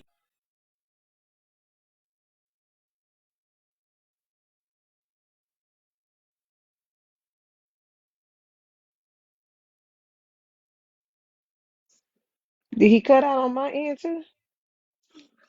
Yeah. No, I think, did he stop talking? I think he done, right? I think. He cut out his I mic. don't know. I thought But the Maya, am I saying your name right, beautiful? Yes. Did you still have a question? I know you might have forgot it, baby. I ain't Yeah, forget. after you get done with that question, then it's Okay, so the very first one I had was to Kevin. It's slightly personal, so you don't have to answer it, but I'm just curious because sometimes when people will say that if you do self-pleasure, you're not truly celibate. What do you think of that? I would rather a person with self-pleasure than to go out there on these streets and just be having sex with everybody. No, I agree for sure, yeah. Relieve that pressure because for one, and this is just me personally, I know it's different, but I do believe about transferring energy from person to person. And I feel like every person that you lay down with and everything, you're transferring that energy, some type or other. And then they have studies that show that, men, they're finding traces of like their DNA, women's brains and eyes and all of this other stuff, right? When they do that. So um, it's just, I don't know. I just feel like that it's self-care, right? It's part of self-care, sexual relations. So I'd rather for you to pleasure yourself than for you to be out here like just sticking it or opening up your legs to anybody. What was the question? Well, it was so sometimes people will say that if you self-pleasure, then you're not truly celibate. And I was asking what you think of that. Oh, I mean, it depends on your reasons behind it, why you're doing it or something like that. And I don't know. Everybody got their own definition of how they remix things. Uh, that's why I don't use celibate. I use abstinent. I think truly a celibate will be holding in that stuff for marriage or whatever, everything, and not even really doing it. Abstinent is what you abstaining from. Like you could be abstinent from liquor, whatever. You could choose whatever you want to be abstinent. Like even on my end, I'm just abstaining from I guess relations with a woman, you know what I'm saying? To a certain extent, especially, part to part, you know what I'm saying? And even trying to stay away from like I might, maybe a kiss or something like that, but if that seems like that get too hectic, because I really do want to have a deep connection rather than and get to know a person, be able to handle myself and then have that as an addition to it to see how much I can really connect with this person. I feel like it's very sad that we feel like, I don't know, I understand it though, but I feel like it's sad that when people use things like, well, make a deeper connection with the person and stuff. I feel like you should have a deep connection with that person and then add that to it. That shouldn't be the main thing to your relationship. You know what I'm saying? I think it should be deep. And that's just my perception. It should be deep before you even add that to it. That way you really know you with the right person and stuff. That you dang there like, oh man, I forgot I am supposed to, blow her back out or something. You know what I'm saying? Stuff like that. You know what I'm saying? That, because I think for the most part, a lot of relationships are getting saved because they give that magic up. You know what I'm saying? I had to use that word because they was using that word, though. But I feel like I look at it this way: if your magic get taken out that situation, can your man really take you or something like that, or can your woman really withstand you or something like that? That's how I look at it. That's the way I have to think about it. You know what I'm saying? Because I feel like a lot of these relationships is only getting carried and getting put up with because that thing between that leg, that magic, and I would call it not. If we want to put it in with that, most definitely a magical thing that keep people in the situations they in and stuff. So that's how I had to think about it, and I think I came up with before I even became celibate. I thought about this topic like, dang, because I seen this one dude doing this girl hair, and she threatened him like, man, you ain't gonna get none of this. So and it's even like that on TV. They quick to threaten you with, I'm gonna put you in the doghouse and all this stuff, but it's like, dang, do this dude really like this girl? I think about stuff like that. So it shows me that a lot of these dudes is getting carried or is suckered, you know what I'm saying? Because they scared to lose some punani and stuff. And I'm that type, like, I never wanted anything on my head. You know what I'm saying? I don't like to owe no money back. I don't like feeling like anybody got some ups on me. That's how I use my ego in that way, right? So I had to say that I don't want no cigarette control in my life. I don't want no that green stuff. I don't want no liquor. I don't want none of that stuff controlling my life. And then I had to go for the most powerful thing. I didn't want punani control, even though I had full control over that. But I just always had it to be like that. You can't tell me. My decisions are made clear with me. You know what I'm saying? That I even feel like when people be like, this stuff is you're going to be stressed if you don't get it and all that stuff. Well, what is you stressing for? You know what I'm saying? So I had to prove that that's not even true. You just a miserable person that need it, and you got to come with an excuse as to why you need it. I mean, you know what I'm saying? So you're going to say, I need to get this, so I'm going to be stressed.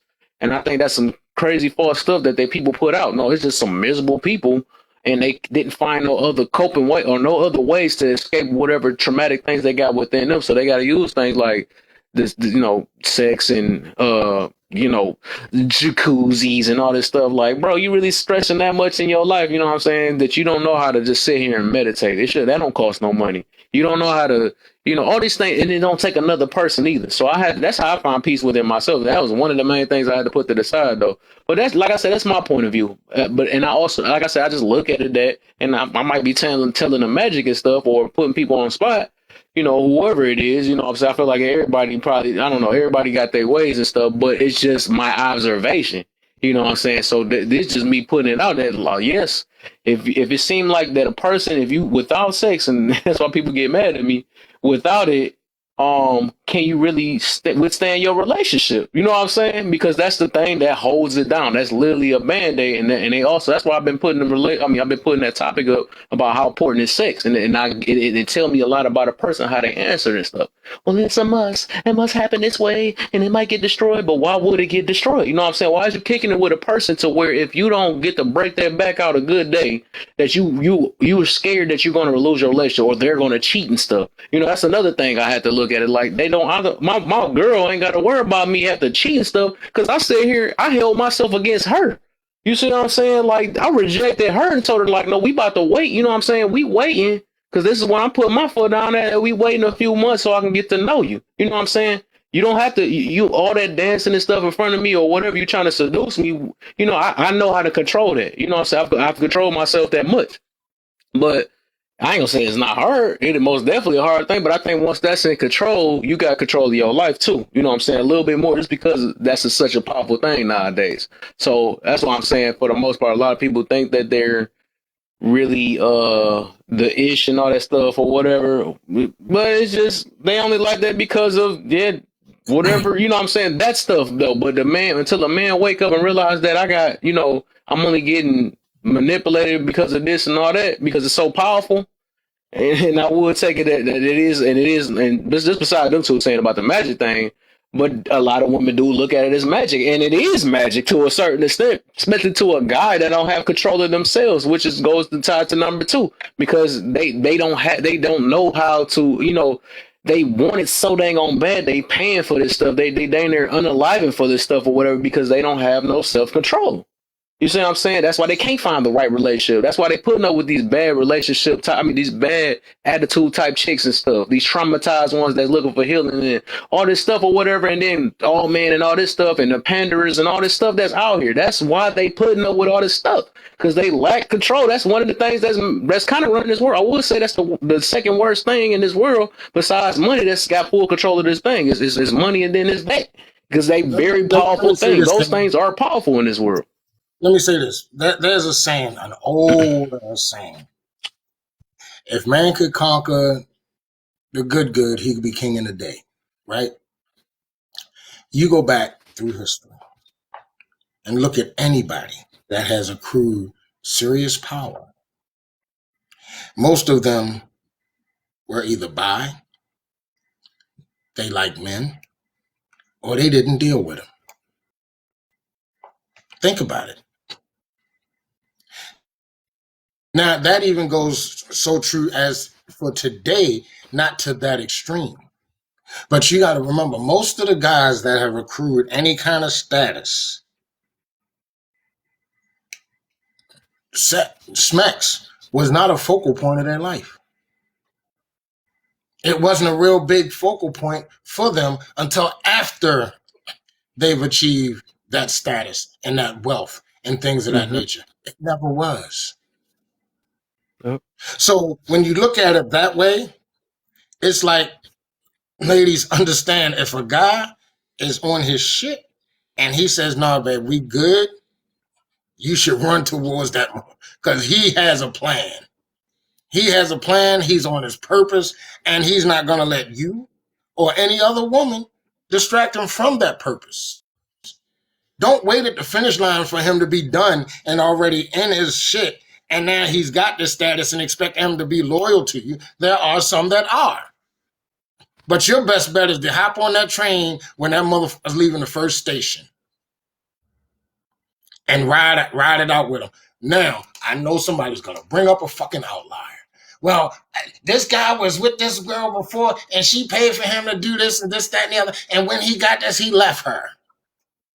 Yes, we understand those things happen, but they don't always happen. See, the thing is that a lot of times it's not us that change, it's the other person. Now, and the reason that I didn't say a man leaving them too, gender specific, I just said when one person and the other person. Say again? No, I was about to tell you your I signal thought was somebody going said in and out, something. Warlock, but you're good now. Oh Yeah, you yeah, gotta come I back saw that. through. I don't look at the daggone comments or the damn phone when I'm talking. But yeah, look, man, it's such a this whole quote unquote what they call a gender war, which I don't even call a war, because if it was, it would have been over a long ass time ago. But this dissension between men and women is stupid as shit. There's a real easy way to fix that, and nobody wants to take the steps to do it because, oh, it's not that simple. Sometimes, a lot of times when we go to solve problems, the answer's right in front of us and it's so fucking simple, but we overlook it because we think life is freaking hard, and it really isn't. Some of the best solutions are the most simple shit. But the problem is that there are holes in it. And the people that really don't want to uphold that will find those holes and exploit it and say, oh, this shit don't work. Well, motherfucker, we understand nothing in this world is foolproof. There are going to be holes. If you want to find it and you don't want to go with the flow, yeah, you're going to find the holes. But the majority of the people are not. They're not even looking for the holes. That's why, look, you're going to say I'm stupid or you're going to think I'm broke or whatever, which I am far from it. But I would never ask a woman for a freaking prenup, because if I have to ask her for a fucking prenup, I don't trust your monkey ass. I think that you're in it for something that you're really not. So no, a prenup is not what it's going to be for me if in fact I get married again. It's not. Because if I can't trust you to have my best interest, Exactly. I don't need to be with you. Right. I'm not going to be with you. And I'm going to tell you ladies right now, and I'm going to tell the fellas, this ain't for the ladies. This is for any fellas that's listening. I'm 55 years old. I have probably, at this particular point in my life, have talked myself out of more women's stuff than you probably had in your lifetime. And you know the reason why? Is because of the simple fact, somebody was saying it when I first came in here, it might have been you, Kev, or it might have been behind, that I'm not going to allow anybody to say no stupid shit or allow them to get away with stupid shit just because I want to get in your drawers. I'm going to hold you to your fucking word. And if you can't stand up to your word, you don't need to be around me. And that I find today that a lot of women don't like to be held to their word. If you do, then they're going to try to make you feel like you're, what's that M word, misogynistic, or that C word, or chauvinistic, or that N word, a narcissist, or whatever the fuck. That's what they're going to try to make you feel like. Don't fall for that. Right, sassy, right. Oh, yeah. I got some more on that too, though. You got me on it, boy. I don't give a This fuck. is my topic Call right me here. Call me sassy as fuck. I don't give a shit. You know why? Because one, you won't have access to me. You won't have access to my eggplant. You won't have access to my money. You won't have access to me. So call me what you want. Go find that other dude. Maybe he'll give you what I'm not going to give you, just because you may look a certain way, you may talk a certain way, you may have a certain job, you may earn a certain amount of money. I don't give a fuck. I don't. The only thing that I really look for in a woman, and like I said, once again, a real simple thing, is that you respect me and you make me happy. You make me feel comfortable in the skin that I'm walking in. My whole thing is, look, me as the person I am, I don't call myself one. I have been called this by many people, including other men. I am a leader. I have my game plan. My game plan has already come to fruition. I don't have time to sit around and argue with you. I don't have time to sit around and really debate my shit with you. Because of the simple fact, if you already had a plan, you would have already implemented it and you wouldn't need me. So why am I going to waste my time with you when you want to be all combative and talk your shit and be that quote unquote strong, independent woman? Don't have no problems with your education. Don't have no problem with your goddamn job, whatever you may choose. I don't care. The only thing that I ask is that you flip that fucking light switch once you cross that goddamn threshold. That's all that I ask. But you think because you got a fat booty, you got some nice boobies and all of that shit that you can get away with saying stupid shit, and that's not going to happen. And I'm going to tell it to you like this. If any of your freaking daughters ever run across any of my boys that I coach, guess what? They're going to be by their goddamn self. Facts. I'm done. Right, because I want to cook some more on that too, man. Because y'all, we done went to a whole nother thing, and then I'm gonna let behind. We gonna get back on topic though, but I love that we got that. I got to ask that question about the abstinent things, because it's a very powerful thing. And like I said, I actually chose it, and I looked at it's so much stuff like that comes behind it. So like even things like this, like I said, I'm about to ruffle some feathers and stuff because I don't know, it's a thing that just always been happening. It's never really been addressed though. But the reason why is because, like I said, I want full control, and I want to say what I say. I'm gonna say what I say. I'm gonna tell how I feel, no matter what it is. You know what I'm saying? Just because, like, I don't like when stupid stuff is just get pushed to the side because of you. I don't want to mess up or talk myself out of some punani. You know what I'm saying? So I had to learn these things. That's why I be saying a lot of situations do get put up with. You know what I'm saying? Also, this like a guy is never going to admit that he's putting up with you. He'll never do that. He's never going to do that. You know what I'm saying? Nobody's going to crush. They're not going to. That's why they would never do that no matter what. But this thing, like even this, right? We be saying this even on TV now, how some women apologize. They don't even apologize. They rather get on their knees and do this thing. You know what I'm saying? Because they know they can get to a man that type of way, and they will never, and that problem still will never get addressed. It will never get addressed. You know what I'm saying? They were like, well, this is the way I apologize or something like that or whatever. Or, things like, it's so much that a lot of women just get away with because dudes because they so scared to not get buns. You know what I'm saying? They put up with all type of things, and this is just how it go. It get put on TV like that. It put like y'all, and the thing is, y'all know I'm not lying on this thing, but because it's literally like we heard of the doghouse, we heard of it's so freaking much behind it, and that's the reason why I see the power behind this abstinence thing. You know what I'm saying? Because I'm not, like I said, I don't allow anything now. You know what I'm saying? I don't care how cute you is. Some of them be like, like I said, I talk to so many pretty women on here for real. And then as soon as they open their mouth, it be a whole nother thing. And that's why I'm not scared to really, hold anybody accountable, especially another woman, even if she's fine. You know what I'm saying? Because I'm not no pander, and I say things out of protection for both sides. You know what I'm saying? I'm not about to be like, well, I don't think, I'm not about to sugarcoat nothing. You know what I'm saying? Just because you pretty or something like that. And that's what a lot of guys will care about her feelings and all this stuff or whatever. And that's whatever. That's what a lot of them say. Like I grew up with the tell them what they want to hear type situations. But my thing is that little power that you got, it's only gonna work on weak men for the most part. It's just what it is until they learn themselves. But the thing is like, if this is the way if this is the way that you gotta get your way. This is the way you have to apologize. This is the way you gotta keep your relationship whole. This is also the way that you insecure about if your man gonna cheat on you.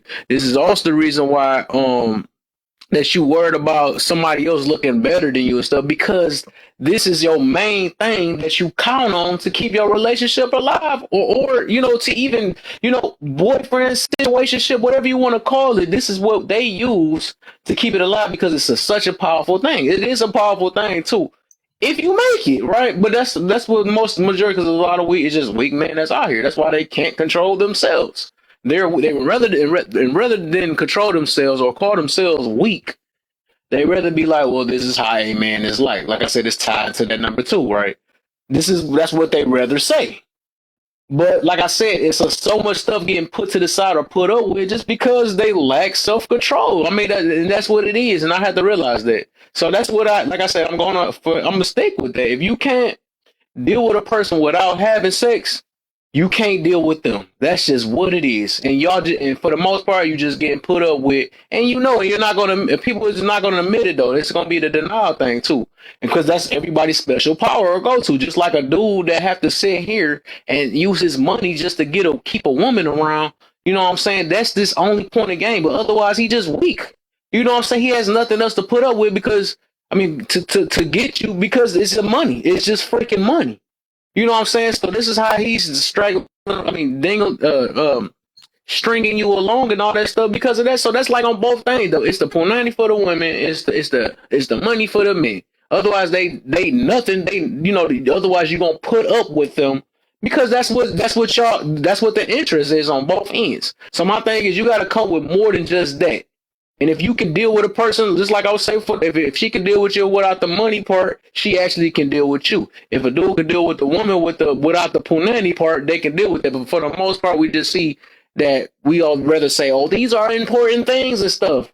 It's so dang important that you look past the person's character, you look past the person's traumatic experiences and stuff, you look past so many things, and and then that's what I had to learn. I had to catch myself on too. Is like, especially when smeks get involved, right? Then you start looking at like, okay, well, she did kind of cook for me and all that stuff, but it be so much negative stuff that be behind it. But we rather justify because that stuff be so dang on good sometimes or whatever. We scared to lose it. We rather be like, well, she do cook for me every now and then. Or she did scratch my back a couple days ago. We come with every last little thing because we so scared to lose the punani. But I think once the dudes start waking up and start realizing that it's so much out here, you know what I'm saying? And actually start standing on something, and having a backbone on different things instead of getting ran by punani. I think actually a little adjustments will happen. Like actually I think women will actually follow suit once we see that. Or they wouldn't, because a lot of them just running their relationship or relationships, marriages. I mean, it don't matter what it is. Because you're married or in a relationship, that don't mean that that you whatever. I mean, that don't mean nothing for real. You know what I'm saying? It's just about what it's taking for y'all to keep along and stuff. But for the most part, I've just been hearing. That's why I always put that topic up with the sex thing. I know y'all done probably seen me post that job about 5 times already because I just want to see where everybody stand at. I want to see if and that's why I listen to what people say and stuff, and I can just tell how y'all relationship is ran because we would show how important it is. And that's why I say, what happened if you take it out of it? Well, he really need it and all this stuff. Or, I don't want to, all this other stuff. But nah, it's just showing me that's where y'all weak at. That's where it is. You know what I'm saying? And eventually, what's up, famo? What's the deal, man? Welcome. And and the thing is, the only reason I'm saying is because it's going to shudder. Or it's gonna fail at one point if that's the main thing that you're relying on, or that you find that's so dang on important, because it's not gonna blast all the time, and then you're gonna have that fear of, dang, I don't know if he's gonna cheat on me for somebody else. You don't have to worry about that. You know what I'm saying? If you ain't get your man based off that, or if you ain't get no weak man that's keep going after you because of what's between your legs, you ain't got to worry about him cheating on you. But I mean, that's what I'm saying. We be setting ourselves up, but I understand it's like the lack of teachings and stuff, how they brought us up. They did say that, I know that some women got taught when they was younger that, if you don't get that thing up fast enough, you're going to lose out or something like that. But that's for a man that ain't ready. You see what I'm saying? A lot of us was not ready when we was younger and stuff. That's why a lot of people was pregnant at a young age and stuff or whatever, because that's what they taught what love was. But that's what lust is. People don't know the difference between love and lust. That's also a reason why people be like, oh, I feel so bad. You've been celibate for all these, or been abstinent for all these years. It's nothing to feel bad about. I realize it's a powerful thing and stuff. I feel bad that you don't know what the power is behind it because that's what you rely on. That's what I feel bad about. You know what I'm saying? I feel bad that you rely on it. I feel bad that you feel like you're congested and all this stuff or whatever and stressed out because that's your life. But I feel bad because you don't know no other cop out and don't know how to, you don't know how to leave these drinks and all this stuff alone, or you got to always talk to your mama or somebody about your problems all the time because you don't have no other escape. You know what I'm saying? Because you count on these things. So that's what I feel bad about. And that's why I said I had to realize these things for myself. You know what I'm saying? I had to realize that these things that people keep putting on me, that's a projection of their lifestyle because they didn't know how to escape. They didn't know how to find peace within themselves. That's why they always on this app and stuff looking for different stuff because they never healed these situations that's within them. Good looks. That's the reason why. But people don't want to own up to it. They want to keep putting on everybody else but them. Well, they talk to me this certain way. That's why I did this. Or they, you know what I'm saying? But these things is no matter what. Ain't nobody else in here. Ain't nobody on this app gonna be able to fix your problems. Ain't no number of cussing people out. Ain't no number of blaming all men, blaming all women. Is none of that stuff is gonna fix your internal issues because of the things and your choices that you made in your past. It just don't work like that. So sex ain't gonna save you, money ain't gonna save you. None of that stuff gonna save you but yourself until you wake up one day and figure it out on your own. So my thing is, overall, you shouldn't be tied to anything. You shouldn't be tied to anything to or whatever to help you out. You know what I'm saying? That's why I'm big on that rely word. You know what I'm saying? Or people, I get people rely, but it's people that's really dependent on other people. Oh, I need compassion. I need this stuff. But why do you need it so bad, right? You need to be alone with yourself to figure these things out yourself. You know what I'm saying? You should, you know what I'm saying? You ask yourself, why do you need these things? I was always a person that questioned these things. That's the thing. You see what I'm saying? I was always like that. My thing is, we always saying this, oh, I need an aspirin. I need to take these pills and stuff. But where did this come from? Why do you need these things? I was always the type, like, I'm breaking away from all these so-called things I need because these things don't run my life. You see what I'm saying? But like I said, if people set themselves up to relying on people or be or you're going to be my stress reliever. You're going to be the one I have to let out my internal, you know what I'm saying? But at the end of the day, you got to fix these things within yourself because you being miserable or whatever it is that's going on, ain't nobody else can save you but you. And that's why I be telling, I always say that we are our own enemies for the most part. We limit ourselves. We tell ourselves that I am this type. This is how I am. Well, that's how you gonna stay. You know what I'm saying? Because you keep limiting yourself and saying, this is how I am. I always been this. This how I grew up. You don't know what I've been through and stuff. Don't matter. You can make 100 excuses to not change and stuff, but you gonna stay. You basically saying I'm just a miserable person. You know what I'm saying? But you just sugarcoating it. But you don't have to be. That's what you choose to stay in because you can't find no other route. You know what I'm saying? You can't find no other escape route. But then when we get the way to escape and stuff, we don't like it because the way it come at us and stuff, it don't feel right. It make us uncomfortable.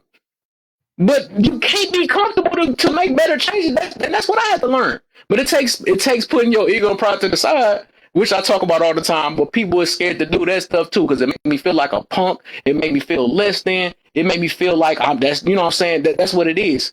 But if you want to keep being you, if you so-called being you and you miserable at the same time, it's time to change what you is, right? You know what I'm saying? That don't make sense. Keep saying, this is being me, or this is how I am, and yet you mad at everybody else for you being you. Like, make that make sense. Like, make it make sense. That's what I'm saying, though. So, like I said, it's a powerful thing, most definitely, about the abstinence thing or whatever. I mean, I feel like it is sad that everybody feel like self-control and abstinence and because you're going to be built up. That's just projection, man. And don't stop listening to people that say that, though. It's not a bad thing.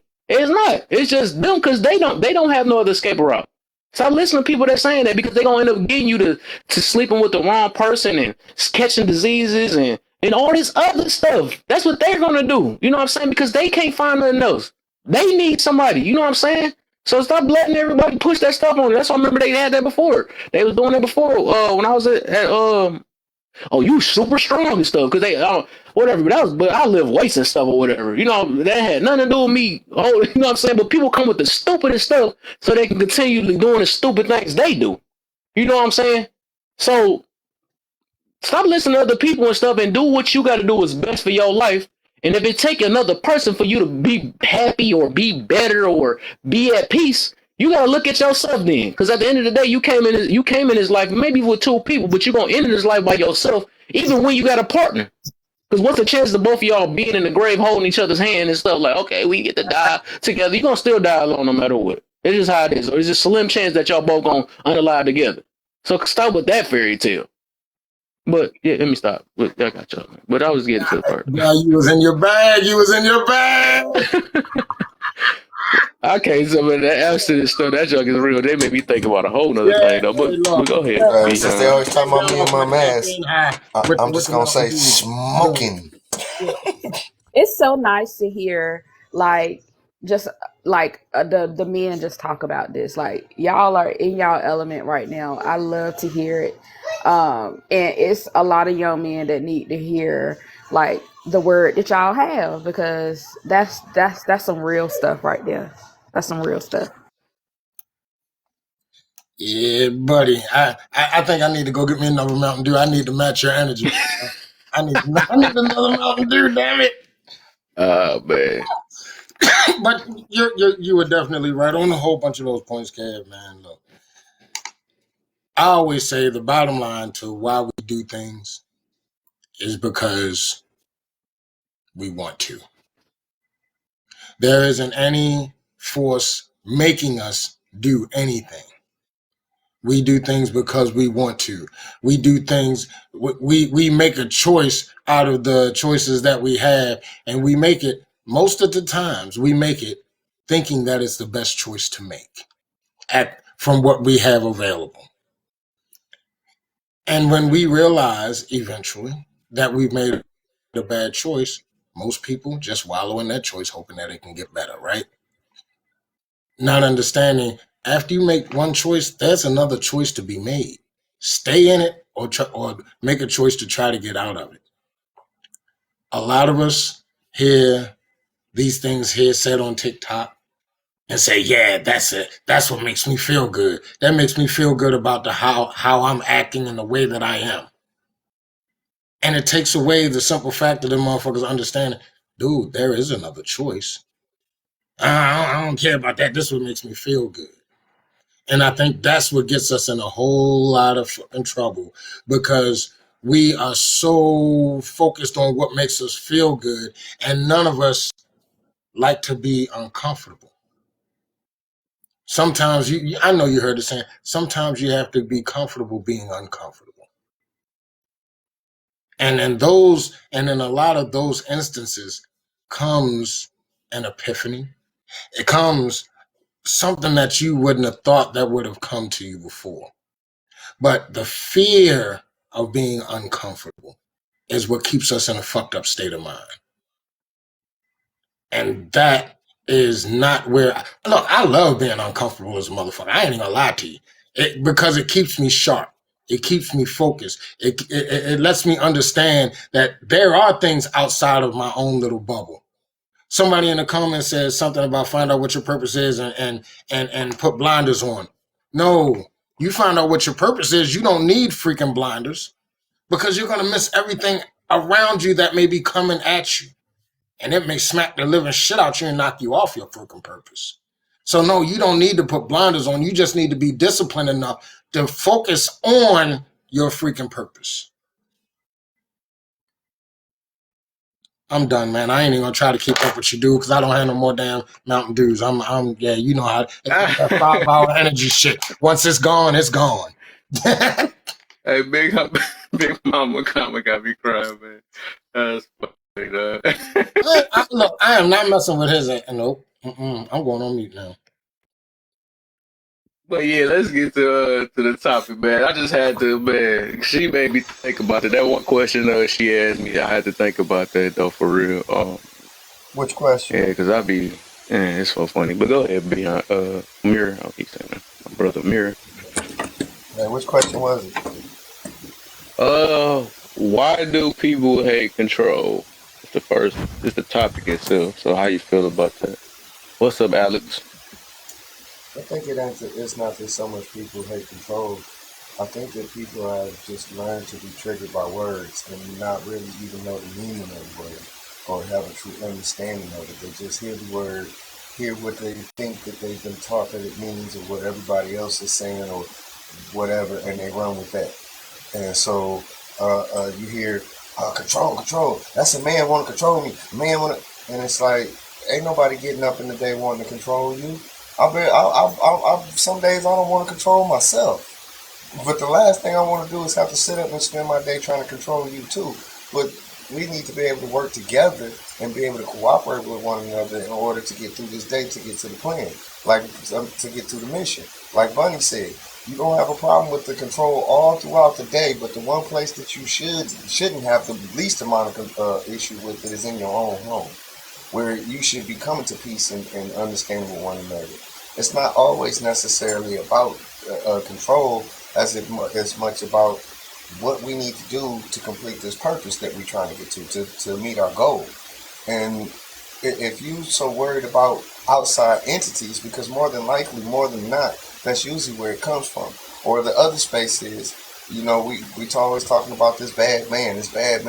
Well, let's talk about these bad women too. Let's talk about both. The problem is you got people out here that don't know how to control themselves to begin with. So, no, I don't want somebody who don't know how to control themselves trying to control me. But if they're in control of themselves, then we can work together. So that's my point. That's all I have to say on that. Okay. Yeah, you got some catching up because you got a couple more questions. I would have been right with Bunny in my box. Shut up. Hey man, you said she spit that fire, man. You can't say no, Oh no, You got it, man. You got the power, man. You about to make that box glow now. Now it's time to put some shine on that box. Yeah, But bring a to new bounce box off now. of him real quick before he go past that, I definitely agree. People is okay with the control when it benefits them. When it benefits you, when he's like, "Oh no, let's save money so we can go buy you a big old house," I bet you don't save that money. But if he say let's save money because he just says let's save money, she gonna have a problem with it. Right. Good one. All the time, man. They always you gotta fit with how they want it. You know what I'm saying? Feelings based. You know what I'm saying? When my feelings change, the world change. Ain't that something? That's so funny to me. Oh my gosh, boy. Talking about Disney.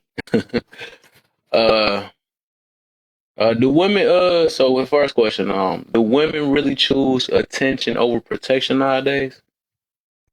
Yeah, 100%.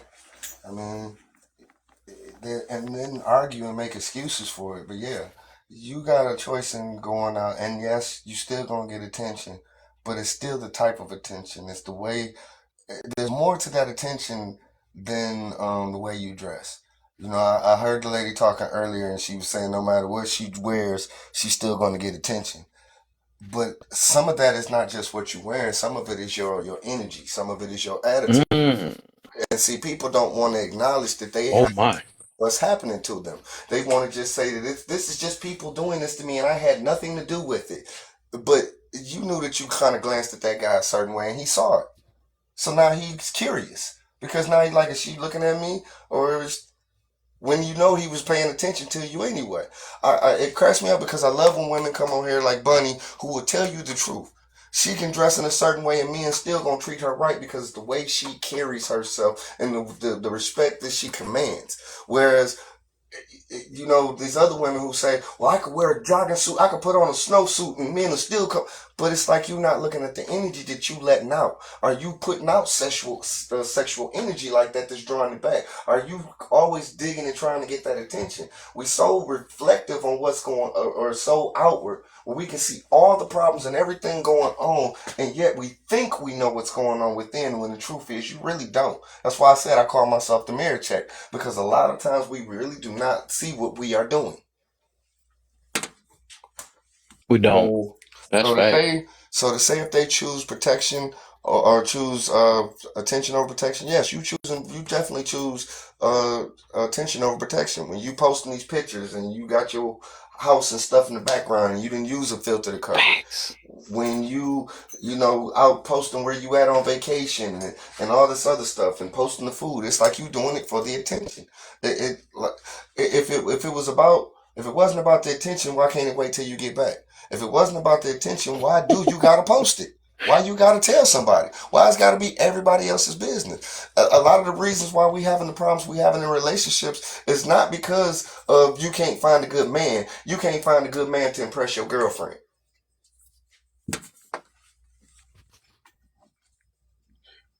Oh, Bars. Damn, I guess I'm too deep. Just the whole shop listening. Big Mama is such a wonderful woman. I love that she has joined the team and she just hey everybody and the people that's in the shop, don't she got a wonderful smile? Put her on spot real quick. It's like you got one more. Yeah, now she gonna get in the box. So she listen. They don't know me as Big Mama. They know me as Natisha. Well, Natisha, she got a wonderful smile. She be preaching to herself, and she's a wonderful energy. She just as about as she do good with the head. She's good. See, and she cool with it too. I like that. You know. Oh boy, see the smile. See, yep. Mm-hmm. But I think you got one more. No, not you go to the main head. Come on, don't mess it up, nah. Don't work on you. Stop playing. Sleep. I got. If attention wasn't such a big thing, I wouldn't be catching all these flack and triggering all these women about my mask. Ouchie. Ain't nobody caring about your mask. I don't even know. Yeah, but there's some folks out here that be coming for me about this mask, and I'm like, why you go up there and you my want to know mask? why. You can go to my page. I ain't hiding myself. It's my persona. My name is Mirror Chick. I got a mirror mask on. Make it. That's why we're befuddled, because whatever, Petty. You just trying to fight for me. You know better than anybody. Shoot, you done seen the original me. You saw me, like I said, and like I told Kev, when I first came on, I started camming up. When nobody paying attention, I put the mask on, all of a sudden they're in my face. Well, take the mask off, take the mask off. I cammed up without the mask. You wasn't paying me no attention. So why you paying me attention now? Keep that same energy. Keep that same energy. Mm-hmm. But yeah, you on number 3, and then we gonna get to, and then before I go to the other side, I gotta get Petty because I forgot she ain't do all 3 of them either. But you on number 3. Is it really hard for men? Now we on the men head. Is it really hard for men to discipline themselves from their natural, in quotation, urges? I'm going back on you. You want the truth or the lies here? 1000%, bro. Men, it's all women's fault. It's all women's fault. They stop being sexy and dressing sexy and being all luscious and delicious and good. We wouldn't have no problems, but it's all y'all fault. But yes, we do have a problem controlling ourselves. And I think a lot of us is because we don't know any better. We taught, from day one, we could tell that a woman did something to us from when we were young. Our babysitter did this, and they were like, man, what's wrong with you? You better get that. You a player. So it's like we're always encouraged to do wrong. We're pushed to be that way. True. It's almost like you're not a man if you're not out there chasing women and getting women like that. And even, let's be honest, there are women out there, a lot of women, who don't find single men attractive. So if you're not out there chasing all the women, they looking for the man who's chasing all the women. So we sitting here watching that, we want all the women too. So it is to, hard for a man. And just because the way life is in society and how we end up in life, we have to work for it. So in having to work for it, it is hard for us. Yeah, I just wanted to say definitely, depending on how you want to read the Bible, right? The serpent is the tempter. And every man Oh, hang on. I can't hear you, host. I'm muted, right? I can hear you. Oh, okay. I wasn't sure. Everything just got dumb quiet, and I was like, "Oh shit, is my thing glitching out again?" Yeah, I think you know, your serpent, you know, between.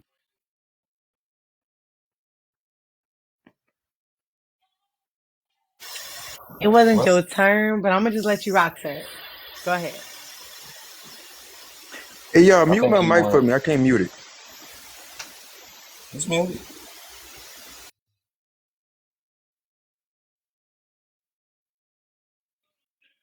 All right, so who we on, Patty? What happened? Why was so quiet?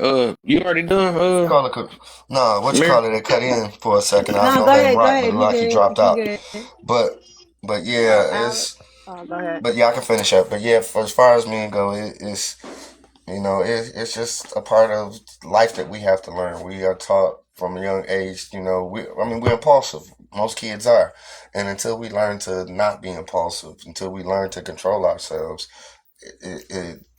to have discipline, then we tend to continue to be impulsive. But it's to some extent, like we said earlier, it's encouraged. It's almost like it's pushed and driven in us. And until No we reach a excuse. certain Get out. age I of ain't get a woman excuse. right. Don't get us no excuse. No, I'm not saying it's an excuse. I'm just saying that's what it is. I know. That That's what same happens thing. to us. Right. But it ain't no excuse. That don't mean it's right. That don't justify it. That's just part of the push and drive. And it's like, we always fighting to not be weak. We always fighting to not be seen as sassy or weak. And then we even get to that point now where we've kind of got, I want to say, a little petty where we like, we can say, well, I still hit. I still hit. And it's like, what is the real goal? Are we really just looking to conquer as many women as we can?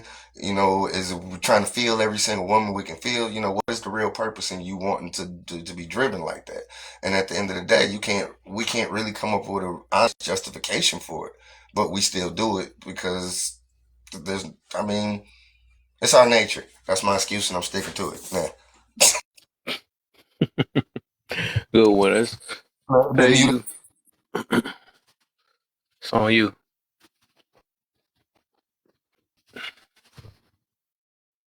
Patty Peacock. Who is it on, Patty or Alex? Yeah. Who? All right, yeah. Oh no, I was saying he can go ahead because I felt like he was about to get real deep, and Oh no, he he don't done want to be already. He did funny. his No, first three you talking already. about It's on you, Alex, and then it's right? on I was Alex now talking. No, because I he was done. talking about Alex because Oh, he you want jumped him to in with go? some Okay, I got gems, so you. I he got you. could go ahead. Okay, go ahead, Alex. You on the Oh, first okay, three. right on. The topic itself is why do people hate control? People hate control because they think they can do it themselves when they know deep down inside they want someone else to do it for them. They just want to. They want a shot so they can screw it up first. Interesting. Okay. It You comes walk it from when down you're real a quick on kid. that. Yeah, when you're a kid, if you've never had the opportunity to, do things on your own, and your parents didn't allow you to make mistakes, you're gonna always want that power and control because that's gonna stem from, well, I want to do it, right? You ever take something from a kid and they're like, well, I want it, Yep. and then you just never give them that. It's one of those things, and that grows into your teenage years. And if your parents are still that way and they hold firm, but you never, get to make your own mistakes and then understand and respect your parents like they just know better, yeah, that's going to be that kid. And then that kid grows up to be an adult and they start talking their craziness on TikTok.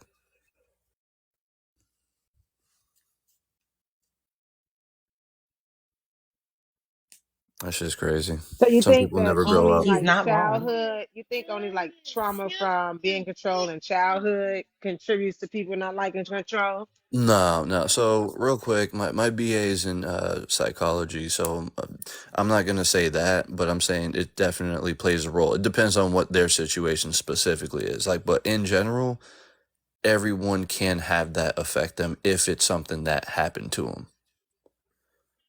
That may not Okay, be got your you. case or someone's particular case. Like if we talk about someone specifically, it might not be their case, but it can definitely play a role. Like if you're growing up and you don't have structure and discipline, those are those kids just acting out in the middle of Walmart, just knocking crap over, and their parents are just telling them, Billy, stop, leaving it up to a kid. Because then the kid's going to realize there's no structure. I'm going to take over. you know, and they're just gonna do what they want. They're gonna be cutting his live short soon. So I gotta, yep. Okay, gotcha.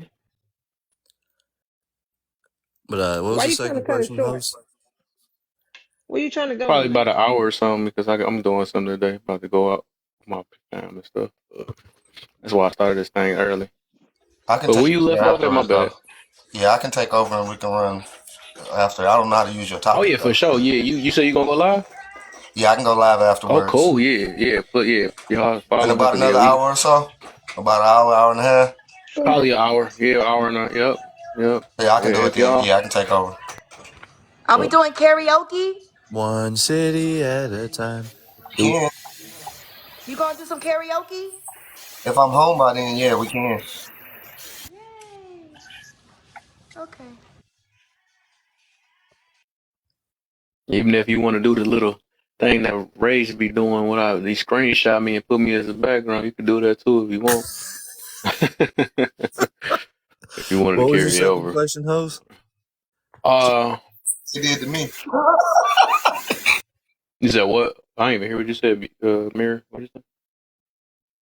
It's gonna be so fast. I said I should know that that's what they did to me. Oh, right. On a bad image though. This guy right here. Watch out for him. So you said the second question. Which is the first? The first one. Did you do the first one? I was like, I was Yeah, talking. you just asked me the first one, and I kind of. Oh, that was the first person. Okay, that was the topic question. Okay, so the first question is: do women really choose attention over protection nowadays? Okay, that's what I was asking because I thought the first one was why do Who was people that? hate control? That drop. Oh. Yeah. I was trying to see so I can read them and I can have my answers lined up. Oh, you just I doing was it free asking. now. Oh. Yeah, so we're not answering why do people hate control? Yeah, they doing it. You doing that too, though? Yeah. All right, that's what I want to know. All right, brother, y'all go ahead. Oh. Yeah. I don't know, man. Like the way I see it is like I think women think attention is protection.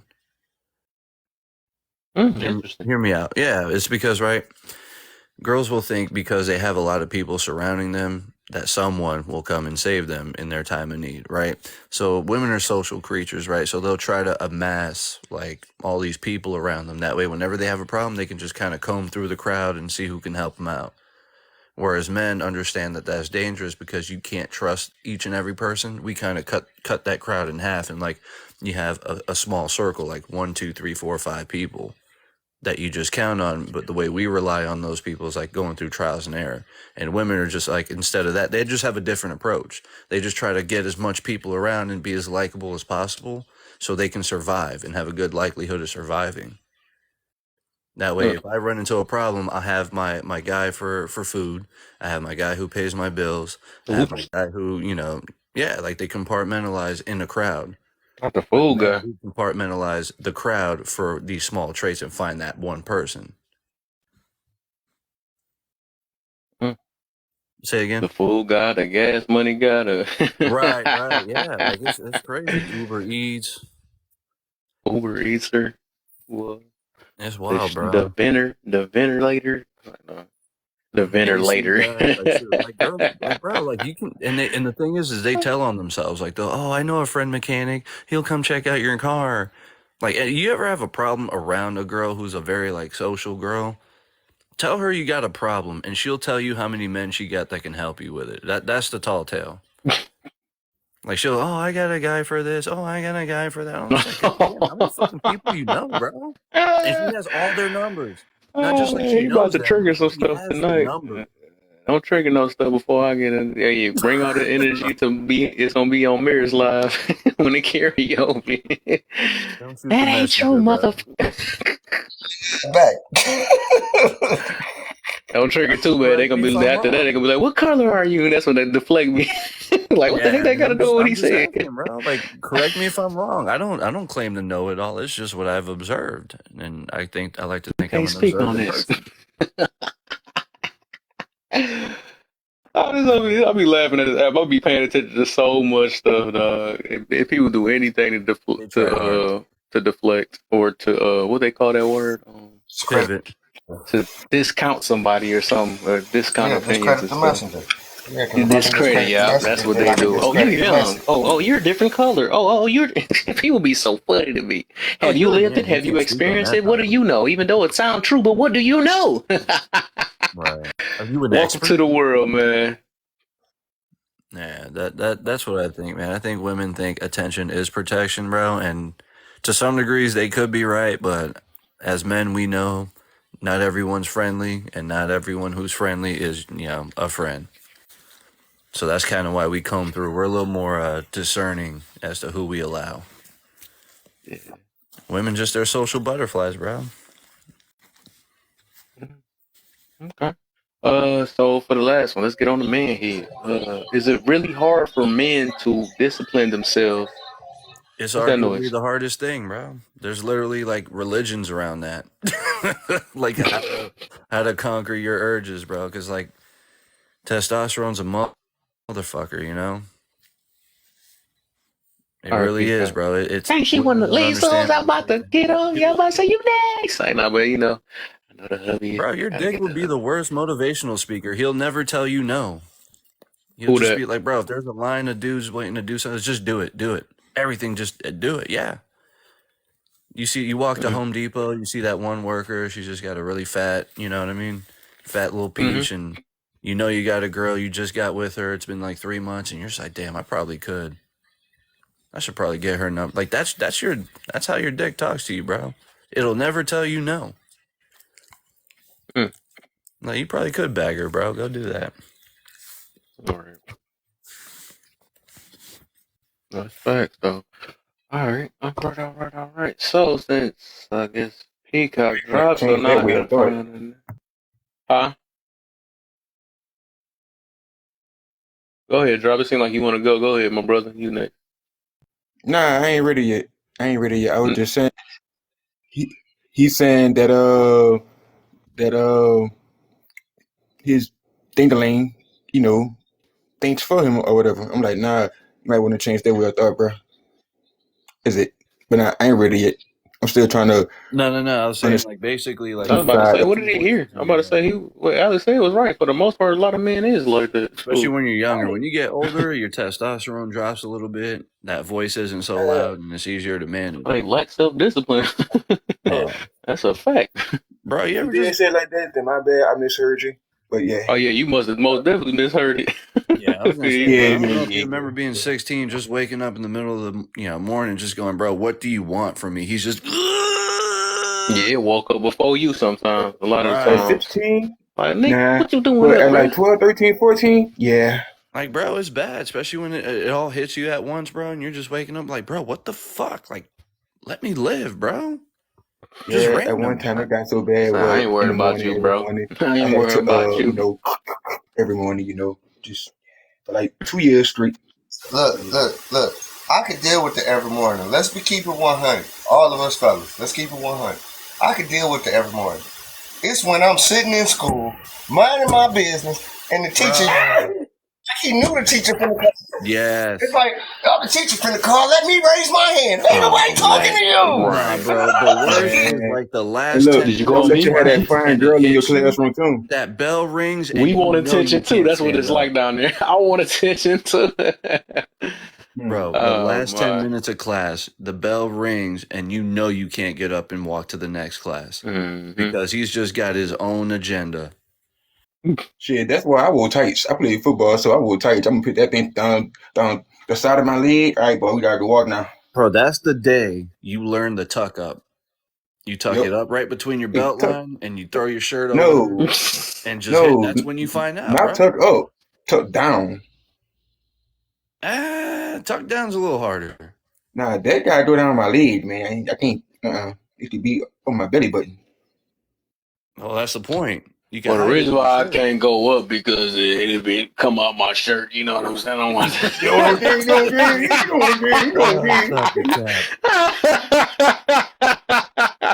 You know you gotta up it. You gotta look at that. You gonna do me like that? Why you do me like that, baby? Man, look, hey, Y'all just I had to, hey, so I had me a new collar. You know what I'm saying? That's like I got a little lint down there. I can't tuck up. I can do that. That might hurt it. The But I'll lies take that it are being told on going this down live my right now. sock. I take it. Sometimes I mix it up and thought it was my ankle. Sometimes, you know what I'm saying? Oh goddamn, yeah. Or just over the shoulder and around your backpack, like just tuck it in your backpack. Just. But all right. I guess we on. I think everybody kind of caught up. Well, you the only one that's not caught up. It got to be on you, Drop. Even if you're not ready, it's on you because you're the only one that's not caught up. Yeah, man. I think Big Mama, she's busy right now, so she just listening. So I'm gonna skip over her. I'll be ready in like 5 Oh, minutes. Give me 5 5 minutes. minutes. For sure. well, Okay, look, gotcha. you open flow for like 5 minutes then. Gosh, I ain't ready yet. I gotta look at Nope, you these. gonna be like that little screaming baby you got in the I gotta background. watch these. Look. I gotta watch these questions like me. Then I gotta look at them from your perspective, Kev. Which I don't know which Now you too Kev late. it That's is right your now. fault. I done talked about this about 4 times today, and you want to come in late. I Now you just want to got listen. here. So that's your fault. You can't What the find me. heck? Look, Yo, I'm put just it here so I won't get fined. Gosh. Don't put it on everybody else why he came late. That's funny. Because look, I was on the way here and Oh, I you looked cheating on outside my of the life. road, right? Look. See what happened was, so look, boom. I was on my way here. So look, I was on my way here, right? And I got pulled over. And I looked. It was a baby in the road. A baby. I couldn't leave the baby in the road, Kev. I could not leave the baby. That makes sense. Shut That your makes sense. butt So, up. That you makes know, sense. I get you. Did so he? look, we I got the get you, baby. man. But look, we got the baby, brought the I'm baby not to the gullible, fire am I? marshal, right? Is there a But zebra? no, not a zebra. It was an ostrich. Oh, It was an okay. I ostrich. believe you. Believe all You men. know what I'm saying? Believe all men. No, not a. Are you sure But there look, wasn't a bro, zebra? look. It was a big one and a baby one.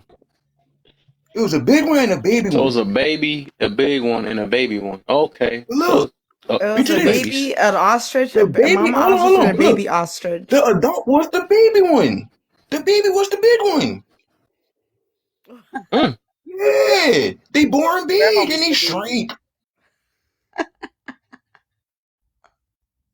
And guess what? Facts. Oh my I'm god. about to And look, drop. you call it? Look. It was Drop. man. That's Look, when he it gonna was be the drop times 2 again with the other look. count. They call these the Benjamin Button ostriches. You know what I'm saying? Because you know they 8 pounds. But look, they could fly. Y'all ever seen an 8-foot bird fly? No, You worse never than Kevin seen it. Hart. Facts. It flew after me. Mm. I got scared and I ran. So And that's I right had to before you run. got But to my look, live. Kev, look. I ain't want to bring a bird to your show, so you know I had to go shake it. And you know it's kind of fast, man. So you know I made it though. I made it. That's Hey, big facts, mama. and I'm glad you made it safe, man. That's all I wanted to hear. So you got a good Yeah. excuse, you know. So you know, Not like a lot of these other mods, you know what I'm saying? You you got know, a very I'm good trying to, excuse. you know, Shut up. I'm You kind of about to drop traumatized that right now. shit. You know what I'm saying? I'm kind of traumatized. You know, I got abused by an ostrich. You know what I'm saying? It was chasing me, so Mm-hmm. it abused my right to just be me. You know what I'm saying? Whatever excuse Yep. they, you know what I'm saying? It did something. I feel triggered. I You know what? believe you Hold though. on. I can't victim blame you. You know, you're a Hold on. victim, so I'm not gonna Hold blame on. Did it you. You know say what? my Hold body, on. my right? The ostrich said my body, my right? Hold on. I got one. Hold on. Where is it? Let me see. There we go. So okay, this is what we gonna do. Yeah, because I forgot I'm limited on time. I'm gonna go in a minute. I'm gonna let Drop listen for a little bit since he said he wanna listen. Oh, thank you, Kev. Millie, we on the third one then for you. 'Cause I think you already did the first 2. Is it really hard for men to, from your observation, you don't got to be a man because I people, I'm not a man, I don't know about it, I'm not a world, You I think we know, both got observations. Like, be saying that'd be so funny to me. But from your observation, do you feel it's really hard for men to discipline themselves from their natural urges? In quotation. I think it's hard for undisciplined men to do it.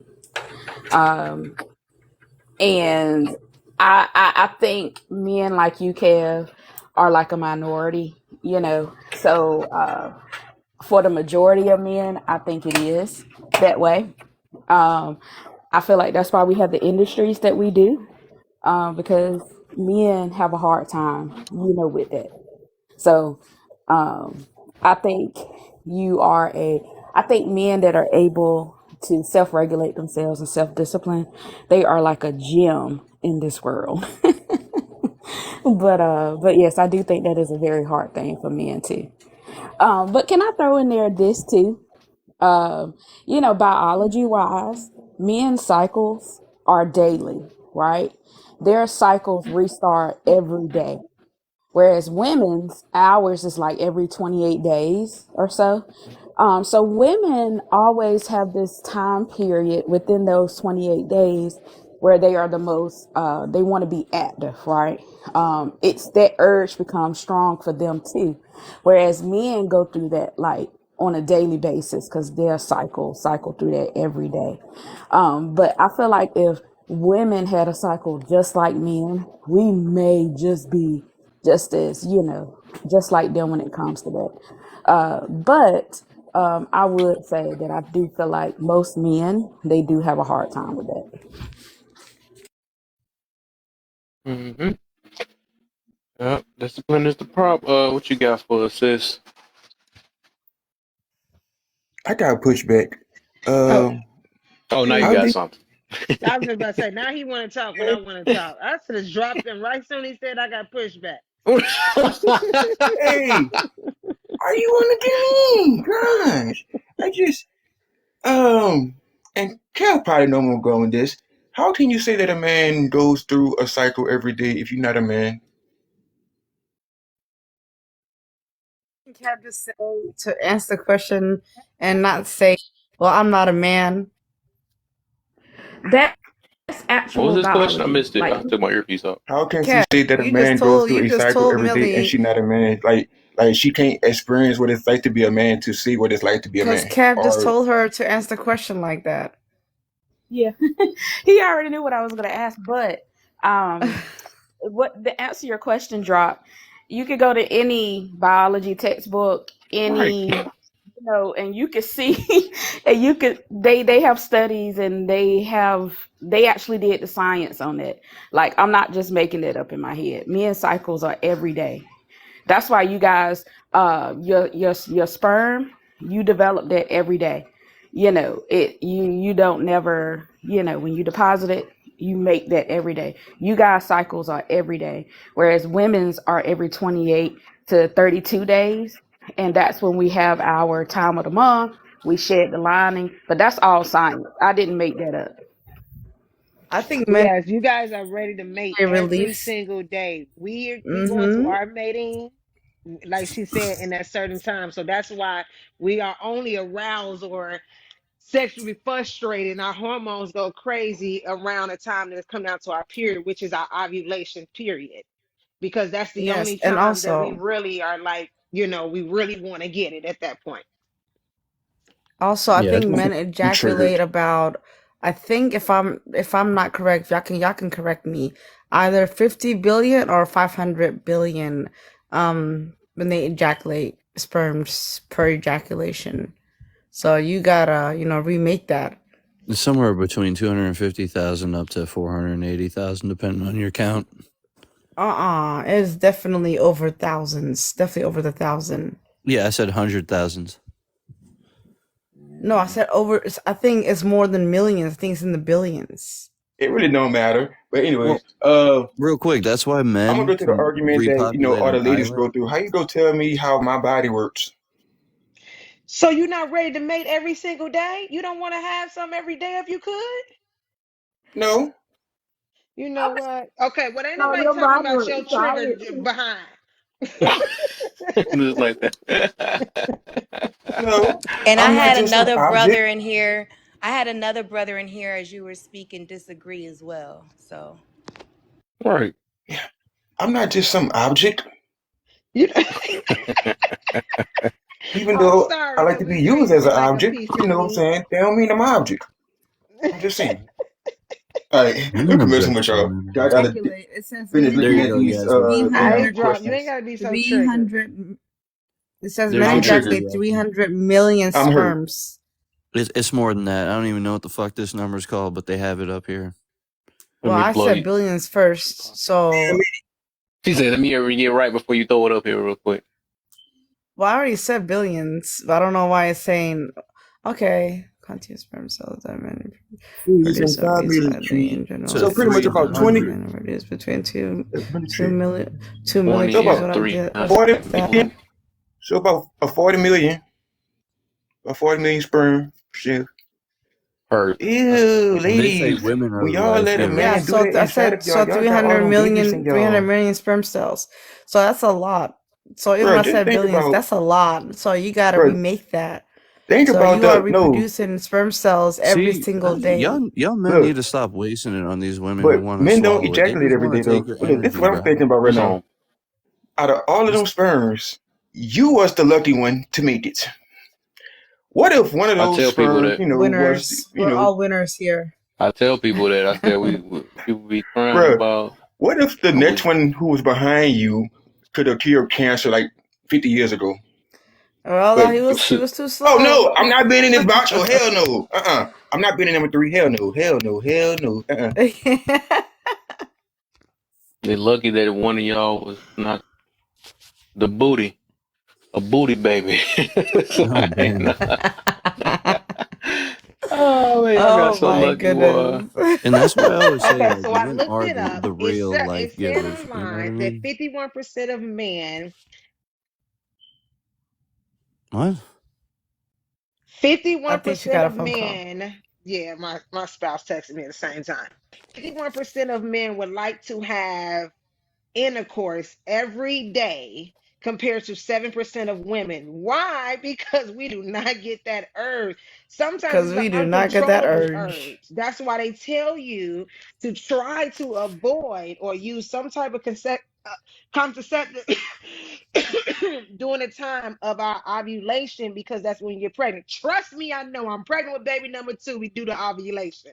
Okay. Listen, women get the most horniest on their monthly. And there's a science behind that. We get like, I mean, I can speak for myself. I don't know about the rest of y'all, but man, when I know I can't do nothing, that's when I want to do something. Oh, she went. Big Mama went to go show the speak. I thought she had a Bluetooth in. We over here just. She went far. She went to go. Everybody get Boom, boom, boom, boom, boom. I'm staying on mute now, Big Mama. Oh, hold on. Hey, tell them to hear this. They can Tap all. away, my guys. They can all hear us. Yes, that's why she went to go, and that was a big, huge speaker. The people next going down the street. Girl, what? I'm going on mute now. I'm going on mute too. Hold on, they can all. You telling me the whole building could hear that? My camera going? Which one of y'all keep turning my camera back on? Off or on? Well, I don't know. I keep trying to turn it off, but I gotta get somebody. I can't pinpoint who it is. Are you washing dishes or are you out in the rain? Who, me? Yeah, it sounds like a waterfall in the background. No, I'm in the basement putting up walls. Oh. Wait, who is it? Who's on mute? Who's on mute? I can't tell. There's 2 people on mute, so I can't figure out. Right above you, right above you. I know it's either you or Yasmin. Simone. 305. But I'm saying, okay, can I get him, Kev? Can I get him? Oh, hold up. Wait a minute. Hold on, I gotta fix something first. I gotta fix something first. And then after I fix it, I'll get him. Wait, how did that happen? Oh, I did change the boxes. Oops. But yeah, now I know if Big Mama the type of friend, I gotta call and ask him on speaker first, okay? Because she ain't gonna warn you. She ain't gonna warn. I said, Big Mom, you type of friend, I'm gonna have to call him. Like, am I on speaker before I start talking? Because you ain't give up no warning. She did. No, she did. She did. She told us in the comments. Here. If Bunny wasn't talking, I would go drop her because she in my box right now.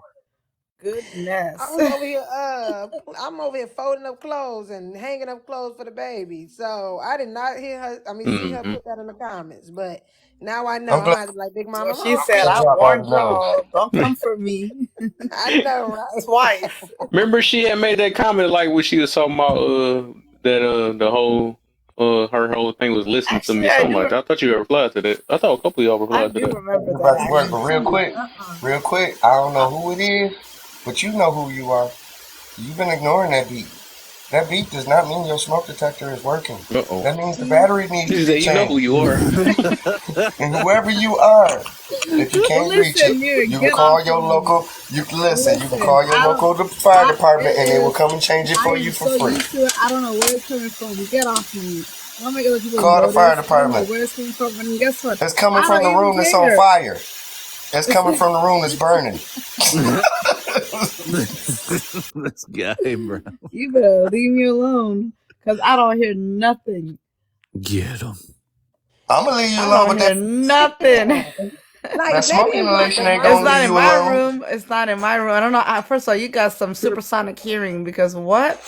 How the hell do No, you hear that? I'm just hypersensitive to it, and I'm like, you asking how did I hear it? How do you not hear it?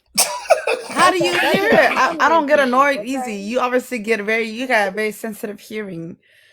I So got something you for know y'all real what? You quick. made I me haven't notice showed That it this. in a means the What while. many battery days needs ago to was be it? changed. No, Yasmin, the Well, problem guess is what? I'm not changing it. I'm not that tall. I'm not risking getting on a chair and changing no battery. Yasmin, the problem is they be listening for that thing because they be like, For smoke real. detector. Like Right, but you what? can What call is your. wrong with you? What But is wrong seriously, with you?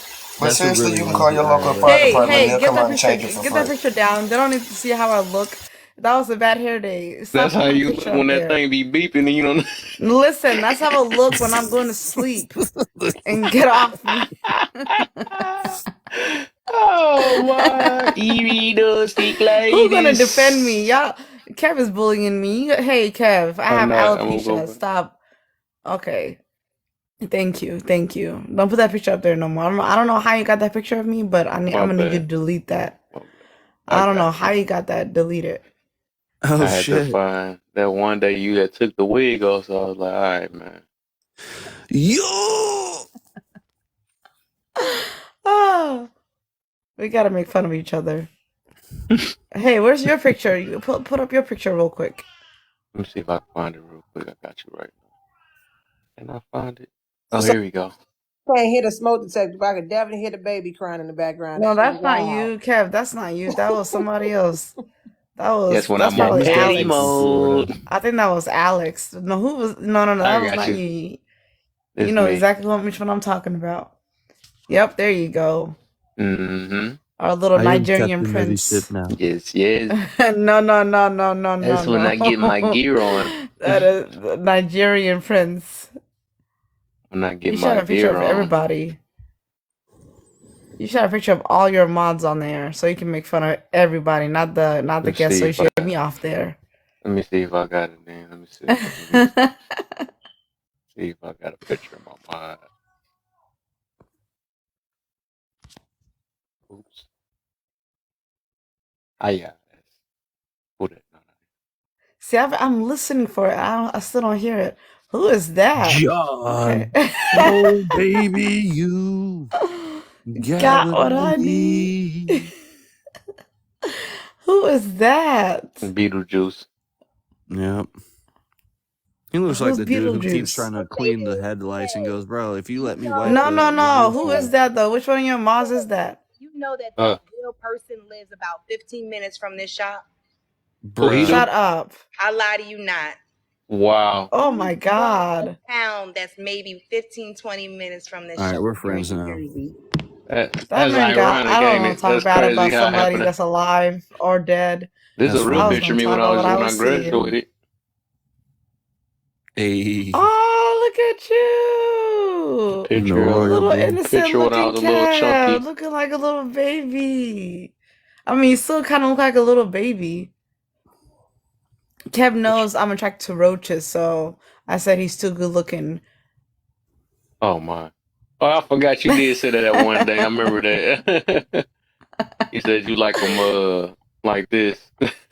Yep, exactly. I do remember you saying that one Yeah, day.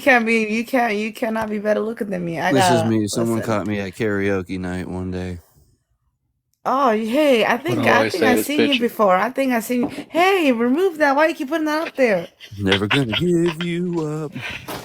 Big man, what you could do Whoa, on what is that that? head right there? You know, what could you do for her? Really, really. Mm. He came in the shop like I want to line up. I want to I want to smash it. I want the iridocyclitis. Oh man, I don't even know where I found that picture. I just looked up some stuff. That's wild. All right, we back to the topic now because I forgot we're short on time. What happened to Mirror? We trying to get his live set up, man. I'm gonna probably pop up in there too, a couple. Some. Oh, Mirror over here. What the heck? I switched it up. He over there. Okay, I'm so used to him being on the left side after today. Oh, Bunny left. Okay, I got you. All right, let me get a stab at these questions before y'all hang it up. Okay. I'm gonna keep them short since y'all at the end. Do women really choose attention over protection nowadays? Yes. Is it really hard for men to discipline themselves from their natural urges? Is it really hard for men to discipline themselves from their natural urges? For some men, I will say yes, and for others, I will say no. Do the majority of people make decisions setting up for the future, or is it about how they feel now? I feel responsible people set up for their future, and impulsive people are worried about their present. What is living your best life to you, to me? And why aren't you able to do it today? My best life to me is being able to go wherever I want, whenever I want, wherever I want, without risk of my foundation or stability. And why am I doing it today? Because the government won't allow me to. I gotta work. Oh wow. That's quick answer. Let me run down these two bits in case I ain't gonna be able to do it later though. Just in case if Mirror he do it, if he continue this on his, I'm gonna run through mine real quick on these other two that I didn't do, and then I think everybody else didn't get to do the other two. So with me, do majority of the people make decisions setting up for the future, or is it about how they feel now? I think the biggest majority is looking for what they can do now. The reason why I say that because like I think even to set up for the future, it's like more. I think a lot of people that like have that leader type, that like they more of a. This is rare to be leaders. Rare to actually be the owner rather than the consumer and stuff. I mean, it's just like I don't know if everybody was meant to set up for their future and stuff, they would. I guess for the most part, yeah, they'd be. But I think everybody like that now, that microwave life, and and it kind of it's gonna tie into that second with that living my best life thing. They want to live their best life. They YOLO. You know what I'm saying? We only live once, so do what you gotta do. Party, party, party. So they think about the now for the most part. 'Cause we all doing is living the now and stuff. So I think they don't never really, for the most part, they don't think about their future because they don't, gotta live like tomorrow's not coming. Stuff like that though. So I do understand. I understand why people do it, but I don't think a lot of people don't do things or make a decision and not, think about how this going to play out in the future. They just like, all right, I just like this now. I'm going to drink this now because it make me feel good now. I don't know how it's going to affect me though, but and if that was the case, like, cause it'd be kind of hard to kind of live like, but we was trying to make every last decision, think about our future. But, I think for the super majority, like dang near 90% of the world, yeah, everybody's doing things for the now rather than for the future. And then So with the is Drop last, going to answer any? huh? I was saying, is Drop going to answer any of them? Because I haven't heard him Yeah, I answer. think if we get through to everybody, because I was gonna do a couple people. If we do, because I just doing mine, because I ain't gonna be doing this later. And if y'all go follow behind the Yeah, you mirror, could he probably finish continue it this now. I'll topic go over after there. you, bro. Huh? I Yeah, said, all yeah, right. you can finish it now. I can go after you. Yep. Yep. I'm just getting mine out the way real quick.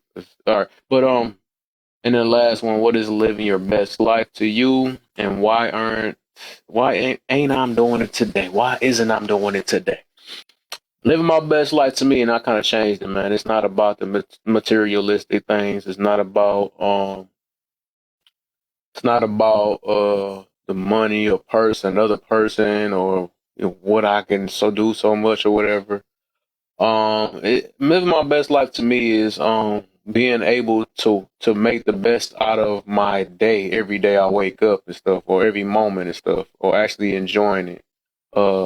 Becoming better every day. Always finding a way to get back to peace because I love peace so dang on much. Get back to that and also enjoy every last moment. You know what I'm saying? And I'm able to do that every day. I look at it as every day. So that's with the second question, why ain't I able to do it today?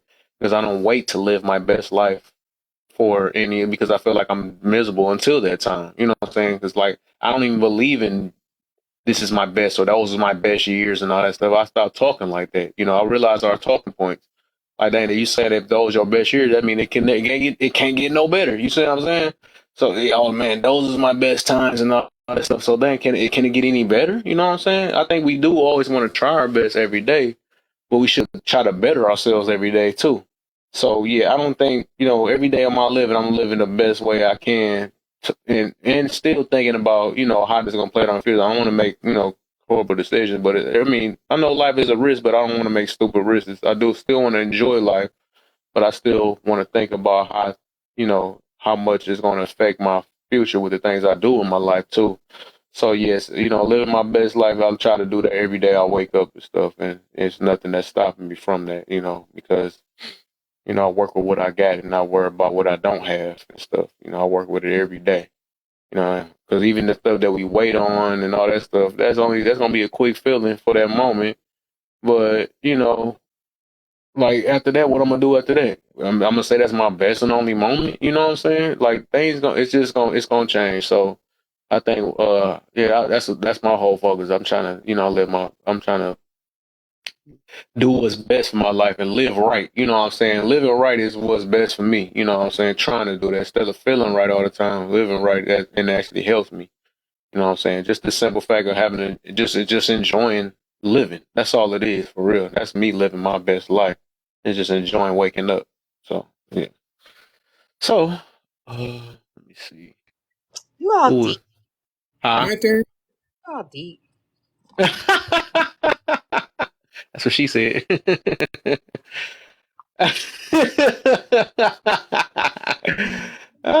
Sheesh. Go ahead, drop. Okay. I don't wanna. All right, now I'm playing. All right. Why do people hate control? Hate control. All right. From one side of it, the people who are getting controlled, why do they hate control? Because it's like they have no control. Like if you get controlled, you have no control. And it's from that perspective, it's like people don't like what they call it, loss of autonomy, I think. And it's like you don't have no freedom. You don't have like, are you even you if you being controlled? Like it's like you're a robot kind of, and you don't really know what's next because you're not in control of your next option, like somebody else is. And when you're being controlled like that, you are also being what they call it, micromanaged. You're being micromanaged, meaning every single thing that you do, somebody is watching, and also it's not fair. Now, the people who are doing the controlling, if it's a group of people, some people might feel like it's bad to control everybody because you're taking away their free will. Like, look at it like this: like, how can we have free will, but they can't, and we the same people? We look at that as like how they did with slavery. Do women really choose attention over protection nowadays? Do you believe, before we go to that one, do you believe that a lot of people, that's what I kind of summed it up too from, this is my observation. Do you believe that a lot of people lack self-control as to why they don't like control from others? That's the one more time. Do you believe a lot of people that hate control can't even control themselves, just for the most part, basically? Hell yeah. Okay, that's all I'm just trying to get to. Hell yeah. Do women attention over protection nowadays? The sad part is, I'm gonna have to go with that. Like, women, not if you're triggered by this, it's because what I'm about to say is true about you. If not, you won't have nothing to say. Shut the fuck up. But they choose attention because attention is what, like, we live in the social media, society, the internet-driven world, or whatever you want to call it. But it's like people feel like without attention, they are a nobody. They feel like without attention that they are worthless. Like, it's like they forget who they was before we had all of this. Like, you're that same person, but it's just likes and comments on you. It pretty much is like the fact that people is taking the time out to even think about you is kind of narcissistic. You know what I'm saying? Like, people is taking the time out to like your page, comment, and go see what you about. To me, people who like that is like kind of narcissistic. But also, women who be like, why you come and talk to me? We all that, like, and all these made up whatever. It's hard to protect women because what if you go protect a woman and you have to like grab her to to like put her in safety? She can file charges for assault. You know what I'm saying? Which will give her attention. So that go with that, but also go hand in hand. Is it really hard for men to discipline themselves from their urges? All right. I'm celibate and it's 20 months now. So I can say this. When you not used to doing it, like when you're not used to having to control yourself and your urges, it's hard because yes, it is natural and it happens. But it's a routine and it's like the subconscious does it on routine. Like it feels like that's what it's supposed to do. But if you are able to control yourself and actually go within and be like, figure out why you are getting tempted with urges and why do you even have urges that you don't even understand?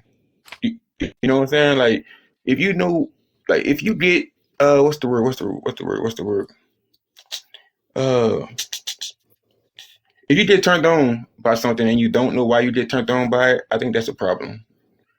Yeah. Let me see. Do the majority of people make decisions setting up for the future, or is it about how they feel now? Ooh. All right. First, I'm gonna answer it like this. People make decisions on the future based on how they feel now. Meaning, they might be happy right now and decide to do something in the future. When a week later, when it come time to do it, they don't want to do it because they don't feel like it. And me having ADHD, I can understand that to a whole another level. Like if you catch me in a manic episode, you can ask me anything. I'm gonna tell you, yeah, man, like let's do it. But by the time it come, 9 times out of 10, I don't want to do it no more. But to be typical, the neurotypical way,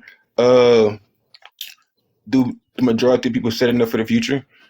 You have to be like, if you weren't brought up in that, you kind of don't know how to, because I honestly feel like unless you go through the trials and tribulations of actually teaching yourself that, and learning how to sacrifice, it's going to be hard to like make a decision for the future because you're not used to it and you never have to do it. And if you never had to do it, you don't know how to do it. And about how they feel now, look, we on TikTok, so we know that one already and how that one is. If you triggered, be triggered. What is living your best life to you? Why aren't you able to do it today? What is living your and why aren't you? Okay. Living my best life. The baby hair bandit bringer is in the building. What's the deal, my brother? What is my best life? Let me see. What is my best life? To be honest, let me see. It's kind of a deep question. Get to the wrong person. Oh yeah, cause look, think about it. Have we ever honestly sat down before today and looked at this question and was like, "What is my best life?" Like, we think we live in our best life, but like, have we ever consciously made the decision to sit down and think about what is our best life? And the problem with that is also, if we do that, the problem with that is it your best life or is it what the ego wants your life to be? You know what I'm saying? Like, is it what you need your life to be or is it what you want your life to be? But best life. I think your best life would be having life, period. You know, just going through the experience of life. That's your best life because that's the best thing you can do. And that's the one thing you can only do, you know, that just happens. Like, and why aren't you able to do it today? Because we don't even know we don't know what's best for ourselves. And if we do say what's best for ourselves, again, is it us answering it or is it the ego? Because I always say my ego is under control, but y'all done see me on this live, so you know some days I am real aggravating, and that be my ego because sometimes I just can't shut up because why? I don't want to, and the fact that I know I don't have to is the ego talking. You know what I'm saying? But I know how to control myself sometimes because sometimes I'd be like, bro, I aggravate myself sometimes, you know? And if I'm aggravating myself, I know I'm aggravating y'all. But the fact y'all deal with me, you know, I love y'all. But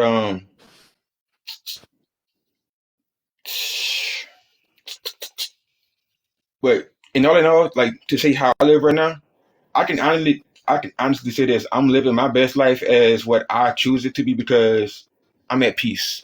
Like I'm able to control my peace. I'm able to control my emotions, my feelings. Like nobody has control over me. Nobody can actually make me feel no type of way. They can probably influence how I act, but I have an understanding, and if I listen to everything that they're saying, I know exactly what they're expecting from me. And if I follow my intuition, I know for real.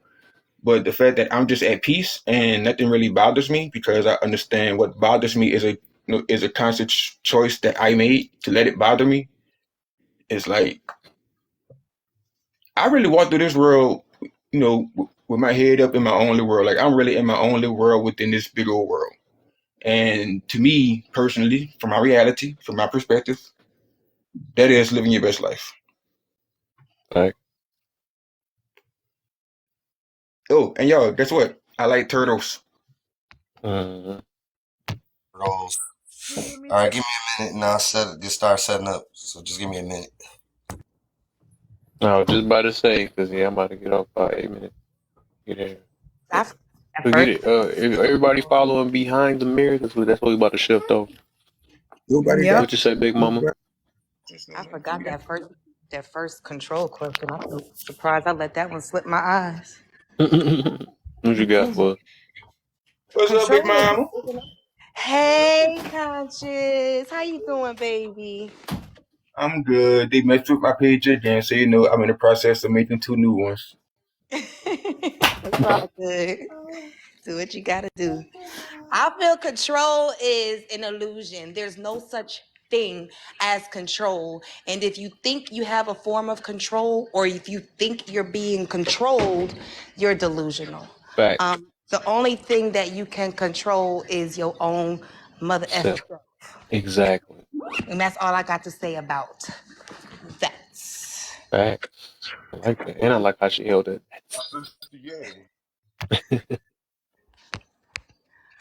That's facts though, for sure. All right, I'm shutting down the shop. Let me get the fuck out of here. Hey, Y'all realize, like, look, like, if a lot of people are under control and don't even realize it. Why? You hurt my feelings. Yeah, like that person has control on over how you feel. Whenever it's not even supposed to happen like that, but the fact that they control how you feel means they control how you think about how you feel, which is crazy that people allow that to happen. They allow it, right? They allow it. I like how you said that, Conscious, and it goes back to just that. If I could control your feelings, you have forfeit your self-control to me. Mm-hmm. Okay? And you let me control your brain, period. Like I'm controlling the way you think about you. Like, how did that But work? you made me mad. How? Yeah. And look, Kel, that's what I was getting that night whenever you were But like, I can't make you accountable. What you getting at? I'm like, how can I make you upset? I'm like, I can't make you upset. All I wanted her was to answer was what I was asking. How can I make you upset? If you can't answer that, I cannot make you upset. Something we got brought up into. We feel like everybody can make us something, but we don't want to. We don't. Like I said, I do understand influence, right? Influence, motivation, persuasion, and all that stuff. Yes, but I think it still have to be you to accept it, even internally, right? Sometimes that's why you can't change you can shift your triggers and stuff. Cause it's all about how you accept it and stuff. Because like even with like if somebody was, oh, you made me mad because you called me a B, right? That don't work with everybody because some people don't even know what a B is. If you go across this, people that don't even know, that was introduced to that word. If you call a baby a B, right? This how I'm getting to, right? You call them that, a baby probably still will smile, especially if you was put it in a cute way, right? I think it's the energy behind it. If you was like, man, it was a little B or something like that, and the baby like, you know what I'm saying? But it's like, that's why you can't, if the baby don't know what it is or got what it taught, you know what I'm saying? You can't say it's the word or a person that made them feel that way. You know what I'm saying? It will have to like be an energy or the way they react. They got pushed or, something like that though. But it's just, it's depend. I don't know if you get what I mean, but basically it's the, I guess dang, whatever. It's the acceptance of something. That's what it is. But look, Kev, to the women who be like, I'm not a bitch. Okay, then why is you even saying something? If that's not you, why is you even like? Why you answering to it like Kev? Your name Kev. I call you Kev. But if I come in the damn live and I say, "Hey, what's up, Mike?" Kev ain't go. Kev, who the fuck is Mike? Consciousness. Yes, ma'am. Has nobody ever made you mad? Maybe no. I allowed them Don't lie. to. Has anybody ever made me mad? No. Like, I you know, had it to make the pissed decision you to off, be mad because irritated no, you. hold on. It was my conscious decision to get mad because I allowed them to continue to do something that I didn't like. So actually, I made myself mad by allowing somebody to do something that I didn't like, pretty much. Mm-hmm.